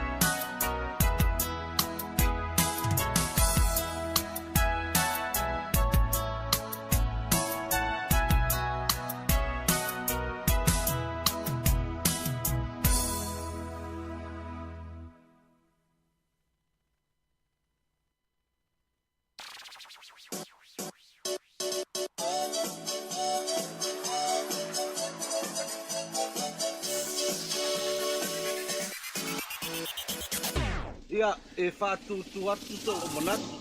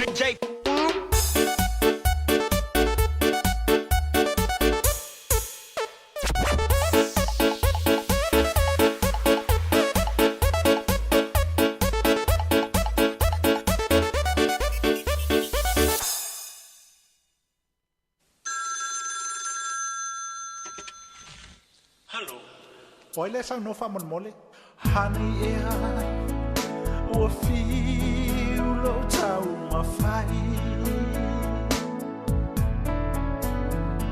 Cecilia pe ana o le fa na mai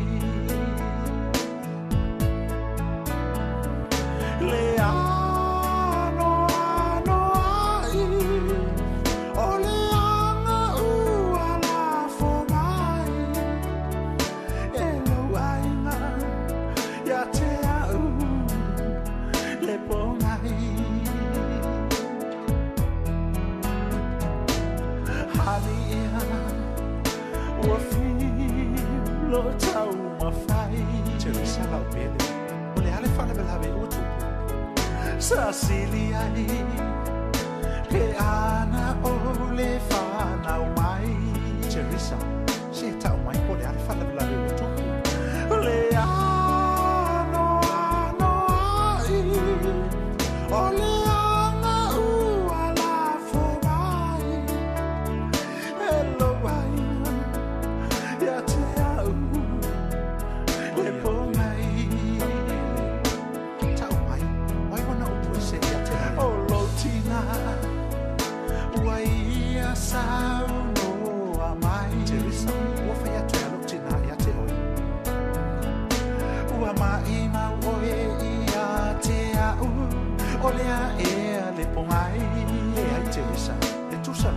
solo muli le ulo fai a te awelo u fatue ua tui a ua tinga e lau ainga ai le ai sala te sala ele o te ofo ia te oia fa malo ia te ua o wiloa e fai lo ainga le ai te wisa o le wana mate te amale fifingi le anga le na ua o se i lo uni le mana malama so se awe te fa pena o te alofa pea ia te lo fa moe moenga sa o ma fau fau i ai ua le aunga ua masa le puvai ua o iloa e fai lo ainga te wisa fai atu foi ua leva na pale va al fine le ua o se i lo une le mala malama suma se awe te fa pena o te alofa la ia te moe moenga sa au ma fau fau i ai te wisa la pele ua leanga ua masa o te fia fifi le puvai la pele le ali ie le ali ie pe ai e a se tofi mo ita le ali ie le ali ie pe ai se si tofi mo ita ona le nei pu wa o wino pea wa uma oi ma u ilunga o le telefoni wa uma oi ma u ilunga o le telefoni to fate visa e tō whāterisa. I si la tō i ua tō lenga nuenga e whasoro solo lema fōwhaunga ia Teresa. Pesele lema sani on tātu sa mo i lewa lau whau malu. Ia ale tālo whawhamu. Ia tō whamalo atu. Ia le ua lata fo i le taimi e tāpenai fo i ia whainga malolonga po tau mawhtanga fo e nei tātou mātua mātutua. Ia ai mo i latou fo i whai mga luenga ia lewa sauni atu fo ia wale si moko le sfululua po le lunch ia i leitu lai sfululua. Ai mana ia nei vaenga le tai au e inisi o tatou a inga ia uomai ma sani le malanga mai Sāmoa. Ia o le taimi nei e ise tasi o tamafo i sa whapeona sa ili fisosoani fo mai i malanga mai Sāmoa. Sa ili se fo mai ristalai ona e o fia maua fuala au o toe whaupopo ia le visa ia ai o uti la fuala au o mo mia isi fuala au. Wili aton matou fo mai fale ainga wili solo ia GPs ni porua ia ua whai mai wale mawhai ona toi talia la toni tangata listala ua ile pe o aso ia sa mawhai lava mwhai ngō fiona ona ristala ia tangata sos tangata lava malanga mai ma tangata ia tātou i nei. Ia ai te ilaua wili atu loi lisi au nangal soifu maloloina. Ia ai tali mai wha mai e mawhai ona ave i kini puru ia i le tātou whale mai losfu whaitu la i porua. Ia e mwhai ona maua ele fisosoani e mai whala au se lauta la le e tupe tutongi. Ia lela na mawel fisosoani mana ia fo ia whapea o lea e malanga mai nei o tau a inga po ai fo i o lo malanga mai au tau sa ili fo i te fisosoani ona wala la i titi fuala au mo mia fuala au. Ia po fia ave fo e vai fo ma ia le fa fainga ta. Ia na lo ma wala panoi na ile fale mai kene puru. Ma fa ona ave ia i le se appointment e le fa se booking. Ia na le anga isa o ai lava.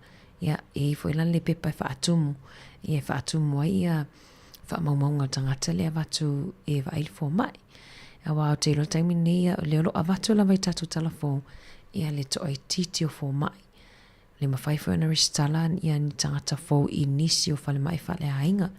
Ia o nisi na fsosoani bea whapea fo i lo fia maua ia e nei o tatou hainga mai Sāmoa se fsosoani wa ese le leanga o le me o le o te whapopone ia so ia le wa umafuala au ia alu ale se lauta lapi alu le tupe ia le saunga le mu matausia le le so fo malolo ina mana i fo ia wa mawela mano e faile siaki faile siaki al fo mai ia siaki fo ia wai ia e se fo ia sila na i tatou fo mai Sāmoa ia se fo ile ia le sila fo na i tatou fo mai nei mana i fo e faile siaki na i tatou woma ainga mai Sāmoa me se na i tatou tamama tina matutua ele tatou fo iona ele tatou fo iona fa asoa pe fa asoa i fo la au mantua e le vatu lava ia fautuanga matu alalo al pokalame se fo malolo ina e awane i share pe awane i fa pe mai suka au mai suka tangata le sa mai Sāmoa ia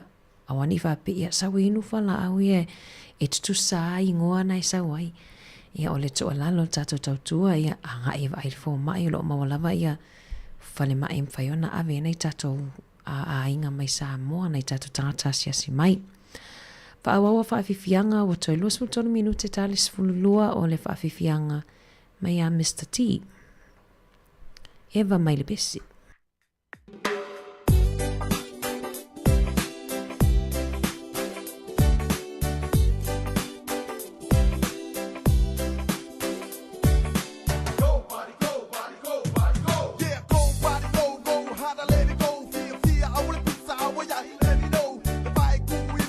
Pizza,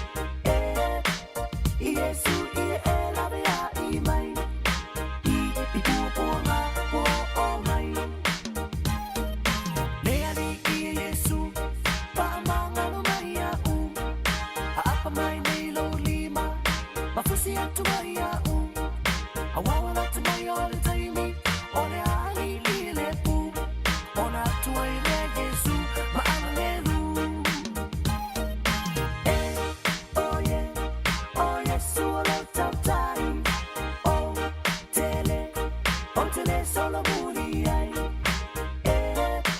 Yesu e la vea I mai. I pupunga po o mai. I pupunga po o mai. I pupunga po o mai. I pupunga po o mai.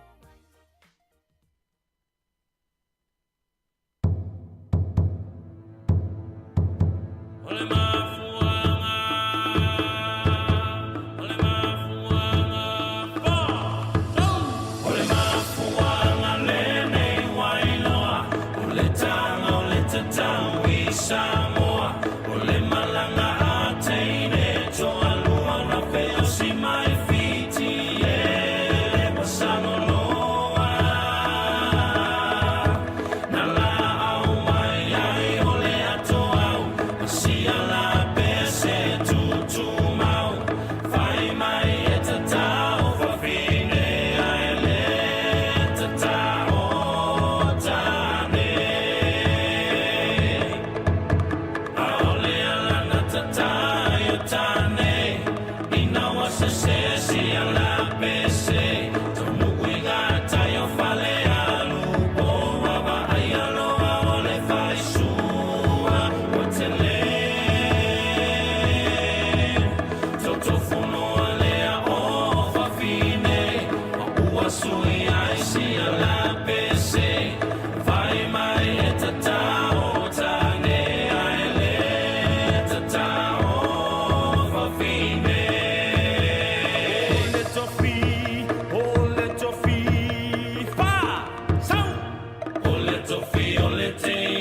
Sāmoa ya mala mala male tainga o le sua le palua mama le suna tonga ia manatua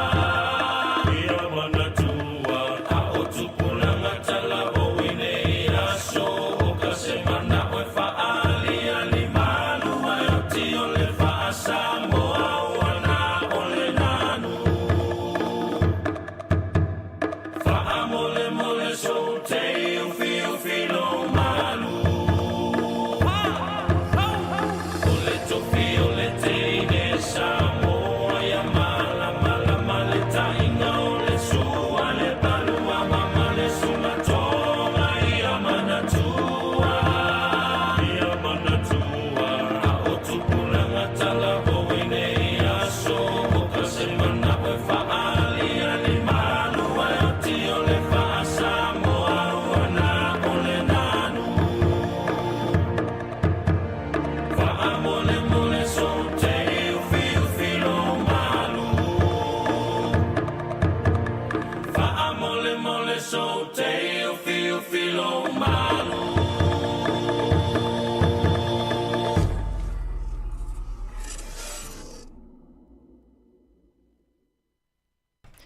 Ia o whawhiwhianga su whiwhiloia e te siwa mai ai. Ia ele nei tae au leo toi sfululua minute o na tale o sfululua. Tale tu lai sfululua ia o na toi au inatu fui leo o tatou talafo mai Sāmoa ia wapea tatou talafo i niusina nei. Pion tapena ina la fionga la wano ati lawa. Talafo i Sāmoa pion tapena mai le sunga ia ta Sisalem Sam. Ia whamaloe e la tolo wha o ngā mili tatou tautua ia awale. E tau nonongo tuai fo inisi o vaenga tāua ia o tutupu fo ia I nei atunu o tatou nofo mau ai ia nenga tai lea ia o tatou vaenga fo i o mawhaiona li poti mai le sunga ta sisai Sāmoa ia inisio mea fo i o tutupu si o tatou atunu ia e tuai wha malo atu tatou whafunga tau tua na whala awa nei tatou mātua mātutua ia I le awa uli ia te iloa e lima whaina whale tonu ia nei tātou tangata ia whia ngai ma tau singo tātou mātua mātutua mu iau tau ma lole tau si matua mu iau tau I whamanianga I le au maua ia whamanianga I le lingi mai nei o tātou mātua ai mai se lawa nei o tātou mātua mātutua ia po o grandparents pamalo ia oe tupulanga talavo ia pia whapia lewa e malo lo mai wale ngā lue o ele nei aso wa e le ngā lue ele nei aso ia malo lava le whai le putia nena papa mauai ia whamanuianga. Ia whai outou lo soifua mai pēna i uta nei o outou mātutua. Ia o lo maua lava fo ile mafutanga. Ia mana i tātou ta māmatina mātutua. Awi nātu la whawhiwhianga su i whiwhiloi. O le whawhiwhianga so ai mai le susunga ia waino. Ia mai whawhiwhianga wha Sāmoa. Ia whai meisau siwa Sāmoa mai tasi le si tu.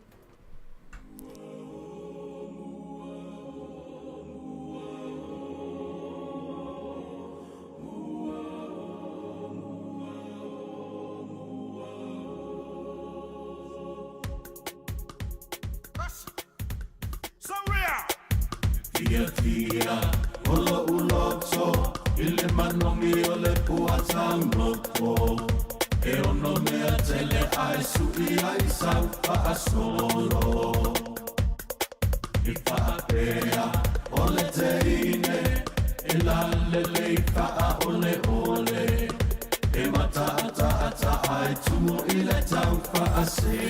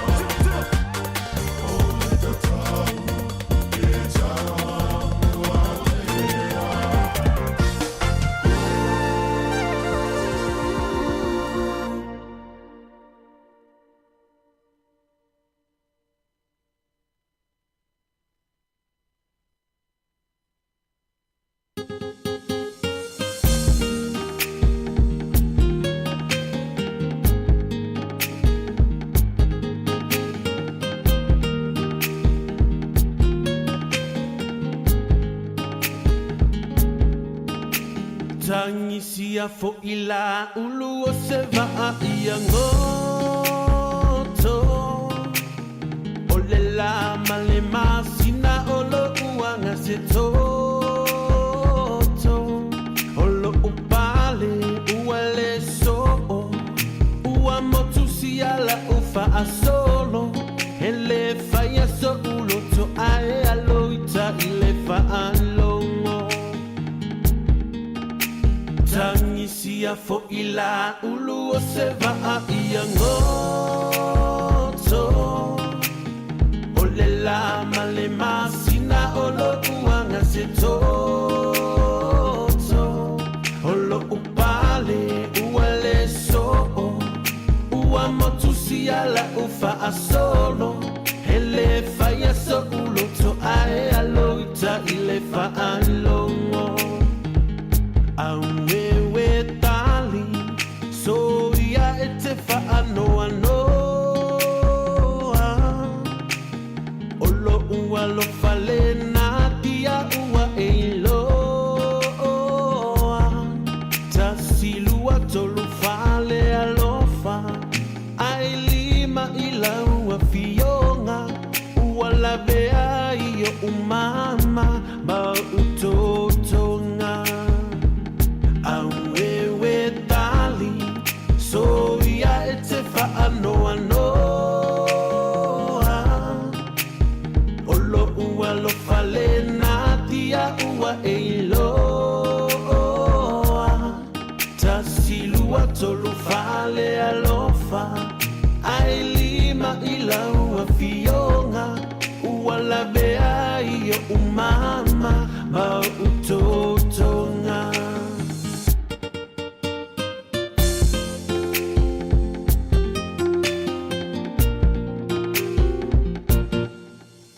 Le mafua angale ne iwa iloa O le tanga le tatang I Sāmoa O le malanga a teine to alua Na fe au si mai fiti ile Vasaloloa Na la au mai ai o le atoa Masia la pese tutuma Fai mai e tata o fafine aile Tata o tane A ole alana tata yo tane Ina wasese si ala pese Taunu uinga tayo fale alupo Wapa ayaloa ole faisua uotele Toto fulo ai o fafine Ma ua sui ai si ala pese Fai mai e tata o tane aile Tata o fafine Sila sila isi tama ua taatia O le tufunga lea ua amatalia Talofa ua tangi awewe Ua ote solo ole auta pulutele Sole ya elototele Ole ta alonga faata matane E uilava inatinga tele Ai muli muli ane ua fefete O atunu umale pasifika Wasili Sāmoa leta uta ua Ole songa imiti wasavali vali mai Ua fe ila fi mai ona faila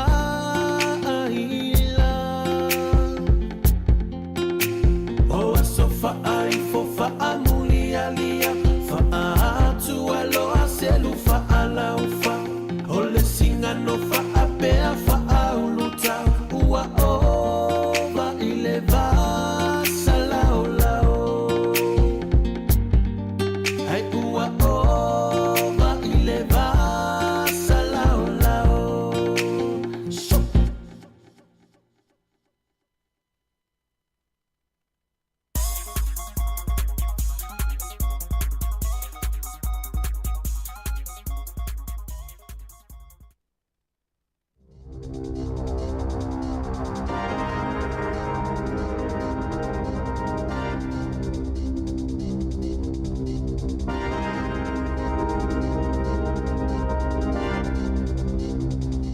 Ta alofa lava i nei foi vaenga o telefou o le si fonga o le lau mua o le tala mua.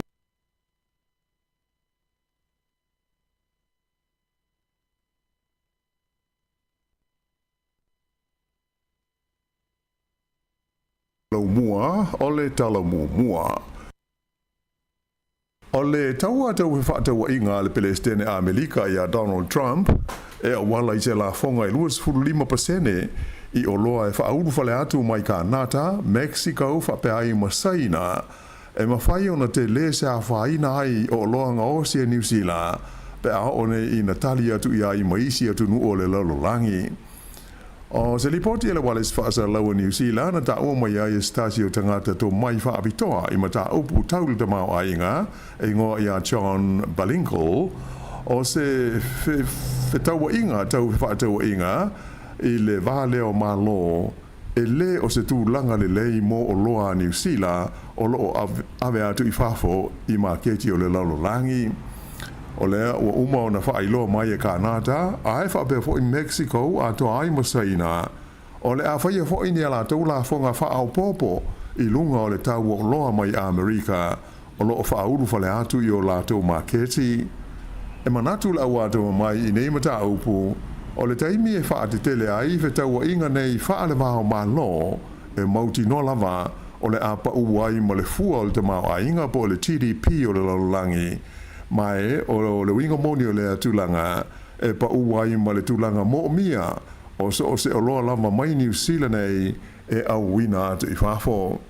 Whaalia e le lio John Balinkle o se tulanga e whaapopole i nai i a mea ia wali ali mai le nei taimi i tulanga ia tau fe whaataua inga i le wā o malo.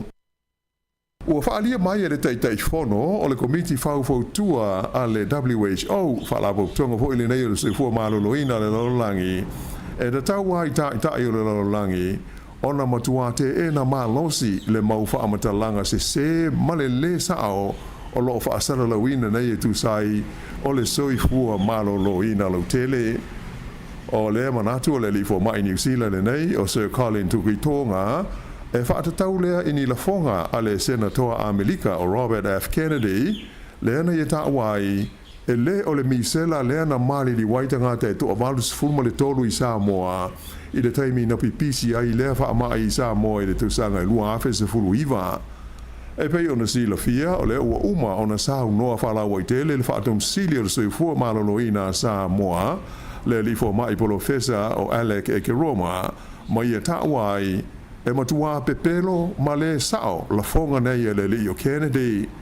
Ai isa taluanga Sir Colin ma le wale sfasa laua New Zealand e tusai o le mata upule nei na ia whaali ai o le tiu te whai o tai o atunu uma le pui puia leo la tau tangata mai whaamatalanga le sao tau le soifua maloloina e whaasara lawina whala waitele mai le taimi i le taimi.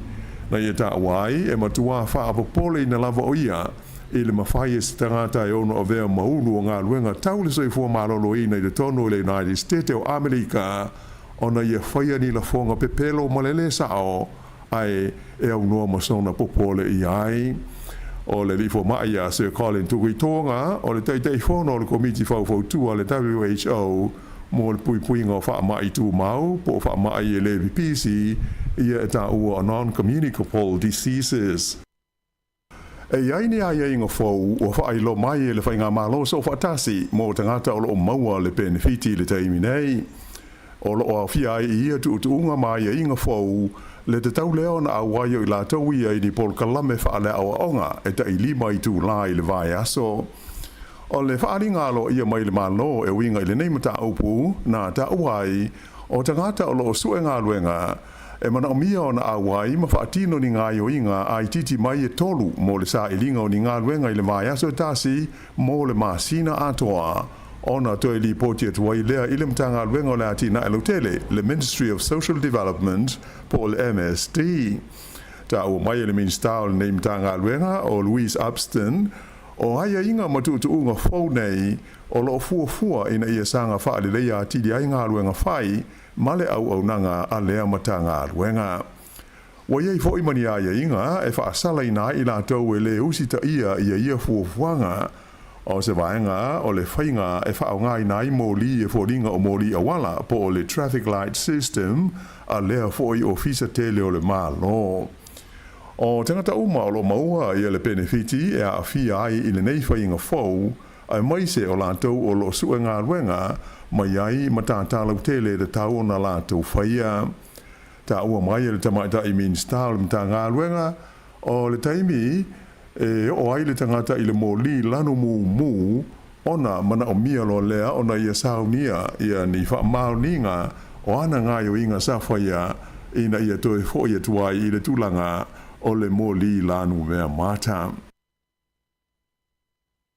Ua whaapau i lalo e le whare tupe o le ASB le fua o le tului mō nisi o ana mō kesi pupuu i eto o tele tangata o lo o whao ngā ina i le teimi nei. E 5 points o le a whaapau wai le tului mō le tausanga a toa ma o i fuai i le 5 tesi 5% ai o le fua mō kesi e tais fulwalu masina le umi e tongi ai o le a pau i le 5 tesi ma le 3% ai o mō kesi e tai lua tausanga e lua se fulu points e pau i fuai i le fua fau o le tului e 5 tesi lua iwa pasene. O le se furu ma le tasi a i le nei o taimi ua whapeona pa ua i lalo le fua o le tului o ai tālafu mō kesi a le whale tupe le nei o le ASB talu mai u lai o le tausanga talu ai. O le fua foi o tului mō tupe teu whaawai taimi a le ASB o le a pa u foi i le vāo le 5 ma le 10 basis points. E le ngata i le ASB ai ua whailo mai foi i le whale tupe o le Kiwi Bank lantou o le aia i fo ini swinga i le fua o le tului moa na teu ngā tupe whaavai taimi po term deposits e lua se furu points ua pa uai i a tului mo tupe teu mo le umi e ono masina ai 5% ua pa uai i a le tului mo teu ngā tupe e ta i lua se lau waso le umi.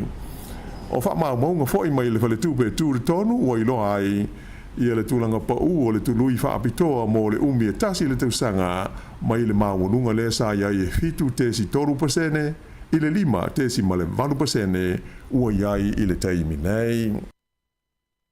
E maua e la wha ingo whale sa tu i lunga o le maketi e fia whaata watu i le masina o Januari mai ua whaalia mai e whapea o se au wha inga o pito i maungunga lea i le tono o le se furu tausanga ua tua na i e tu nei. O la wha inga atoa whale sa lisi mo le fia whaatau inatu i le masina na tenei e tolu se furu lua afe wha se lau se furu ma le lua e tu sa lea ma le 5 afe ua maua lungai na i lo le lua se furu fitu afe lua se lau ono tasi o whale sa fia whaatau inatu i a Januari o le tausanga lua afe lua se furu ma le wha whaalia mai e le whaatonu o le company le Real Estate New Zealand o Sarah Wood o le whaatoa maurunga leo la whaio ni whale fia whaatau ese ina hatu talu mai Januari o le tausanga i lua afe se furu ma le 5 e au pito i tele i a whale sa fia whaatau inatu i le tonu au kilani malona i tū malo le ana tūla i mai e se furu tasi afe wha se lau ono se furu ma le 5 e le i aisa swinga tele i le tau o whale fia whaatau atu sa evalesi i le malu se lau ono se furu malu afe, iwa se lau ono iwa tā la, ia pe o se pau le tu sa e tasi tesi ma le 3% pe a wha tu sa i le tau sanga taluai. Ta ua foi, e to tele tangata via wha tau ni o lātou whale, o lo o whaatentali i le teimi e pau wai le fua o tu rui o ai tā lafu, ma lātou fia i loa foi le tu langa o le maketi, mo whale i le tonu o le tu nuu.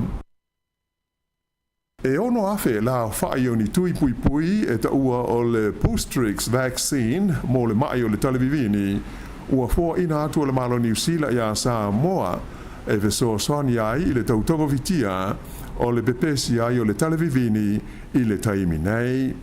O novema o le tausanga taluai lea na alo ia ai o na whailo mai al mtanga luenga le soifua malo no ina Sāmoa le pepesi ai o le talevivini le tonu o le tunu o se lipoti le wale sfasa lau New Zealand na ta wai sa le maua mua e Sāmoa ia le vaila au po le tui pui pui le nei o le Postrix vaccine le ua foha ina atu nei iai ele malo New Zealand mo pui pui ngā wha le tonu e au fi ai ia mai e ta ua o le pertussis o le tetanus ato ai ma le diphtheria e o mai ila so lua se fulu o Januari ua atoa le tolu se lau ono se fulu tolu o le a whainga o mai o le televivini i le tono o Sāmoa whaalia mai le mtanga luenga le soifua maloloi na o le se lau valu se fulu whauia mai o ta maiti ia e lalo le lima te usanga le mātua ai o leisi se lau lua se fulu tasi o ta maiti e lalo ifo le tasi le te usanga le mātua I New Zealand ia to tasi se tau mai titi pepe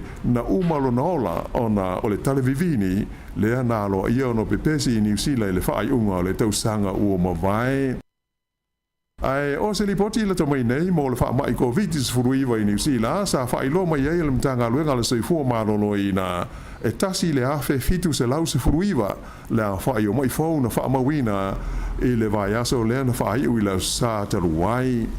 Mai le nei a whainga e se lau mara fitu tangata na mana o mia na tonga fitia I le tonu o whale mai ai to fitu I la tau na mariri wai I le nā vai aso ona o le COVID I se fulu maleiva.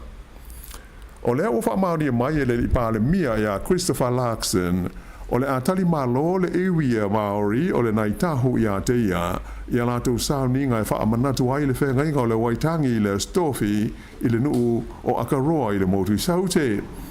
O le masina o Desema le sa wha alau I tele mai ia Larkson o le a le wha atasi atu o ia I sauninga wha amanatu o le whengainga I le malae I waitangi I le neitusanga ona o lona mana o e taamilo isi tu o le turu e mori mawina lātou fo I sauninga o le whengainga. E le ngata I le pāle mia ai o le awhaatasi e fo I sauninga ia I akaroa ma le kova na sili o New Zealand ia Dame Cindy Kiro le ua ia talia le wala au whaalo alo ale naitahu e whaatasi atu I ai. O le malae e ngo o le onuku I akaroa e whapea na sei ni ai mua I la sa tolu se furu me I le tausanga e afe valu se lau wha se furu le whengainga le nei o le waitangi. Ai o le tausanga tasi iwa valu le na foi ai I le lava foi malai o Maori le whaato e senga aloa ia le malo New Zealand I tangata naitahu ona o le tausisia o aia inga o le whengainga. O le solulu a tae au e amata ai o na whaatasia I le malai o itangi tai o pati ma waenga wha upwhai o malo mo talanoa ngalo ia tau I upwhai o malo a o lumana I aile sauninga wha amanatu I le vavao o le saininga o lea whengainga I le vao le malo New Zealand ma tai o Maori. O le minsta o le atina e Maori o tama potaka o le a whai masui o le pāle mia I le teimi o le pofiri I le sauninga. O lo ese manatu matao fi o tangata I le a wai o le I pāle mia I le malai waitangi I le stofi e manatu nisi ua le lei fo I le a wai atu I o le pāle mia. Ai ta aufi fo inisi sa te taua o na whaatasi atu le pāle mia I le sauninga au tū le I le malai o le waitangi. Whailo mai le teitei whono le whalapo tonga a le Waitangi National Trust o Peter T. Pene e le tau ona iai le pāle mia I Waitangi I lona tūlanga o ia o le taitai o le whainga malo. O lea sa whailo mai iai le pāle mia Christopher Larkson ua leo toe ma mau se taimi ai whaia loala na malanga alo ia I le atunu o initia e pei ona sa fola ina mai aso o mamai. O se whaatasinga sa whaia le nu o kumeu I au kilani na whaali ai Larkson ua leo toe ma mau se taimi ai whaatau nuu ia lana polo misi sa whaia le taimi o whaatau sino le whalota ina ia malanga I initia e sanga whaali leia le whawhea loa ai o New Zealand ma lea atu nuu I le taimi e ave ai o ia ma taitai o le malo. O lea sa uninga I le sa wha maa popoina e tangata initia I le tonu o New Zealand e whaai longa inai ia le sauninga e taua o le Krishna Holy Festival ma e to tele tangata Asia sa whaatasi ai na to alu ai ma le pāle mia le main star leo o Mark Mitchell I lona tūlanga o ia o le main star fo o lanu mangangana SA New Zealand. O le a whaawau I le vai aso fau o na tapunia a wala au tu I le tono le lau mua I Wellington e pei ona iai le whaaiunga le vai aso na ma vai atu nei mai le pō leo sa whapea ai mo le pō na pō lea sa whapea na awhia ai lea le tele nume le tasi I le vā leo Wellington ma Johnsonville. O le tele o ngā luenga I le tue fia whaale leia o ia awala o mafuai ia fufuanga e whaatino ia ngā luenga i le pō. Mai o whailo mai ai le ofisa o le pulenga o hala o whela wainga, le NZTA, e te tau ai le au waita wale o na fua le leife malanga inga, ma ia whaau ngā nisi a wala a o tāpunia a wala au tū ia i te tono le lau mua. E a matai la sa a sau nei la so iwo leo Februari, o na tāpunia le ala tele au tū po le motorway mai Wellington a ngai atu i mātū, mō ngā ruenga i fia whaia i le toe whaataina o le ala tele i le mālea o le Caro Drive ma le Nauranga Interchange. E lima pōsa so e mō mia mō ia ngā ruenga e o atu lava i le stofi le aso se fulu tolu o Februari e mai hawhi ai tamale e fia malanga ngā i mātū mai i Wellington. I nai tala mai whāwho o lo whaawo pēlo longa matautia i mātū sifo o Ausitalia ona o le mamafa ma le malosi ai o timunga walapata i aita ngā tēnu nofo ai le vaenga o le tunu ina ia sauni mo nisi tu langa whaale tonu e lama tia ai le soifua ma ono whaatama i ai whale ma isi mea o ngā o vaenga o lo o whaamalosi ai nei le pata inga o nuu tu matawhanga i le talawhatai i mātū sa sae o lo malo ia mai le mamafa i pēo timunga. Tō tasil tangata lea ua maliwa i lo longa nei au stadia i le sātanuai ai whaitau wafe le au whai o istangata i no whanga mawalalo ua whapea na whamalo sia ave sea mai o lātou whale mō lo lātou saunga le mū. O le palemia o fiti a City Veni Rambuka o le aia sauni ese te talo i le taimi se tau mawhitanga i se mawhitanga te talo e whaia i Washington i Amerika i le vaia so nei whailo mai se whaasa lunga le malo o fiti e whapea na mala wina mai le li palemia i a Rambuka e a wai i lea mawhitanga te talo le ngata i lea ua whaatalo sanga ina fo o ia e na te whaia le te talo i le tau mawhitanga i te tala ai lea wha moe moe Maftanga talo le nei e whaia i tau sanga ti tasi, wha mao popo ina le National Prayer Breakfast Foundation, mo le whono au po le Congress a le malo a Melika. O le lipa le mia fiti a City Veni Rambuka, sa ia whaalia talua i nei, e na te langolango ina le li pelestene o Donald Trump, ona o lona langolango ina malosi o le malo Israelu, mai lo o ia tālusia, e maua se awa noa e whailo e tuai i le li o Donald Trump, o ia i Washington. E tā alonga i la kapili ki ua whaamau ni mai le sainia leo se whengainga e ta alo ai mo le kalapu malosi le Bulldogs i a stasio alo Sāmoa o lo ta alo i le leina i luma a le au o le Warriors. O ia lea o le tau le lea o Sion Maiu e luas fultasi tau sanga le matua o le ase atu nei e ta alo ai mo le Bulldogs i le tau le sanga o le luafe luas fulima mai lua tau sanga le umi o lana kon karate o kalapu le nei le Bulldogs i Australia e ta aloai i a stas fo i alo Sāmoa o le li o Stephen Crichton i la kapi iuni o le ua whailo mai le filfilia o le alo Sāmoa i a Ari Savea e a vea makapete ni fau o le aula kapi o le Moana Pasifika a o sauni atu mo le amataina o le tamu sanga o le kapi Super Pasifika o le nei tau sanga o le nei alo le tunu ua iwa se furuwha la wha inga o na ta longa mo le olopele ki a New Zealand mai ua se atu nei au kilani e ta pena ma sauni ai mo le amatalia o le tamu sanga o le nei tau sanga wha iunga le nao telefou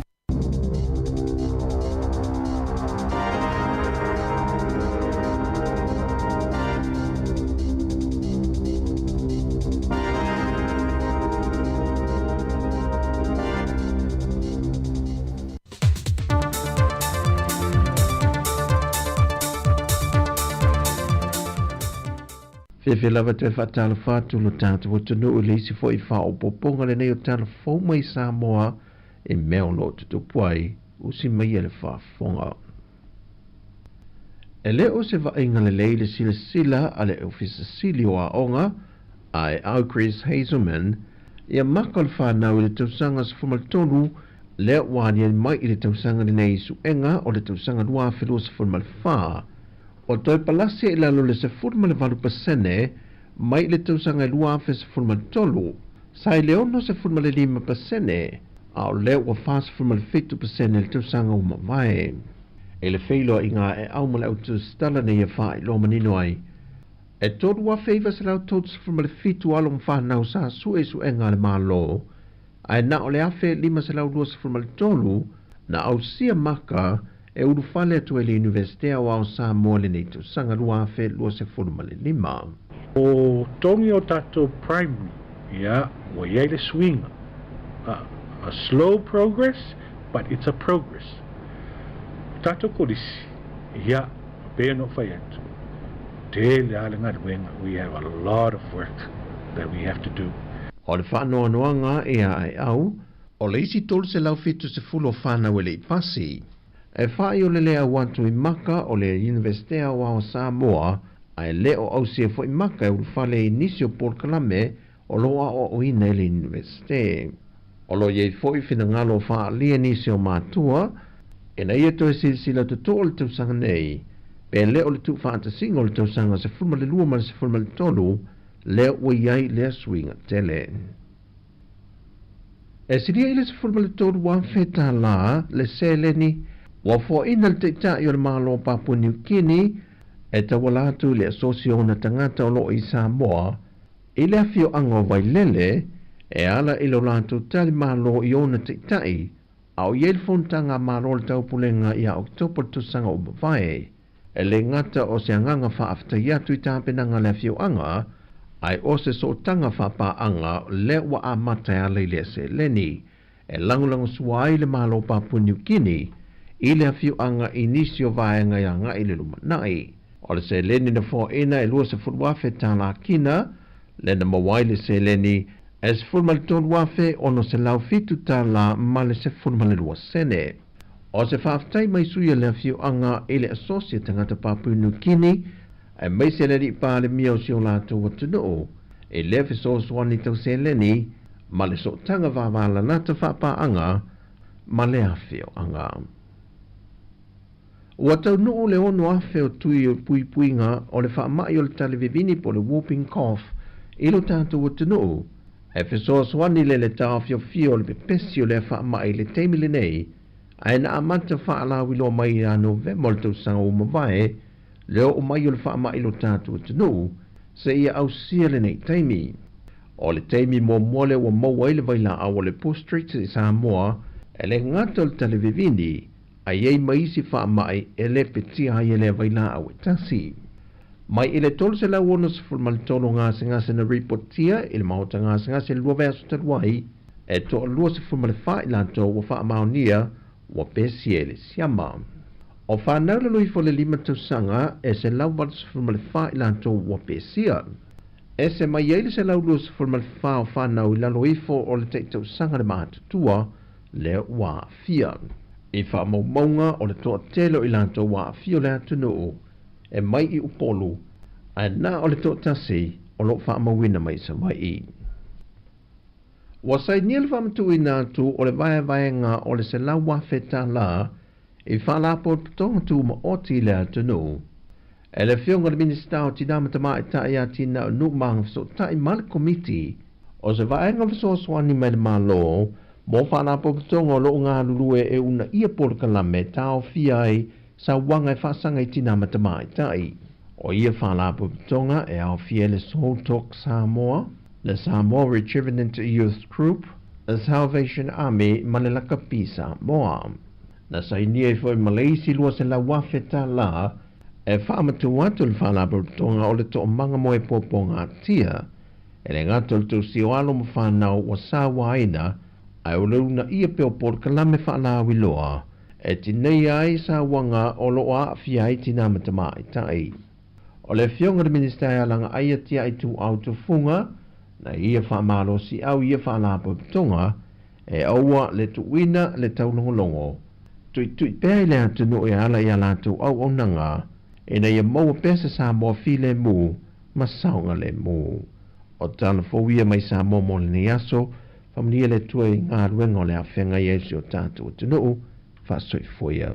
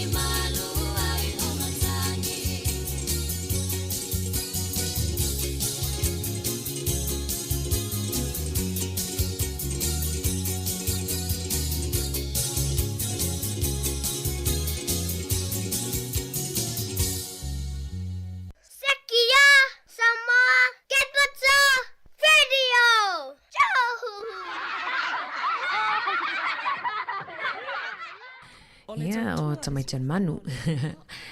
Foi whatalo whātut pa ia male malo tātou whafonga. Ia, o le nāua mai ale au inato tātou tala fōu.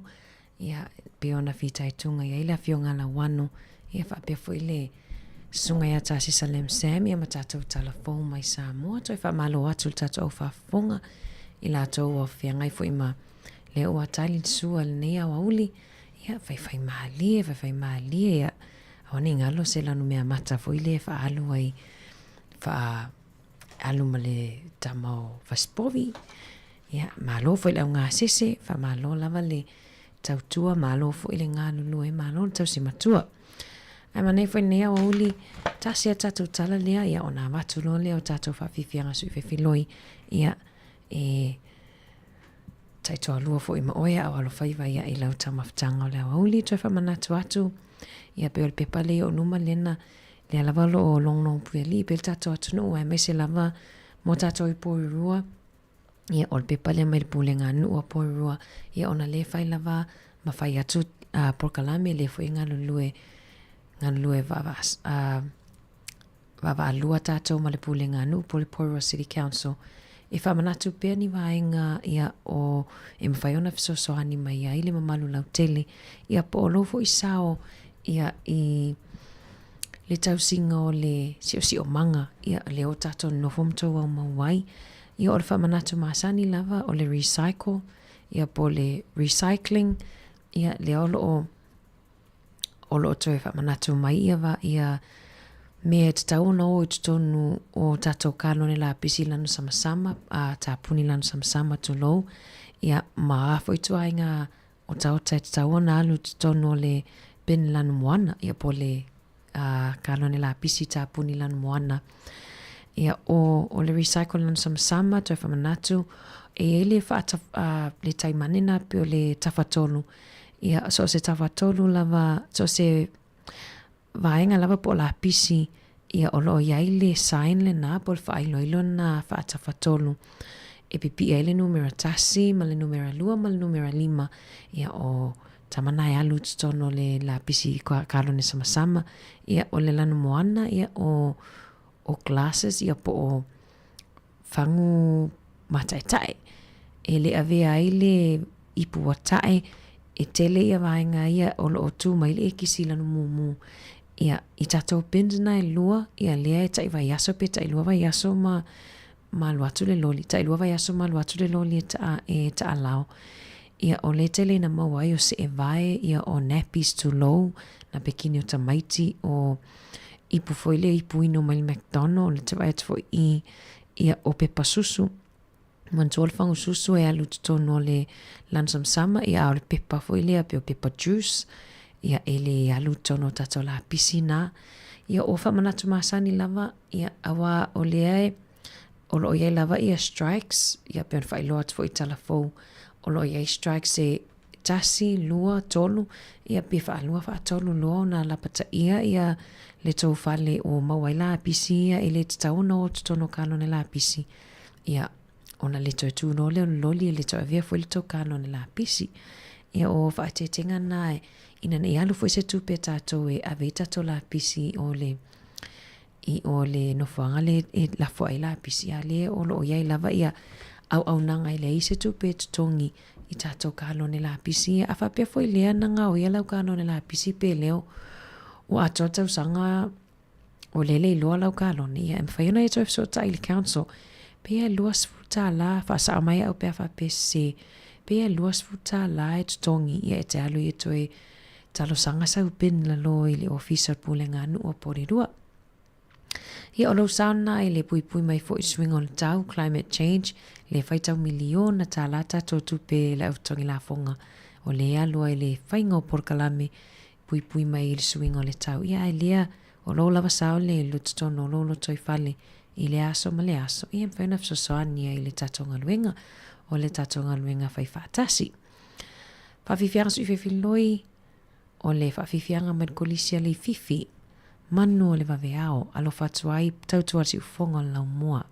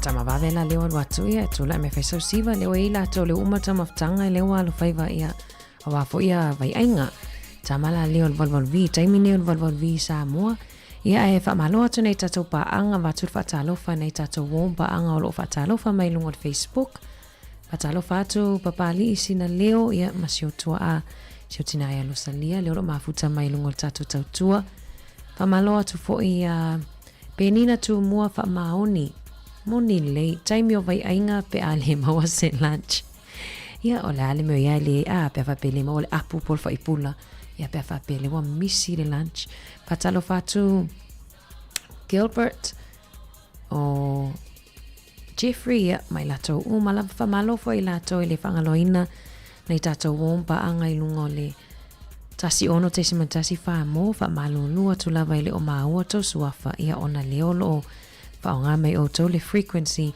ia mane fa ile tama mal tene ia alum fa now fa I follow YouTube ia ete mai mo mai ai ia I fallinga au le leo tasi le masani ona tiu te atu tai au alo fatu Cassie Duncan Whaftai mana foi comments mai pola lau kuka nai fai pola le ngā sisenga o le fiafi ia pe ese foi le kuka o la oli ese le kuka na ni le fiafi ia comment mai nungo tato Facebook a tonu foi e maua ia ideas ia po o se tasi foi o le mafau fau pola sana kuka o la fiafi nane ia mana foi faso mai pali sina leo la lau kuka o la fiafi to e amata tu tato wa fifianga ia mai Jerusalem fo pona I visama mango.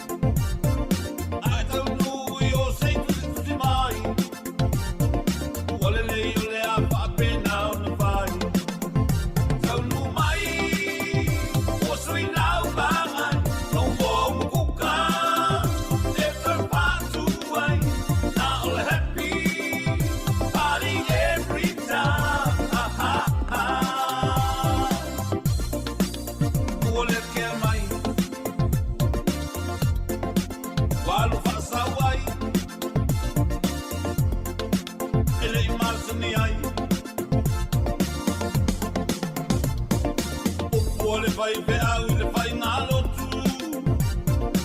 Ia e tu mausu mai le ami o tonu.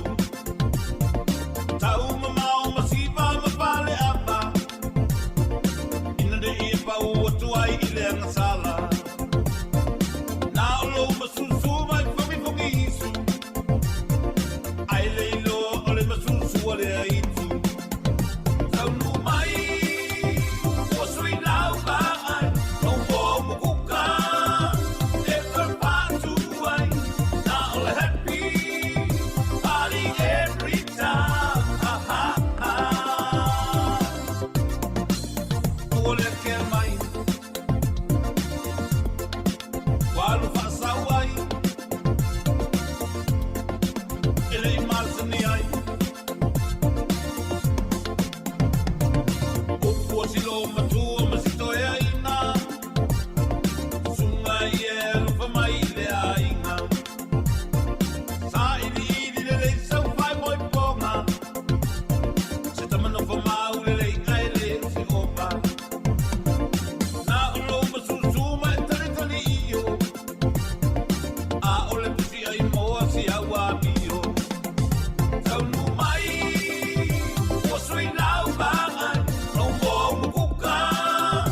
E karpatu ai, na ole happy, party every time. Ha ha ha. Ole ke mai, walu whaasau ai. Ele i marsani ai. Ona i upu tau mamba e si toe aina. Sunga toanga e whanongolongo musika. Pape lako mai ni am siti.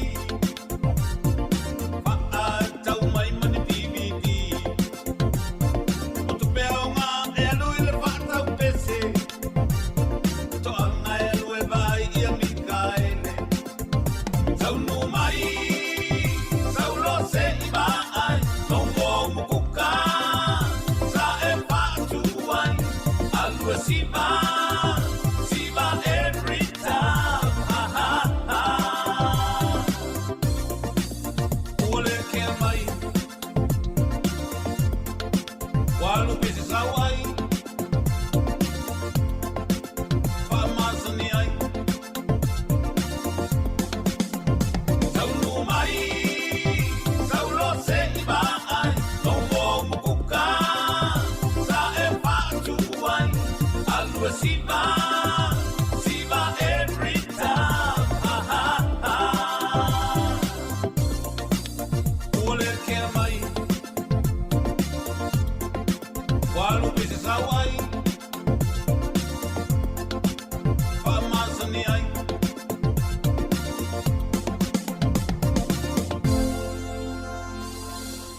Whawiwianga mai le sunga ia Felice Mikaele. Ia maltato whawiwianga na no more mukuka. Whamaloa toa e la toa, whamalo la o ngā sese. Leo toa e ia o ngā nei whanau. Ma lie fo i ana le la tai au. Te leo a o ngā lea ia le lato zone lea po i tu o au ala. Ia e ta o le drop off zone. Ia o lona winga. Ia na le watu lava o tātou tu ta avale. Ia fio sofi whaftamiti o tu sa e le whaatangana paka ini ni mātua. Ai le mai tau ina wa ai fo i lunga on Facebook. Wa i tangata wa whaiti o ina fo i ona wa ia nei mātua. Ia wa watu tu ma paka i ta avale i ta whaala lea. A mese lava o ngai e vaiti ia. E lai titi lava no e paka e paka i ta avale. Nā lo whaile vaenga na ia mana e fo i sosoani fo i nei tātou mātua. E i vaenga e mwhaiona i pakai. E i fo i vaenga i mwhaiona pakai. Ia ona o le whasaonga lava le taimi. A mesa lava i tae au e toa tele tātou leo lo rush. Ia po leo lo nanati lava i tae au. Ia e tamawhai ia tuli le taimi whainga luenga. Te leo nei tātou mātua e amata le tu la iwa. Ia e tuli ala taimi ia mo mia lava le aluatu maua le awanoa e tu i whanau e paka e tu i whanau to e alu noa lea. Ia, mana ia fsosoani tatou ngalwenga fsosoani ia i lava ia malangolango leisi tatou leisi matua. Fatalofa atu leu so ia tusa ia ma le songa ia pese ia leua ai foi wata tangi la falai e leni fai mini ia por sua e leni o leu so ia tusa lena failang sua e leni leisi so ai apele alaisa. Tamala na to e fatstangi la fia nani ia ai pese ia lue ai KFC a wai le fia ia de leni ia fa malot fo il tato si o tato tinama to ia ita ia le ro mafuta mai lo hat fa malot tu tato fa fonga to 1 minute tali tu lai tasi fa manatu masani tato na saunga le muinunga le ana tele fa pele o to e piki fa na wa onga me se lava zone ta onga ia nana o le se fulu ia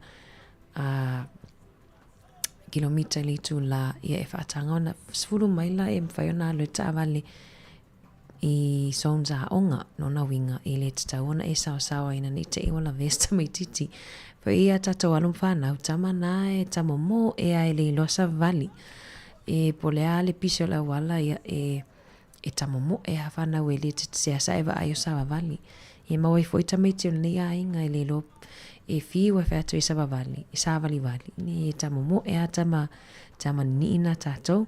Ia whavivianga mai a vai papa, wha minoi lo tino le ngoana al peselea. Toi taliu mai on tatou whaatau whalo lea, inungo tatou tasi ono te simal tasi whamo. Hatalo whaatu pale la vea, ia le mafuta mai i Melton i Melepone. O iso le whaatalo whaatu lato umalo mafuta mai ia i Australia, Melepone le mafuta mai. Tu sale fa mai wo uma fai ona fai le suele. Wo uma suele ni lua flua fa sa o. Taimine wale tata onto ai sele.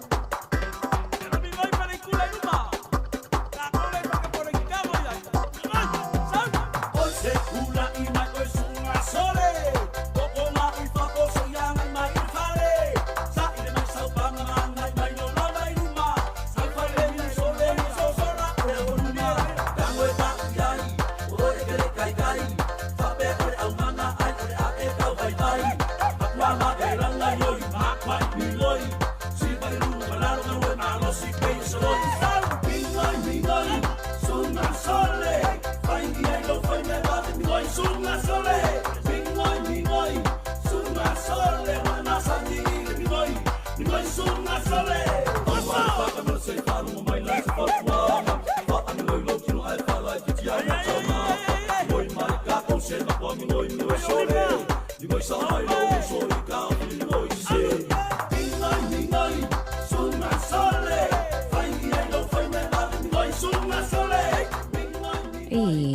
se la le silan siva fa malo atu e il tatou o pol tatou paanga le mafuta mai tonga.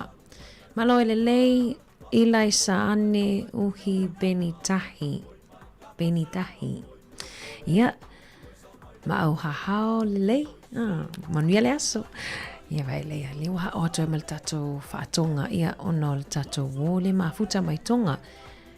Malo ele lei ila isa ane malo lava ia alo whātou mo oe ia le mafuta mai le tatou tautua mai tonga.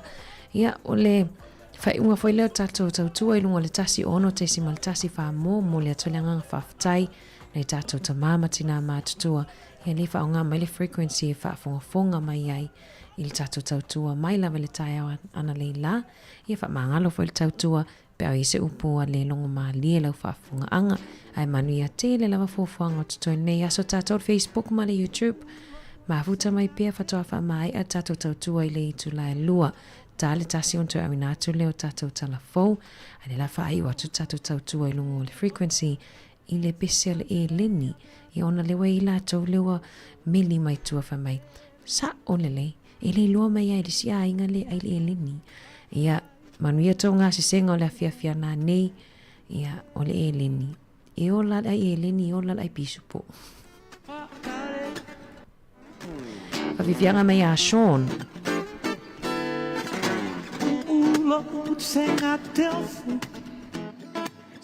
O se alile mai Hawaii e pōla na vai. Tau ma whai nei ona pō. Zeta te nei a pēr tawa ai tau fōpō. Eleni. Whawhai walele sile manongi. Eleni. Whakare sile manongi. Vai tali oi is whainga vai ai. See the ball. Vai ai. Tau alo si vai malofa. Kole mana tu e o matou volonga. Si tai tau ila langi. Wala ila ele awang elo ao ia. Eleni. Afalai palele si manongi nongi. Eleni. Pakare si manongi. Vai tali oi is vai na vai ai. See the ball. Vai ai. Well, Bobby, ma si ma fa bella ma buona. Elegante le tau dai di usa. Tau ma fai la au ma fa. Vi ai tata te ata si a mia pa. Eleni. Afalai palele sile manongi. Eleni. Pakare sile manongi.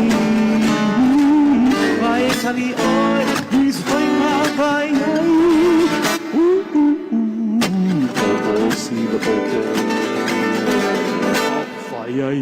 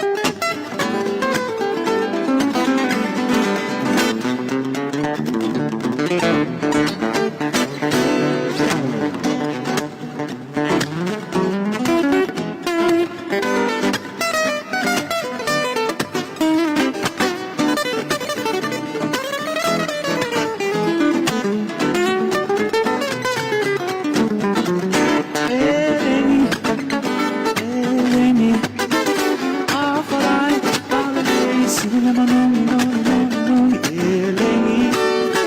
elengi, akale, sinile manongi,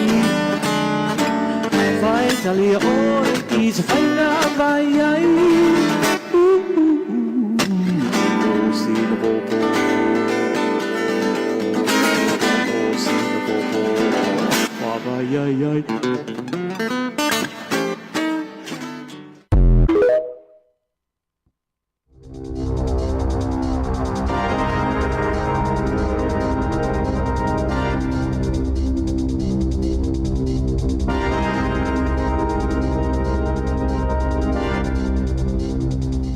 Talofa lava, ina nei foi vaenga o telefou, o le si ufonga o le lau mua, o le talamu mua. O le taua tau he whaataua inga le Palestine a Amerika ia Donald Trump, e a wala i se la fonga i 25% i o loa e whauru fale atu mai ka nata, Mexico whapea i Masaina, e mawhai ona te le se a whaina ai o loa nga o se New Zealand, pe a one i Natalia tu ia i maisi atu nu o le lalolangi. O se lipoti ele wale se whaasa laua New Zealand, na ta o mai ai stasio tangata to mai whaapitoa i mata upu taulu te mau ainga, e ngoa ia John Balinkle, o se whetaua inga, tau whaataua inga, i le vāleo malo, e le o se tūlanga le lei mo o loa New Zealand, o loo ave atu i whafo i mā keti o le lalolangi. O lea ua uma o na whaailoa mai e Kanata, a e whaapea fo i Mexico a toa ai Masaina. O le a whaia fo i ni ala tau la fonga whaau popo i lunga o le tau o loa mai Amerika, o loo whauru whale atu i o la tau maketi. E manatu la ua tau mai i nei mata aupu, o le taimi e whaate tele ai fe tau inga nei whaale waho ma lo, e mauti no lava, o le a pa uai ma le fua o le te mau a inga po le TDP o le lalulangi. Mai o le winga moni o le atulanga e pa uai ma le tulanga mo mia o se o loa lama mai New Zealand e au wina atu i whafo. Whaalia e le Leo John Balinkle o se tulanga e whaapopole i nai i a mea ia ua liali mai le nei taimi i tulanga i a tau fe whaataua inga i le wā o malo. Ua whaalia mai e le teitai whono o le komiti whauwhautua a le WHO whaalapau tonga fo i le nei o le seifua maloloina le lalolangi e da tau ai tai o le lalolangi ona matuate e na malosi le mau whaamatalaga se ma le sao o loo whaasara lauina nei e tusai o le soifua maloloina lau tele o le manatu o le lifo mai New Zealand nei o Sir Colin Tukitonga e whaatatau lea ini la fonga a le senator Amerika o Robert F. Kennedy, lea na i ta'wai, e le o le misela lea na mali li waitanga te to avalus fulma le tolu i Sāmoa, i le taimi na pipisi ai lea whaamai i Sāmoa i le tusanga i lua afe se fulu iwa. E pei ona sila fia, o lea ua uma ona sāu noa whalawa i tele le whaatum sili o le soifua maloloina Sāmoa, le lifo mai profesa o Alec Ekeroma, mai e ta'wai, e matua pepelo ma le sao la fonga nei le Leo Kennedy ai i se taluanga Sir Colin ma le wales whaasa laua New Zealand e tusai o le matau pule nei na ia whaali ai o le tiu te whai o tai o atunu uma le puia leo la tau tangata mai whaamatalanga le sao tau le soifua maloloina e whaasa lauina whala waitele mai lea taimi i lea taimi na ia ta'wai e matua whaapopole na lava o ia i le mawhai e tangata e ono o vea maulu o ngā luenga tau le soifua maloloina i le tono le United States o Amerika ona ia whaia ni la fonga pepelo malele sao ai e au noa masona popole i ai o le lifo mai a Sir Colin Tukitonga o le teitei whono o le komiti whauwhautua le WHO mo le puipuinga o wha mai tu mau po wha mai e le VPC ia e ta ua non-communicable diseases. E iai ni ai inga fau o whailo mai e le whainga malo so whaatasi mo tangata o lo maua le benefiti le taimi nei. O lo o fia ai ia tu unga mai e inga fau le te tau leo na awaio i la tau ia i ni pol kalame whaale awa onga e ta i lima i tu la i le vai aso. O le whaaringa lo ia mai le malo e winga i le neimata upu na ta uai o tangata o lo suenga luenga E mana o mia o na awai ma whaatino ni ngā ioinga ai titi mai e tolu mo le sa ilinga o ni ngā luenga i le mai aso tasi mo le masina atoa. Ona toi li poti atua i lea ile mtanga luenga o le atina e lotele le Ministry of Social Development po le MSD. Ta o mai le minsta o le nei mtanga luenga o Louise Upston o aia inga matutu unga fau nei o lo fua ina ia sanga wha le leia tidi ai ngā luenga whai male au nanga a lea matanga luenga. Wa iei fo imani aia inga e wha asala ina i la tau e le usita ia fuafuanga o se vaenga o le whainga e wha o ngai nai mōli e fōringa o mōli awala po o le traffic light system a lea fo i ofisa tele o le mālo.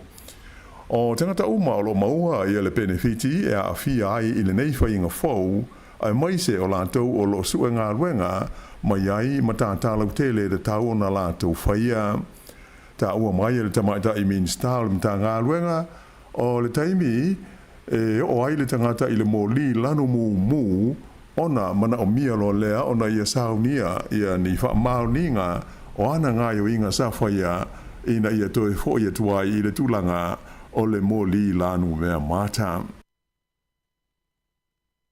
Ua whaapau i lalo e le whare tupe o le ASB le fua o le tului mō nisi o ana mō kesi pupuu i e to o tele tangata o lo o whao ngā ina i le teimi nei.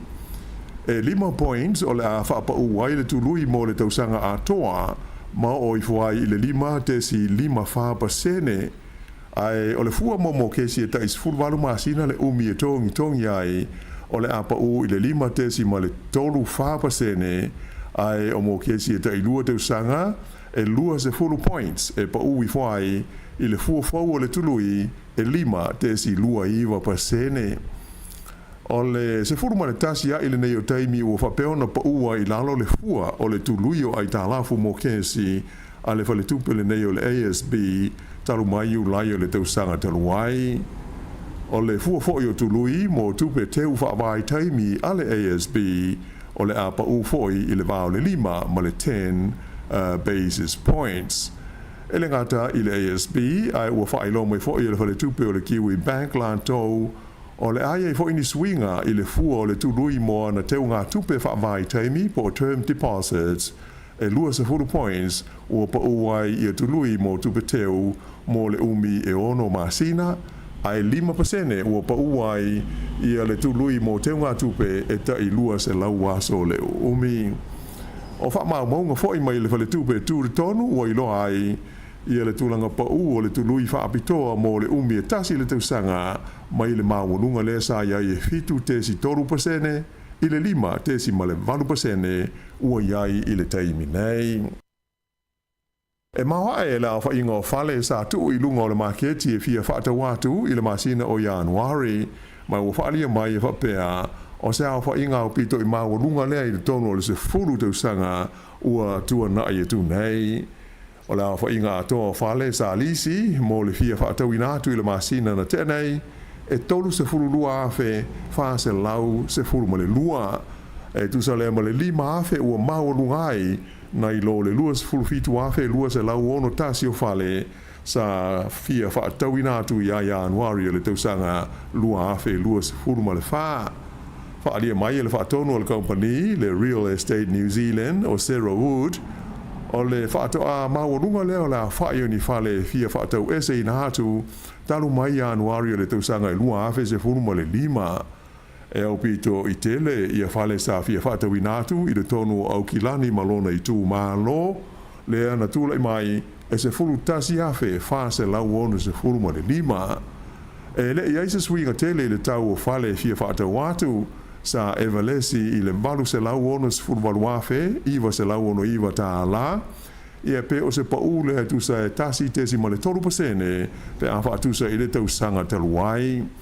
Ta ua foi, e to tele tangata fia whaatau ni o lātou whale o whaatentali i le teimi e pau wai le fua o tului o ai tā lafu ma lātou fia i loa foi le tūlanga o le maketi mo whale i le tonu o le tunu. E ono afe la whai o ni tui pui pui e ta ua o le Boostrix vaccine mo le mai o le talevivini ua fua ina atu o le malo New Zealand ia Sāmoa e veso soani ai i le tautongo vitia o le pepesi ai o le talevivini i le taimi nei. O Novema o le tausanga taluai lea na alo ia ai o na whailo mai al mtanga luenga le soifua malolo i na Sāmoa le pepesi ai o le talevivini te tonu o le tunu o se li poti le wale spasa lau New Zealand na ta wai sa le maua mua e Sāmoa ia le vaila au po le tui pui le nei o le post-trix vaccine le ua foha ina atu nei iai ele malo New Zealand mo pui ngā whaale tonu e au fiai e mai e ta ua o le pertussis o le tetanus ato ai ma le diphtheria e o mai ila so lua se fulu o Januari ua atoa le tonu se lau ono se fulu tonu o le au whainga o mai o le talevivini i le tonu o Sāmoa whaalia mai e le mtanga luenga le soifua maloloi na o le se lau valu se fulu whao ia mai o ta maiti ia e lalo le lima tausanga le mātua ai o leisi se lau lua se fulu tasi o ta maiti e lalo ifo le tasi le tausanga le mātua i New Zealand e to tasi se tau mai titi pepe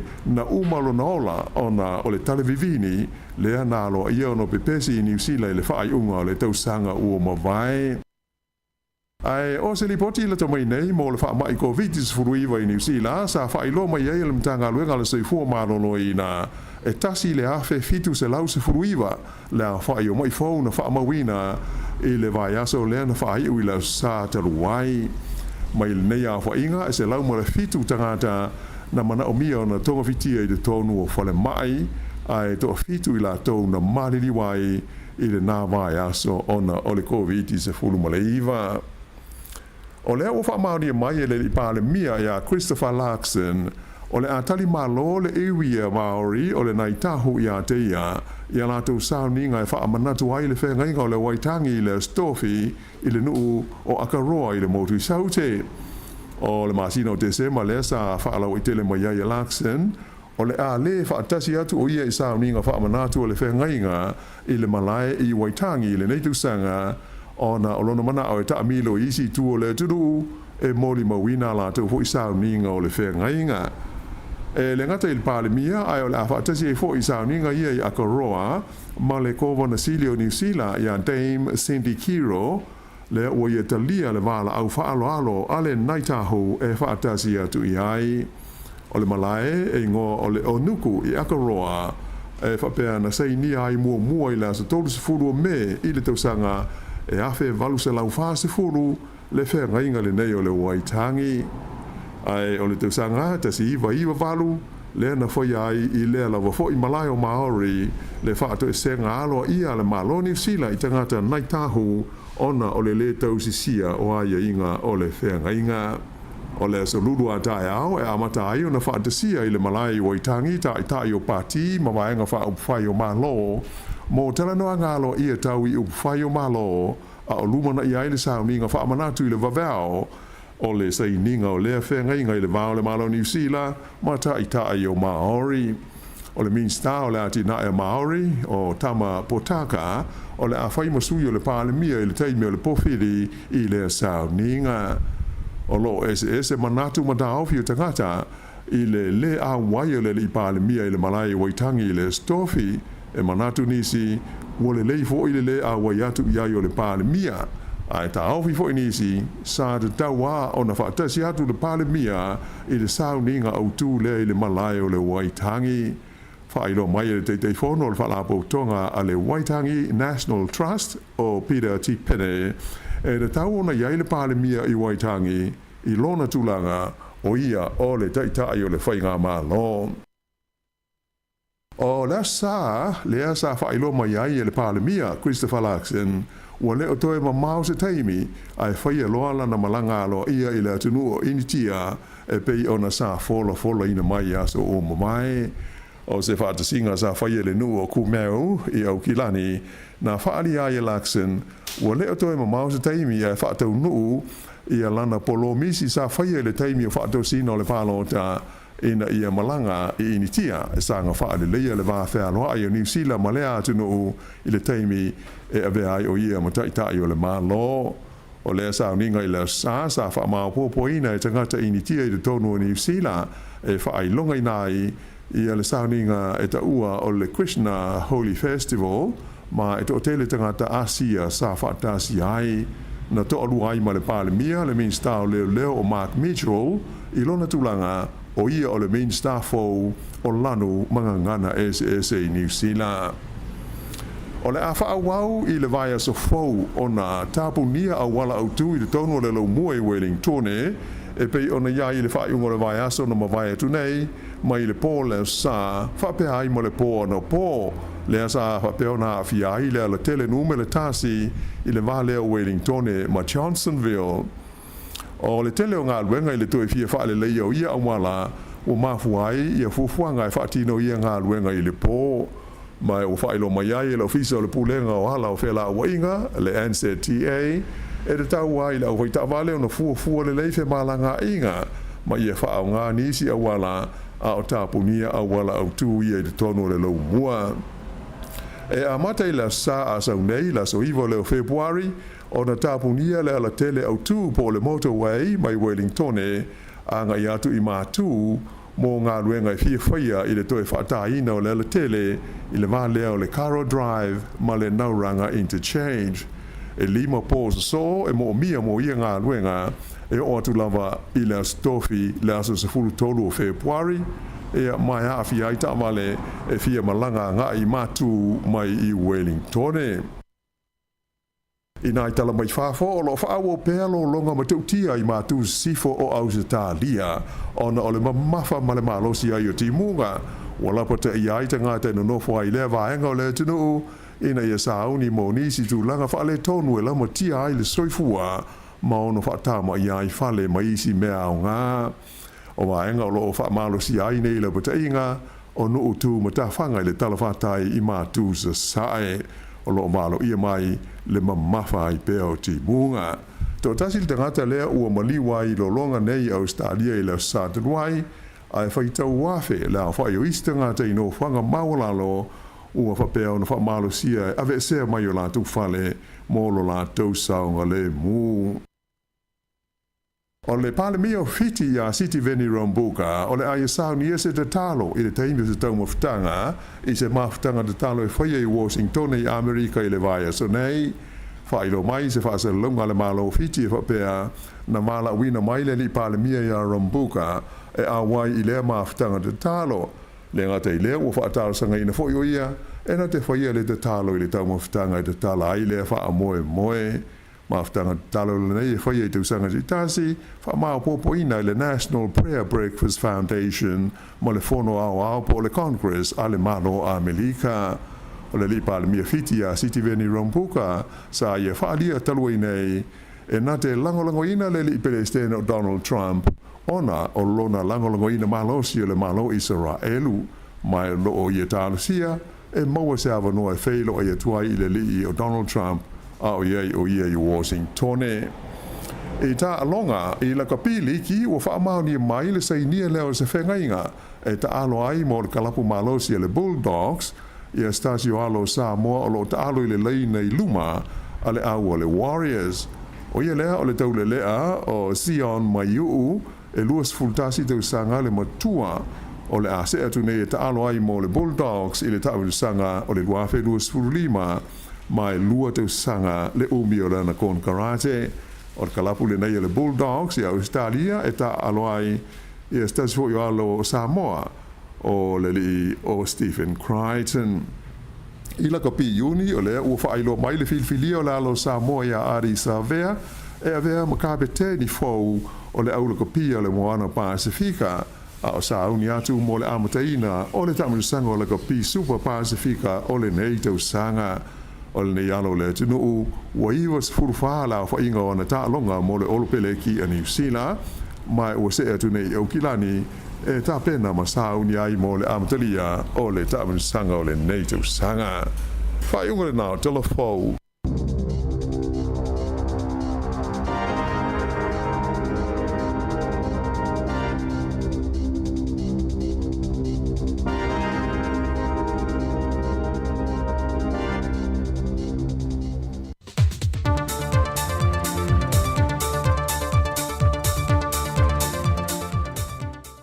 Fe lava te whaatala whātu lo tātou tunu o leisi fo I whao poponga le nei o tala fau mai Sāmoa e mea lo tutupuai o si mai ele whaafonga. E le o se vainga le leile sila ale ofisa silio a onga, ai au Chris Hazelman, ia makal whanau i le tausanga sa whamaltonu, le wānia mai i le tausanga ni nei su enga o le tausanga rua whiro sa whamalwha. O toi palasi i lalo le se 45% mai le tausanga i rua whi sa whamaltolu, sai le ono sa 45%, a o le wa whasa 45% le tausanga o mawai. E le wheilo i ngā e au male au tu stala nei e wha i lo manino ai. E tōru wa wheiva se lau tōtu sa le fitu along whanau sa su e ngā le mālo, ai na o le awhe 5 se lau 2 sa le tolu, na au sia maka e uru whale atu e le Universitea o au Sāmoa le nei tu sanga rua awhe 2 sa 5. O tongi o tato primary, wa iai le swinga. A slow progress, but it's a progress. Tato kodisi, pēa no whai atu. Te le alenga ruenga, we have a lot of work that we have to do. O le whanoa noanga e ai au, o le isi tolu se lau fitu se fulo whanau e le ipasi. E whai o le lea watu i maka o le Universitea o au Sāmoa, ai le o au sia fo i maka e urufale i nisi o Port Kalame o loa o ina e le Universite. O lo iei fo i whina ngalo wha lia nisi o mātua, e na ia toi sila te tō le tausanga nei, pe le o le tu whaata singa o le tausanga se fulma le lua mara se fulma le tolu, le o iai le swinga tele. E siria i le se fulma le tolu wa wheta la, le se leni, wa fo ina le teita i o le malo Papua New Guinea, e tawalatu le asosio na tangata o lo i Sāmoa, i le afio anga vai lele, e ala i lo latu tali malo i ona teitai, au iel fontanga malo le taupulenga i a Oktober tusanga o mawai, e le ngata o se anganga whaafta iatu i tāpenanga le afio anga, ai o se so tanga whapa anga le wa a mata ala i le se leni, e langulango suai le malo Papua New Guinea, i le afio anga inisio vaenga i anga i le lumanai. O le se leni na fo ina e lua se fulwafe tāna kina, le na mawai le se leni, e se fulma le tonu wafe ono se lau fitu tāla ma le se fulma le lua sene. O se whaaftai mai suia le afio anga i le asosia tangata Papua New Guinea, e mai se leni pa le mia o si o lato watunoo, e le fe so swani tau se leni, ma le so tanga wavala nata whapa anga, ma le afio anga. Ua tau nuu le ono afe o tui o pui puinga o le whaamai o le talevivini po le whooping cough ilo tātou o tunuu, e whesoa swani le tau fio fio le pepesi o le whaamai le teimile nei, a na amata whaalawi lo mai a November tau sanga o mawai, leo o mai o le whaamai lo tātou o tunuu, se ia au sia le nei teimi. O le teimi mo mole o maua ile vaila a o le Post Street i Sāmoa, e le ngata o le talevivini, a iei maisi wha mai e le petia hai e le vaila au e tasi. Mai i le tolu se lau ono se fulma le tolu ngase na reportia i le mahota ngase lua vea su taruai e to lua se fulma le wha i lanto wa wha maonia wa pesi e le siama. O wha nau le luifo le 5 tausanga e se lau wala se fulma le wha i lanto wa pesia. E se mai eile se lau lua se fulma le wha o wha nau i la luifo o le te tausanga le mahatutua le wa fia. I wha maunga o le toa telo i lanto wa fio le atunuu, e mai i upolu, a na o le toa tasi o lo wha mawina mai sa mai i. Wasai niel wha mtu i nātu o le vaenga o le se lawa wheta la, i wha lapo putonga tu ma oti le atunuu, e le fionga le minista o tina matama i ta ia tina o nuk maanga so ta i male komiti, o se vaenga viso swani mai le malo, mo whana popotonga lo ngā lulue e una ia Port Kalame tau fiai sa wanga e whasanga i tina matamai tai. O ia whana popotonga e au fia le Soul Talk Sāmoa, le Sāmoa Rejuvenant Youth Group, le Salvation Army Malelaka Pi Sāmoa. Na sa inia e fwoi Malaysi lua se la wafeta la e whaamatu atu le whana popotonga o le to manga mo e popo ngā tia, e le ngātu le tu si o alo mo whanau wa sa waina ai o leuna ia peo Port Kalame whaalawi loa, e tinei ai sa wanga o loa fia i tina matama i tai. O le fionga de minister langa aia tia i tu au tu funga, na ia whaamalo si au ia whaalapo tonga, e aua le tuina le taulongolongo. Tui pēi le atunu e ala i ala tu au onanga, e nei e maua pesa Sāmoa fi le mu, ma saunga le mu. O tala fōia mai Sāmoa mo le nei aso, whamania le tua i ngā ruenga o le awhenga i esi o tātou o tunu, whasoi fōia.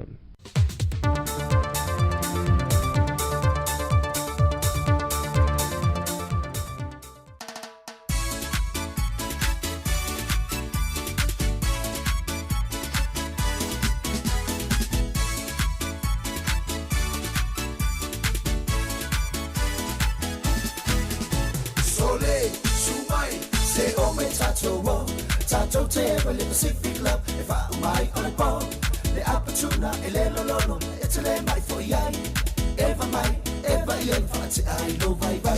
Yati, ties, tia, seka, pisa, music that's a 50 high.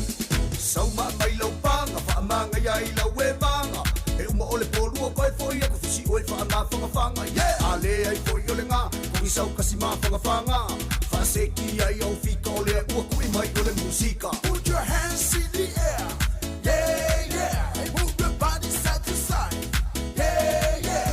Put your feet on the ground, shake me on the round, move your body, shake your body, jump up and down.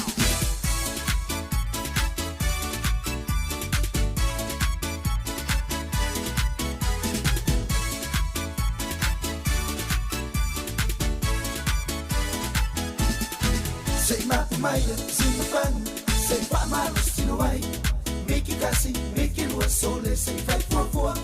Fire Lima, fire wine, they are effing on the way. SS, Malo Musica, it's a vibe Maya. Yati, ties, tia, seka, pisa, musica, it's a 50 high. So my lo bang, of a manga yaila webanga. Elmo ole polu, quite for you, if she wait for a mouth from a fanga, yeah, Ale for yolinga, we so Casima from a fanga. Faseki, I owe Fico, walk with my ole musica. Put your hands in the air, yeah, yeah, and move your body side to side, yeah, yeah. Put your feet on the ground, shake me on the round, move your body, shake your body, jump up and down.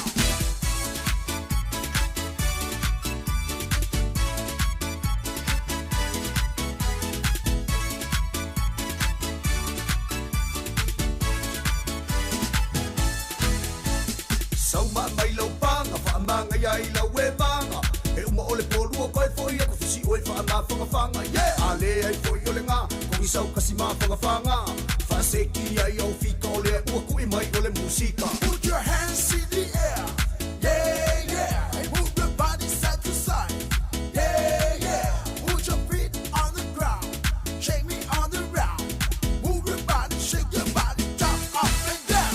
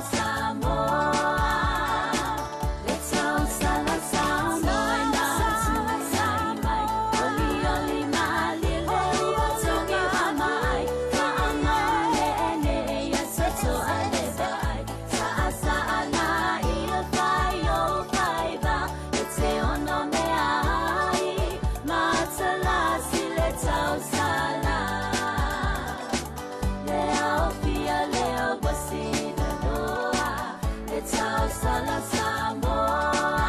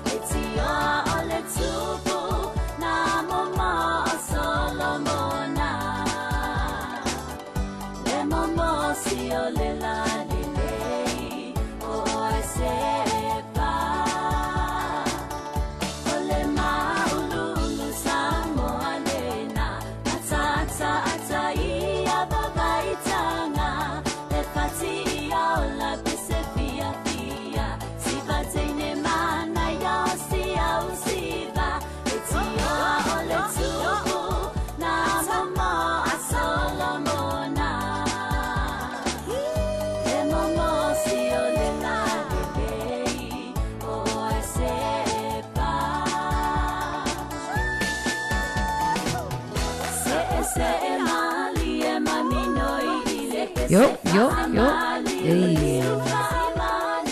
Ya, lalo mai. Te whamano atu mai a fo ile awina munumuli le awina atu tatu telefon mo le taimi munumuli le nei aso ia nana awina atu le tulai tasi. Te lusul fa minute tali tulai lua tali lua ia ona mai aloa leo le tatu tautua I lunga o le tatu ping of sota inga o le frequency, o le Facebook, YouTube, ia ma le Sāmoa Capital Radio app, ia toi whamalo atu, Rosie, John, ia whaftai lawa le mafuta mai, le alo whamanuia mai lasu whanau o pepe. Whaawa watu whawhiwhianga su uwhiwhiloi, ia hausauni toi foi tatou mātua ia piki na iano mwhanawa, o ngā piki foi mara uwhaingaruenga I le nei au auli.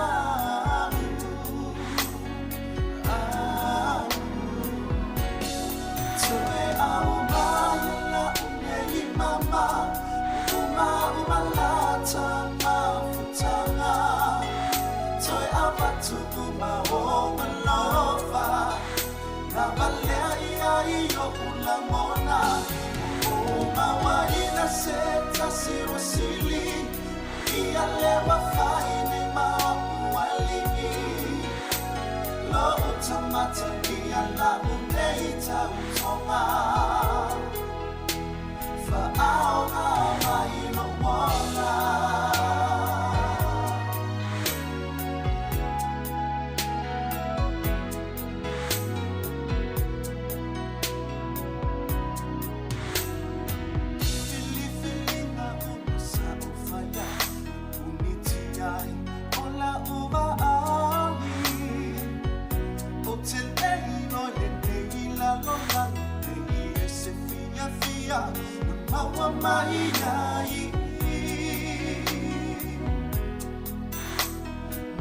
wa mayai Otia idea ngasala Lea iso usa olotonga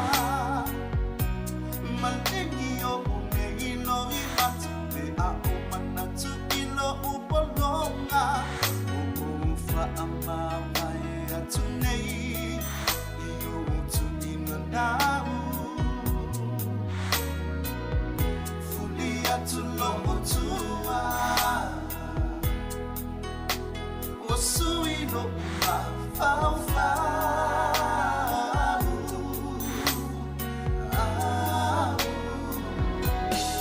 Toe amaya la unegi mama Uma lata mafutanga Toe abatu uma hoa lova La balea ia iyo ulangona Uma wa ina seta si wasili Ia lewa faine mauali Lo utamata ia la uneita utonga Fa'aona mailo wala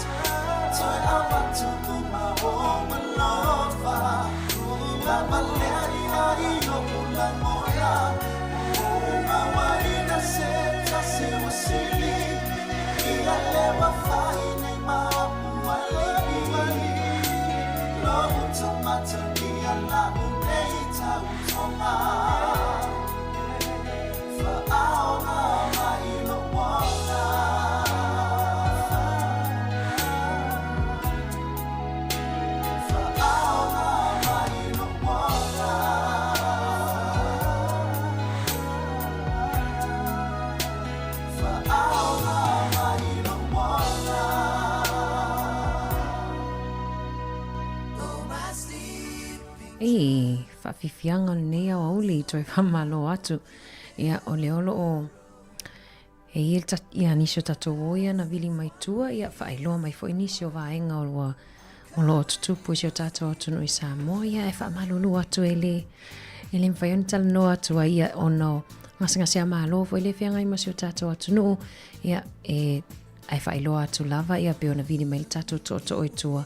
Ia o leo lo whaanga solo i Sāmoa i lea so ia le wala aunga o mata upu ia leo lo a fia i le foi savia minister o le matanga luenga o whatoanga mwhainga whaiva ia po la auli leo a Tea Schmidt ia leo lo tu la ilu mal whamasinonga i lea so le sa wala awina i le wala aunga o whamasinonga mua ia ona periota i leo tatou tala le aia se mea o le a tatou whaasoa i fua i mata upu le tutupu i Sāmoa malitele o le vivesi ia manatua ia o le tatou tautua ia e whaamomua lava le whawhialoa ia malinga ngana e whaonga a tono fo i o te lole au mai le sunga a tāsesa le aso a tae au ia le au te linga ia o le na fo i tala le sa vili mai se tasi o uo tua ia whawhitai fo i le longo mai ia o nisi na waenga leo tutupu si o tatou atunu i Sāmoa tatou te talo ia mo le fili mo si o tatou atunu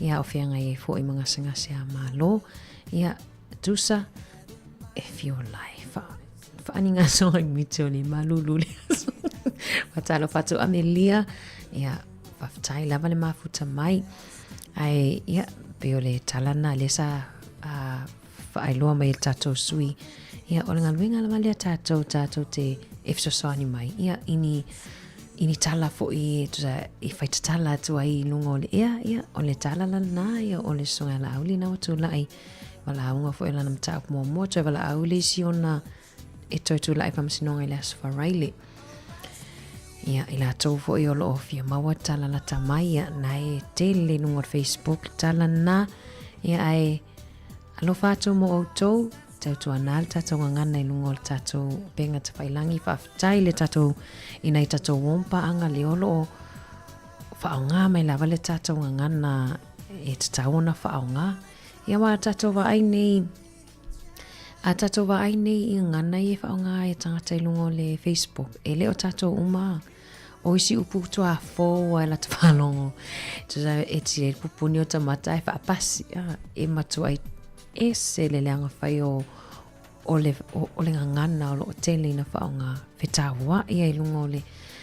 Ai whai fonga le mea lele na whetahua I. Ia o upu whai a malo I Sāmoa. Ia ai tatalo I le ali ia wasfile mo. Ia whapea wai la walwaenga nei te langolango ai malo a langolango. Tatou ia nei ia o lo tu mai per coalition yo po le whainga malo so whatas. Tusa pauna o tala I te le tatou tala. Ia o tala I le whainga malo I nei New Zealand wa le tatou. A mese lawa tatou ia no foi New Zealand. E te tau on tatou tuli mata ia foi whainga malo I nei. A wa foi polisi o a pili e whatala noa taimi nei. A wai au ngā mo tatou I nei. E au ngā mo tatou a inga. Ai le vaenga whaupu whai wa ai foi po ai te tu wai. Ia awali si whainga pālota tātou whai New Zealand leo o walata mele tātou whainga pālota. Le ngata whai leo seo tātou tunu I Sāmoa. Ia la whai walata whai tātou whainga pālota. Ia po whea lava e angi ai. Ia ian matangi lo ngala lo whai. So war sami ai tuan malu. Ia tātou whai tuanga maasani lava. Ia tātou tautua tiu whonga lau mua. Tātou tea. O ia lava awala ia potu la fono foi ia o fisa fasala lau e tātou te le so na no tea fua isi vaenga ia ai alo fatu mo o tau manu ia foi tau mai moanga ia inisi foi o vaenga nei ni nei aso ai pafonga mai pese lea pese ata faasolo mai o mafofonga nia wa uli roma na ia lau le aso mai tātou tanga lava e avifafo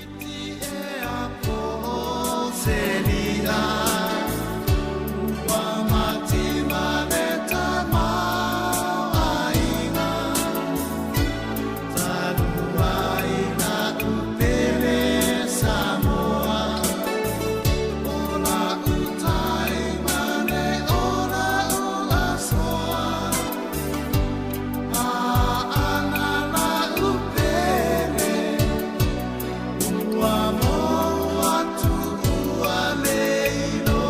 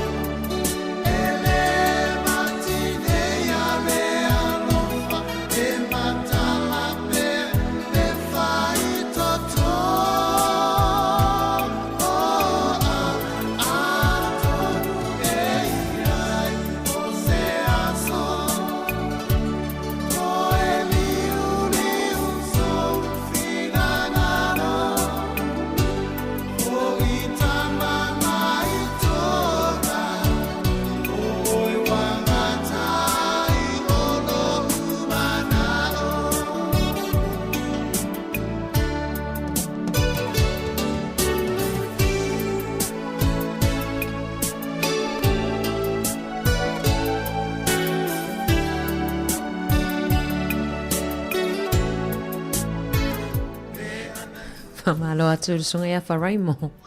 Faraimo asu ia malo sa on lei wale ni memo moe lot. Malo atu Temu Manila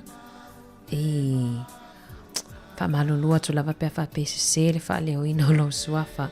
Tem Manila Jojo ia pe a fa a vainga fo ile le pe fa silent ungol j o yo malo lava ia o le wo mel time fa mai el tatu tautua ai wa pisi mai fo im tatu leina le vana tala tu leina na lila e vili mai po ato ku kola fiafi a le vili mai esse ale mele fia fa so mai ai fa malo nu atu lava tatu o fa fonga a pele ne e vili mai ai fa malo nu atu ele o tala tatu leina spa so o le to iwa minute fa mai el tatu tautua o tapialu fo le fali o le tali tu lai lua mana wala u whainga nuenga a o tae au ia o le mawa se lua mo le tuanga ni a mari le soa tae au ia o te tala fwile o tatou leina poani mahenga fwoi mwhaion tatou wha asoa ai tatou te le wha asoi mata upolo tutupo mai Sāmoa wha amalulua tuai nei te ua tutuli matou pule o na o le isi na tula fono ia in matou ngaluenga wha asana lau ia ta ua mātou ia e le wha tangaina i matou ona matou whaasoa pe ona silafia ia e vavao ma vevesi e Sāmoa e le upo wha Sāmoa o le vau ia ina nei e afia i langono tangata ia i pe atato whaasoa i mata upu ia wha upu whai a Sāmoa i le ngasi a malolo whea ngai masio tato tunu o taimi nei ia le wato e 1 minute ta li tula e lua ia malo whaftai le mafuta mai nei tato wopa anga umalunga Facebook ma le YouTube Sāmoa Capital Radio app. Ia, malola whaftai le mafuta mai wha mangalo fo tautua. Le afu se upua ua le nongo maali e po ua le tauta maali fo ilau whafunga anga ia. La whatu inu le ai naso matou se i le ato fo ila matou tautua matou te matua atu lava ia te outou. Ai manu ia tele la fufuanga tutoe le nei aso. Tato toi whelua i le itu la e fitu i le taiao ia i lungo le tautua si ufonga lau mua. Fa mai atu tatu tautua le whawhiwhianga mai au moto atasi ma matalena asuao i le peselea. Alofa le nā tia.